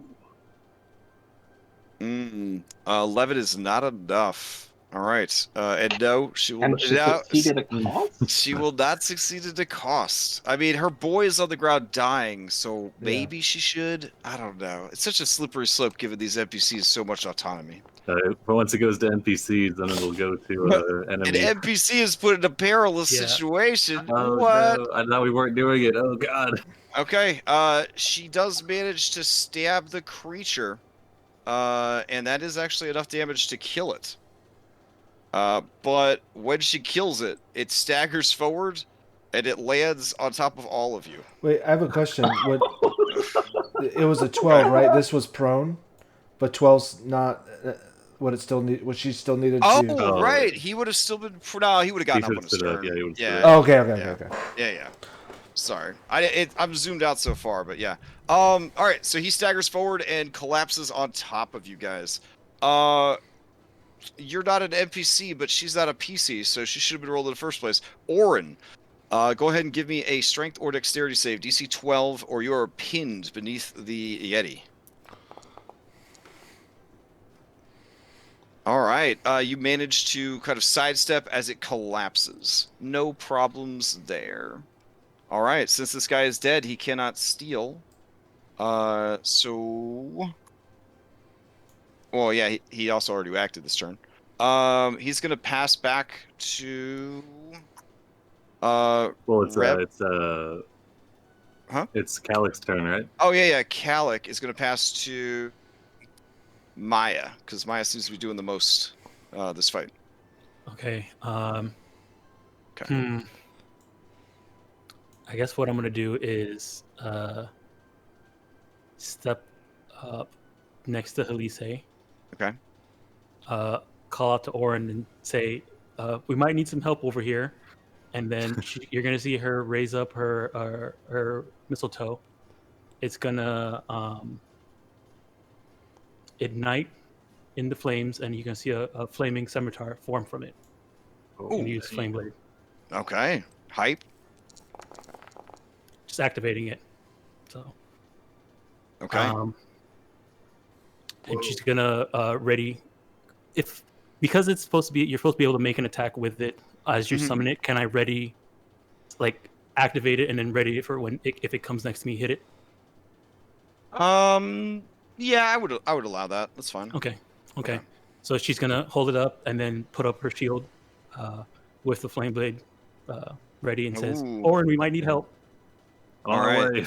The creature, seeing that pile. you have this flaming blade, its eyes narrow as it takes in your measure. That creature is exuding some strong Aku energy. It's those teeth, man. Okay. Who do you pass to, Maya? I'll pass to Oren. Okay. I hate. Looking down to Calic, I'll say, see if you can rouse him, dig him out from under the Yeti. I've got to go help, and then we'll rush and leave. I will dash to get to here. I don't really want to stand in front because then you won't be able to get you readied. I'll just go to right here then.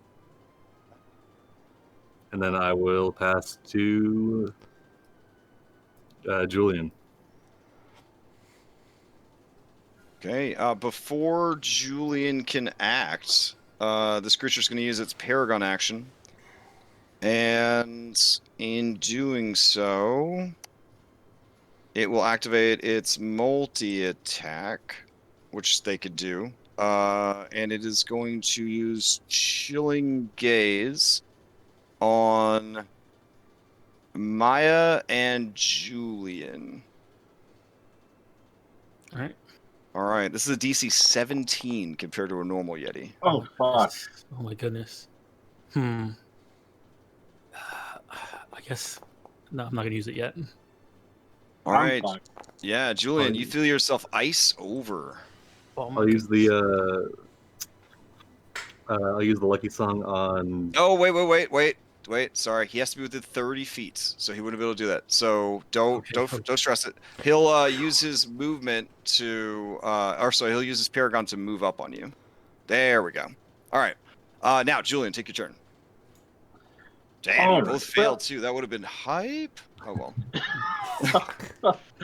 For you, perhaps. Oh, right. 17. All right. I'm going to burn 2 sorcery points to Mind Sliver as a bonus action. I forgot to roll my burnout. Oh yeah, it's true. Flame Blade. I thought that was is that a cantrip? No, Flame Blade's a real spell. Yeah. What am I thinking of then? Green flame blade is a cantrip. Correct. Oh, that's what I'm Yep. thinking of. That's what I'm thinking of. All right, so save DC 14. All right. Let's see. This creature does not have a very good intelligence save. Here we go. Nice. It fails. Yes. It takes 6 points of psychic damage. All right. To And it has a penalty to its special ability, next cautious, attack. hideous Yep. laughter. Okay. Yes, hold on. Nice. Ooh, so it's gonna have -4. Very nice. Okay. So you said you quickened Mind Sliver to go into Tasha's? Very cool. All right, so it's got to do Yes. DC 14 Wisdom save. All right. With a -4 penalty. Here we go. Oof. Lucky That is- strong reroll that. Nice. Oh, okay. Let's see. I'll just hit this reroll button. Well done. It fails. Okay. Or fall prone, becoming incapacitated, unable to stand for the duration. Let's see. At the end of its turns, each time it takes damage, it makes a new What about wisdom saving throw. Okay. All right. It falls over and begins horrifying guttural laughter. Oh god, that's gonna be terrifying. Just, Okay. And my speed is 0 this round, so I am stuck. All right. So Since I will pass. it took damage, so it is going to steal. All right. It can't do anything on its turn. And then I guess at the end of its turn, it will make a new save. All right. Here we go. Wisdom. 15. That will do it. So it lost 1 turn, but then began to regain composure. All right, but that is the end of its turn. It will pass to Infectious, who is running away. Yeah. Infectious is going to just leave the battle. Boop. Wait, I thought Infectious got tossed. Yeah, he tossed him further back. Yeah. And then just threw him away. he's just going to get the fuck out of there. Oh, it was a loving toss, not like get the fuck out of here toss. So no damage. No, I mean I think it was. It was a little of both. It was like you're a fucking wimp, you know? Like I don't want to see you around the beach no more kind of deal. Tough love, yeah. Or the bunny slopes in this case. All right. Rebel Yeti is so frustrated. But it is going to it is going to just lash out at whoever is in this cloud with it. So here we go. 2 attacks. 1 and 2. These are both at disadvantage against Andronikos. Ooh. All right. There is a consequence. Stumble. You're forced to move 10 feet in a random direction. Hey, no, it's that way. It's that Oh way. shit! What if it stumbles into him? All right. Here we go. 4. So 1, 2, 3, 4. It stumbles back this way and falls off a 20-foot cliff. You get an attack of opportunity. Yeah, because it attacked. Well, this is forced move. So no, it has to be. Yeah, it has to be willing move. Oh, yeah. Yeah, it says Yeah. you are forced. So it falls 7 for 7 points of damage, and I'm gonna check to see if it is prone. Here we go.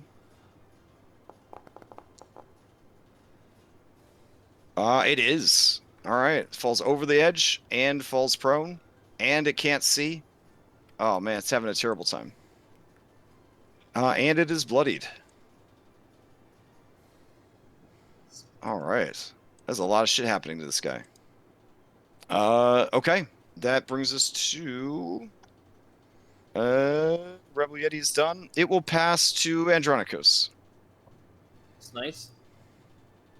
I'm gonna take a few steps forward and copy Oren and Oh, damn. Okay. and stab him. All right. You'd like to apply the Dragoon Claws and deal 2d6 damage to it and yourself? All right. I have advantage. Yeah, that definitely hits 9 damage plus whatever you get on the 2d6. Nice. Holy shit! You take 11. He takes 11. That kills him. If there's an opportunity to do a plunging attack, you got to do a plunging attack. And I dropped my fog cloud. But Oh. It's the fog. So your fog cloud lifts, and we just see you with the spear inside of a yeti. On the pretty floor. fucking At the bottom of a cliff. With your eyes All right, closed. you lose an item. I feel like the best item to lose is that you stab this dude so hard there is a resounding crack as the haft of the spear breaks. Yeah, my trident. Half of his trident? It's Oh, it was your consequence. trident. My bad. Trident isn't made of wood normally. Well, sometimes it is. I would say that it's Trident. It's okay if the shaft's made of wood. yeah. We'll say that it's just damaged. You'll need to repair it. It's a bident now. Oh damn. All right. Joe, what's happened? Take your DM inspiration, Andronicos. Jeez. All right. So the fog cloud lifts, and you see with bent trident shoved all the way in and through this guy, Andronicos. All right. That can happen if you thrust too fast. Got to slow it down. Hey. Looking over, you see Halise has stars in her eyes. She sees the greatest hero amongst the heroes of prophecy, being a total badass. I'm wondering why she's looking at me. All right. Who do you pass to, Andronicus? I will pass to... Our eyes meet across the battlefield, and I pass to Halise. All right, Halise smiles back at you, just in time for Yeti Big Boss Man to interrupt with his Paragon and stand the fuck back up. And then advance on everybody. Okay, I guess I'll use my ready action to. Okay.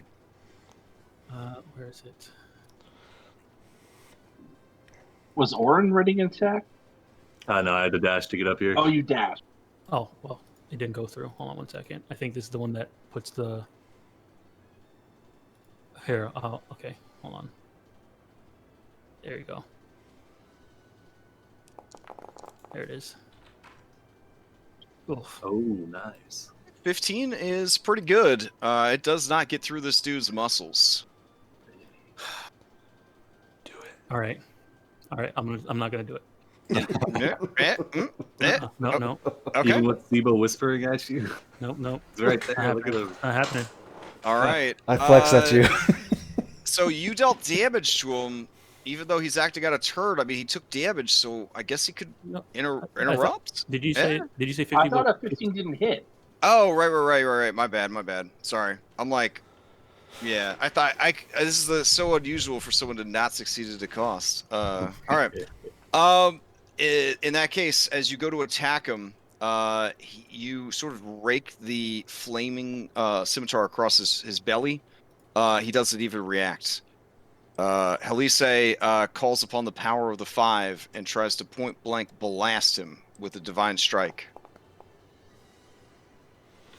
It hits him square in the chest and does nothing. She looks at you, Maya, at your flaming sword. She looks at her holy symbol. She looks at her mace. She looks back at Andronicos. She looks over at Julian, and she nods. Julian will save us. Julian, you're up. Julian will look at Lorius and say, "Remember what I said, darling. Please do hide." And he's going to just let off a firebolt. Okay. Oh. A 24 is going to hit for 2 damage. Oh my god! Ugh. All right, he will take 2 points of damage, Ugh. but he takes double, so he takes 4 points of damage. And Put a band-aid on that. he does not like fire, Yeah. though. Does not like fire. He looks at you, and you can see that he is full of hatred. That just makes him look scarier. Yeah, right. His eyes are glowing now. Does it look like if I'm within arm's length of him since he's like 20 feet tall? His melee attacks do have a 10-foot reach. Yep. All right. I'm just gonna stay put then. Okay. Alrighty. I Gosh. will pass to Lorius so he can. Yeah, Loris will take a disengage, and then he's got them snowshoes on his little hoofs. He'll go all the way up to here, and that will be his turn. He will pass to Sibo. All right, I'll bonus action Misty Step over here. Okay. So I can see them right now, but Mhm. do I need to be closer to this to actually look down, or I just don't know? No, you should Okay. be fine. All right, I can't do it this round, but I just want to make sure I didn't have to. All right, well, fuck it. I'll just take a 5-foot, and then I'm gonna shoot him with an Eldritch Blast, Okay. The big boy. the big boy. Okay. Not Harak that you so horribly insulted. 9 does not hit. Well, shit. I was thinking about how much I insulted Hirak when I shot that. All right, and then I'll pass to Kyra. Okay. All right. Kyra is going to say, well, that's pretty big. That's pretty big. So what are we gonna do about that? Gosh. Orin, you've got this. And she gives you the lucky song and the zombie song. Ooh, doubling up. All right. My All orange right. here. And then she'll go to stand next to Sibo. Darling. All right. She'll pass to the centaurs. The centaur is going to stand here. She calls up, I have no way to heal him. I have nothing that could bring him to consciousness. I've got him. Next round. Okay. All right, she is going to ready to charge this motherfucker. Oh dear God, no. But she's not going to do it yet. She's spending this turn standing up and mustering her courage and all that jazz. All right. We're at 12:30. Do you guys want to go a little bit longer, or I don't want to keep I'm people good. up if they got work and I'm all good to that. keep I've got work, but I'm not gonna be able to sleep if we don't kill each Okay. other. Okay. Yeah. Yeah, I'm good to go. All right. Kalik will pass back to Orin. All right. Okay, so it seems like his attention is probably divided between Julian and Maya.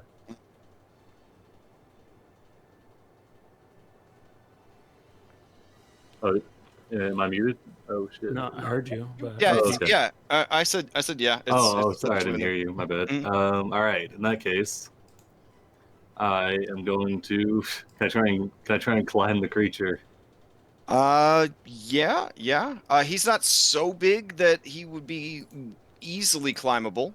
So I would say that you'd have to succeed at like a grapple. Basically, he's too big for you to grapple normally. So the grapple check would just represent you climbing on top of him.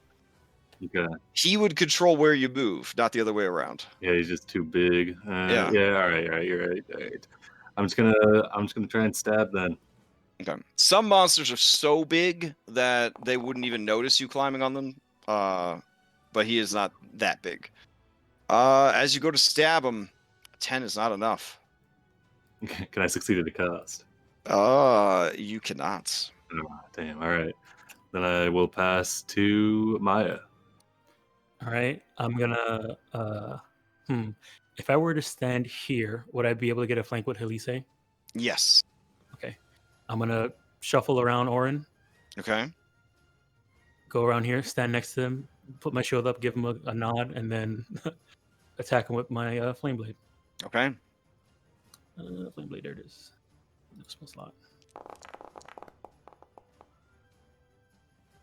Yeah, that hits, and it hits hard.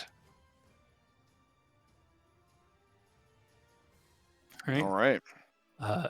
She'll pass to. Yeah, wait, hold on. Move He's back. gonna interrupt for sure. Yeah. Move back before you. Callie's Remember, gonna be running in. it's difficult terrain. It's difficult Alright. terrain. You've already moved 15 feet. Yeah, that would have been 15 feet to there. Yep. So Orin would have been difficult terrain. So that would have been double difficult terrain. So yeah. Okay, he's gonna interrupt, and he's gonna try a Hulk smash you. You hear the bloop of his Paragon action. He has disadvantage to this because he has been burned, and it's unnerved him a little bit. He is going to raise up his hands and start smashing you. But he's also going to look you right in the eyes, right in the windows of your soul, and try to chilling gaze you, Maya. All right. I'm going to use my inspiration on this con save. Okay. Ugh. Nope. Lucky All right. song, we roll. Okay. All right. Whew. That's two. That'll Nice. do it. All right. It will, let's see, bring down its fist in a smash. Here we go. Is that disadvantage? A 30 for 7 slashing and 17 cold. I will lash out. I'll reduce it by 3. Okay. All right. So, 17. And as this activation ends, you see the fire fade. Let me see. Concentration. Normal. Nope. Lost my flame blade. Oof. Oof. Also. And you lose a hit die. Oh wow. Okay. What else? It was 7, and you reduced it by 3. So okay. Yeah. 4. All right. I'm not knocked out. All right. He is gonna pass to. He's gonna pass to. Andronicos. All right. I'm going to extricate myself from dead Yeti. Okay. I'll step out. I can't step that way. I'll step this way.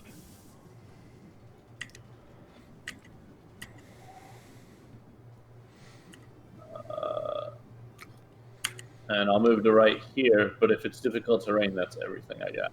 All right. As you. Oh. No, you're fine. Okay. As you move towards the creature, it raises its fist and is going to attack Maya, who has the fire with its Paragon interrupt.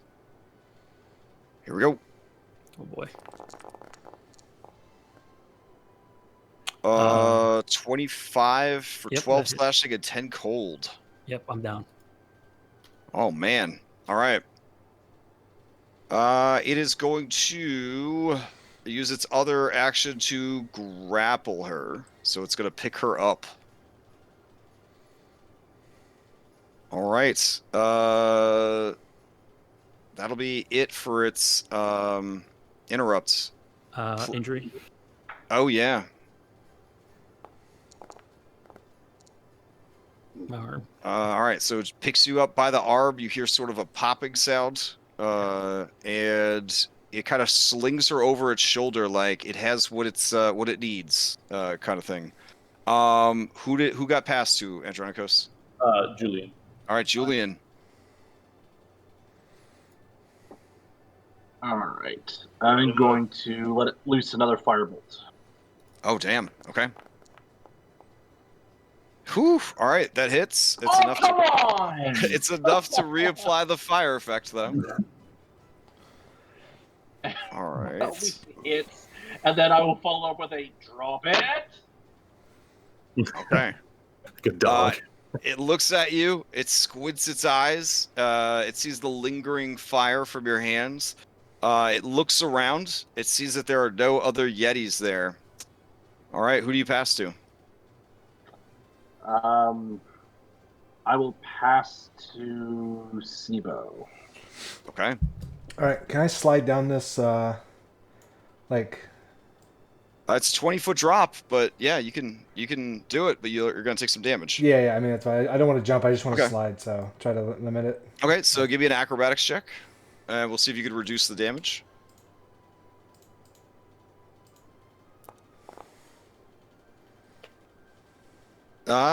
You just sort of try to slide and end up tumbling down. Okay. All right.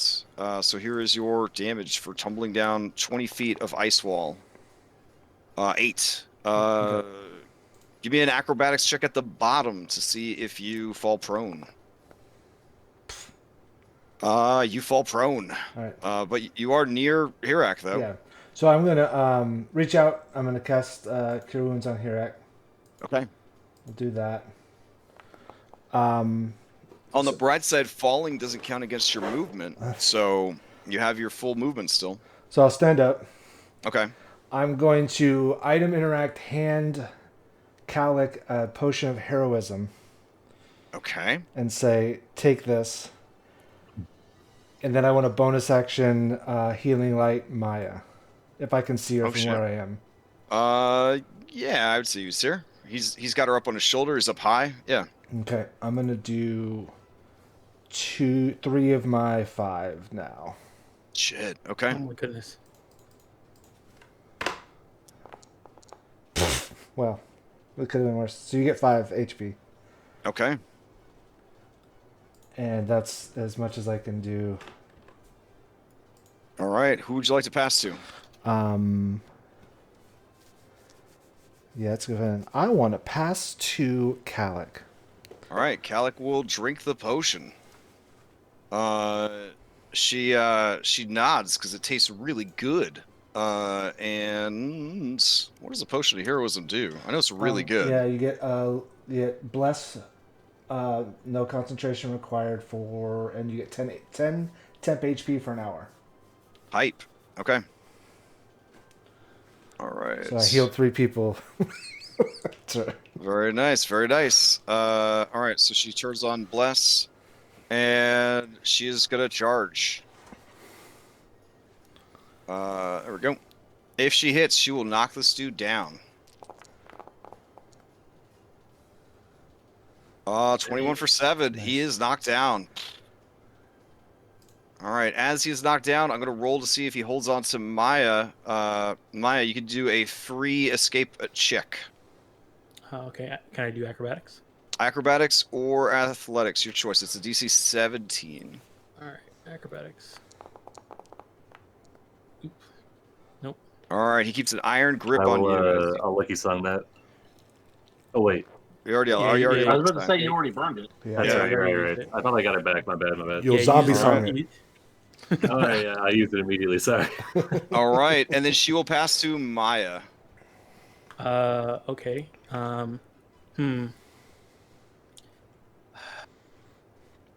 Yeah, I don't want to be here, so I'm gonna use my once per long rest, Misty Step, Nice. Okay. and go. There's a lot of people in front of here, so I'll go to right here. Okay. Right. I say thank you, Sibo. And Sibo thinks, man, I should have Missy stepped out of that Cerberus grip before I died. It'll haunt you for the rest of your career. Yes, it will. Who do you pass to? No, that's my bonus action. I'm gonna throw Okay. produce flame at him. All right. I'm gonna say that he's big enough that you'll be able to do it without disadvantage. But an 11 is not gonna do it. All right, that's fine. I'm still Okay. dealing with it. All right, so I'll movement, step down a bit, Okay. and then pass to I guess Elise. There's only person left, Okay. and then Loris and Herak can go. All right. But Elise. Elise will try and smite it. She does. Takes 6 points of damage. Okay. And I get that 10 HP. yeah, sure. She gives you the 3 temp HP. She'll pass to Lorius. From up top, Lorius will take out his lyre and Song Burst. Oh, that's some big damage too. That does not hit though. He's prone, but it's a ranged attack. It's a prone target. But we're ignoring that, so it just would have been a normal attack. So it still wouldn't have hit. And there's no way All he right. would he would succeed in the costume. No, He would no. not. I know he wouldn't. I I'm just don't saying. I won't I let want to get him. on that. No, I just think it's funny because I know he Hirak is wouldn't. gonna get to his feet. How much did you heal Hirak for? It was, I want to say 11. I'll double check. I think it was Okay. 11. Yeah, 11. All right.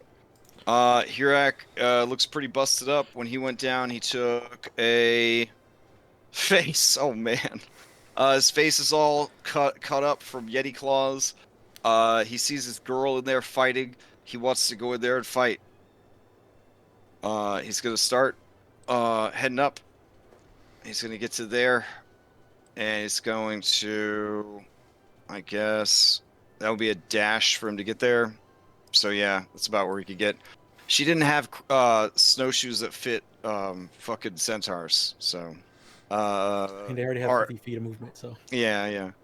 Okay, so that's his turn. Next exchange, he will pass to Andronikos. All right. I'll scoot up one. And do I have flanking with Calic now? Yeah. Okay. And then I will attack him. Okay. As he passes me, Julian will free action smack Andronicus in the ass and say, "Go get him!" You definitely get him. 23 for 6. Technically, my weapon's damage, so is that -1 to... How does that work? Oh, it'd be 1 die smaller than normally. So it'd be a D6 instead of a D8. You rolled a 2, so. Yeah, so it's fine. All right, you deal some damage to him. Okay. I'm gonna searing smite him as well. Oh, okay. So let me double check the dice on that.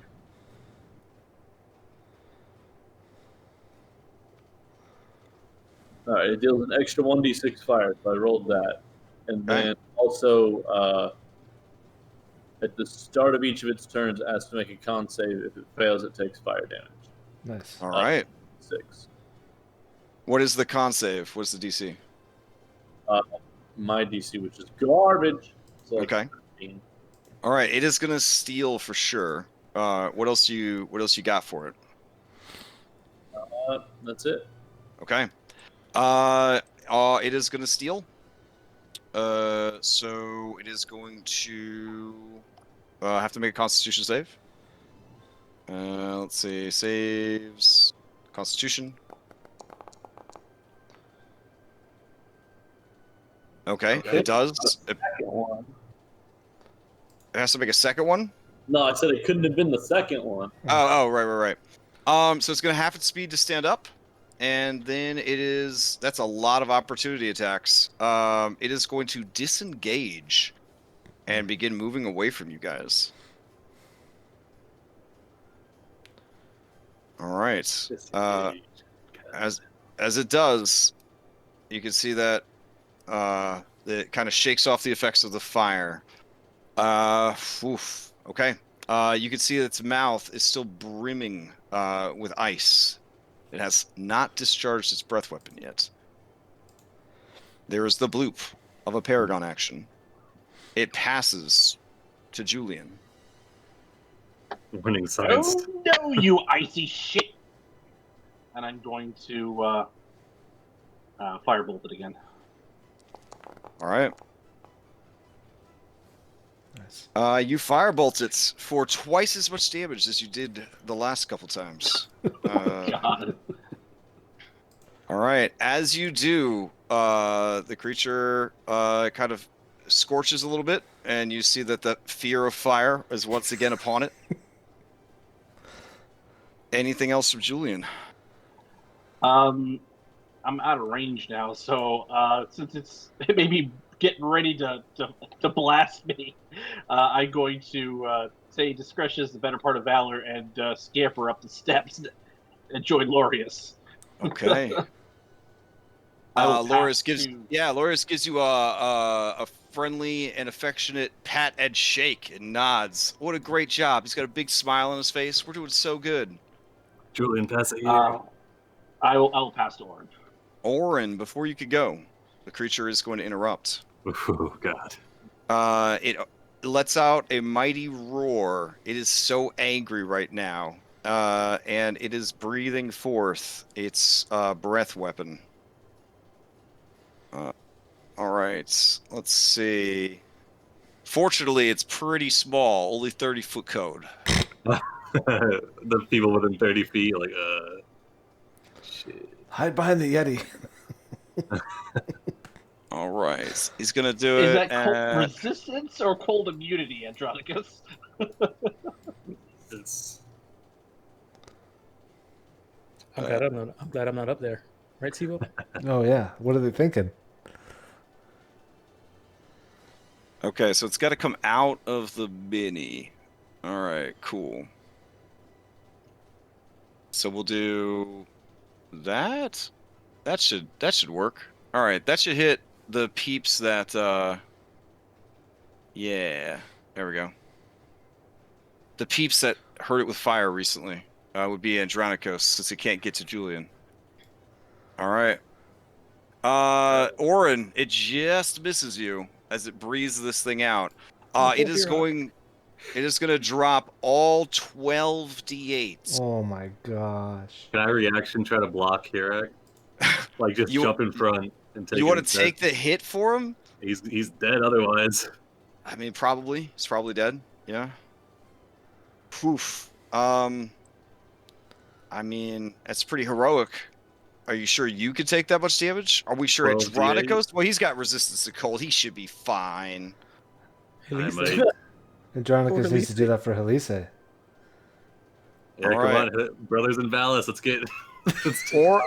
I mean, I'm already in it. I don't know if he'd let me, but it'll be an athletics check to see if you can pull him out and get in time. All right. Oh, wait, my I'm gonna re-roll it. I'll use my human determination. Oh damn. Okay. Let's see. All this to save a guy that you just wanted to ride as a horse. Man. That was Sibo. That was Sibo. We didn't want to. Sibo wanted to. Oh shit. 13. I'll succeed at a cost if I have to. He's a beefy boy, but you know what? Succeeded at a cost. Let's go for it. All right, you lose a hit die, straining to jump in front and push him back. Here comes the 12d8 frost damage. Well, was I able to attempt to do the same, or? Oh my god! No, she's too far away. 64 points of cold damage.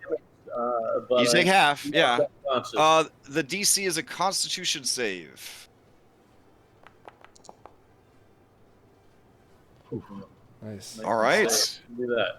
So you take half, so 32. Halisa is going to try to make her save. I'll give Halisa an inspiration. Oh, okay. She'll roll it with. She makes it, so she'll take half. So she is actually still standing. Holy shit. She looks over at Andronicus. What was I thinking? All right. Okay. Julian, who did you pass to? I passed to Orin. Oh, okay, Orin, you're up. What was the DC? Could Andronicus have succeeded at a cost? With an 11? I don't know what the DC was. It's a 17, Oh, I think. yeah. My bad. Okay, I didn't hear it. Yeah. Okay. Yeah. All right, I'm going to rush up to this thing. Okay. And is it looking bloodied yet or no? Not even close. All right, I will try and... This is a monster way too strong to actually fight at your level, is what you've kind of... Well, that's exactly what Maya told you. Like, does it look like... Yeah. So it looks like it's running away? It does seem to be fed up with this fight. You guys are hurting it too bad. You killed all its allies. You did get the impression that a person taking a disengage action probably wants to disengage. I want to try and trip him. Oh, shit. Okay. Yeah, that would be represented by a let's see. We've been allowing this acrobatics for tripping shit, so sure. Go ahead and give me acrobatics against his athletics. 13. Okay, there we go. I got plus 30. Come on, come on. Ah, damn. Just No. raw, it's too high. All right, I will second wind. Okay. Well, it was only a plus 6, Yeah. so I think he could have done it. Yeah, I rolled a 7. Okay. Well, All right. no, I was just I saw orange Oh, results, yeah, yeah. and then just looking at the dice before I knew what the modifier was. Oh yeah, just the No. raw dice rolls. Yeah, yeah. All right. I'll pass to Maya. So he's getting away. Let him. Let him get away. I'm gonna run up here and cast a healing word on Andronikos. Oh, I need an injury roll. Nice. Oh, I need a. I just Oh, realized your something. injury. My bad. Oh no, burnout. And you burned out. Shit. Okay.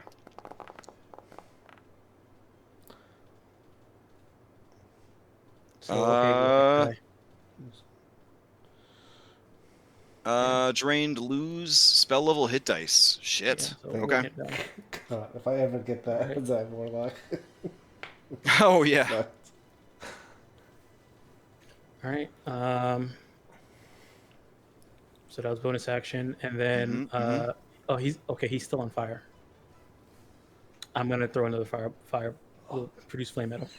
Shit. I What say happened to leave. let him go? Oh, okay, Yeah. okay. Get out of here. I was like, I'm getting mixed signals, but I like it. So I'm not succeeding at a cost, and then I'll take one step back.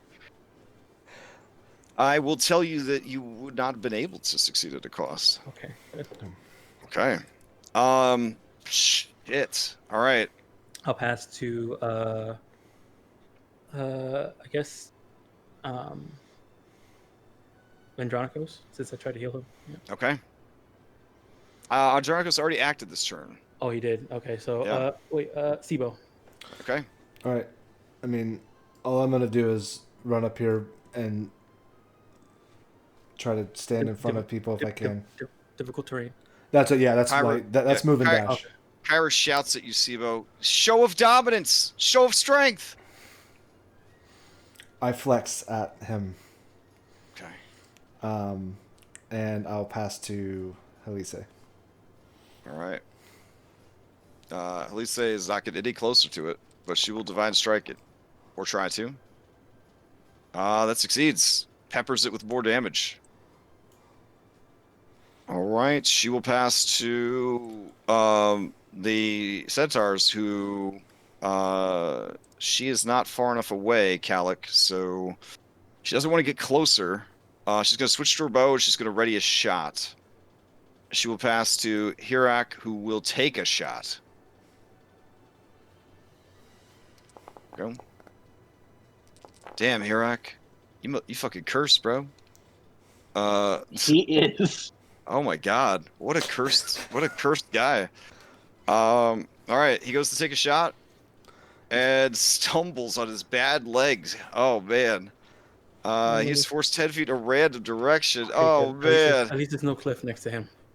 Yeah, but there's a Sibo. Yeah, but it's 10 1, 2. feet. No. So he just And he's a staggers large back creature. into Okay. this bush. All right. Oh, thank God. He'll pass to Lorius. Lorius ain't gonna touch that shit. He is gonna run further away and take a dodge action, even though that won't help you against the Constitution-based saving throw. All right, he's gonna pass to the creature. The creature is going to. You hear the bloop, and it's gonna keep going. It will provoke from Orin if Orin would like to take the. You know I'm gonna stab it, yeah. Okay. Go for it. Stab him as it goes. You stab at him as it goes, but the tangle of fur and the hard muscle ignores the attack, and then it is going to go off map. You are welcome to pursue it through its home terrain, or let it go. We'll come back. Level 10. Yeah. And staying on. All right. All right. That went well. Yeah. I don't think it did. Nobody died? It's fantastic. Nobody's down and dying, right? Yeah. Yeah, All right. no, we're good. Then if you don't intend to pursue it into the mountains, we can end the exchange. Yep.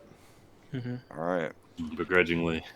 All I right. feel like we had it on the ropes there. A couple more fire bolts, a couple more 4 damage hits. So A few more ones on damage, and we'd be good. there were some bad damage rolls. There were also some good damage rolls. Maya, MVP for damage. All right. That is the end of that. Oof. All right, I'll take you back to your start page. We gonna try to harvest these yetis next week? I don't- mean, I if don't you know have, if- I- yeah, I if you don't have know. the skills, definitely go for it. I don't know if we want to stay around here for the 2 hours each. Oh, that's right. It is that. Yeah, that's right. That's right. I gotta at least take like the horns or something. Yeah, get their Stuff eyes. we can easily break off. Yeah, horns, eyes, maybe the livers if anybody knows how to get that out. I want the Alright. heart of one of them. So that is that. Keep in mind that the time it takes to extract something is the time it takes to extract something and preserve its essence. The magic that defines the creature and makes those ingredients suitable for magical crafting. So if you just grab things willy-nilly, obviously we all know that anybody could snap a horn off of something. It would not have any chance of creating magical equipment later unless it was properly harvested. Looks So pretty just- cool though. Oh no, it would. I mean, you could definitely just, grab hordes and use hordes as hordes, but to use them for crafting purposes, Yeah. that's where that balance factor comes in. All right, I'm getting messages for this game running an hour over. Okay. All right, I gotta go. All right. Hit me up Good on game. Discord if you need me. All right, night Good everybody. night. Thanks, man. Night. Hey, are we harvesting things?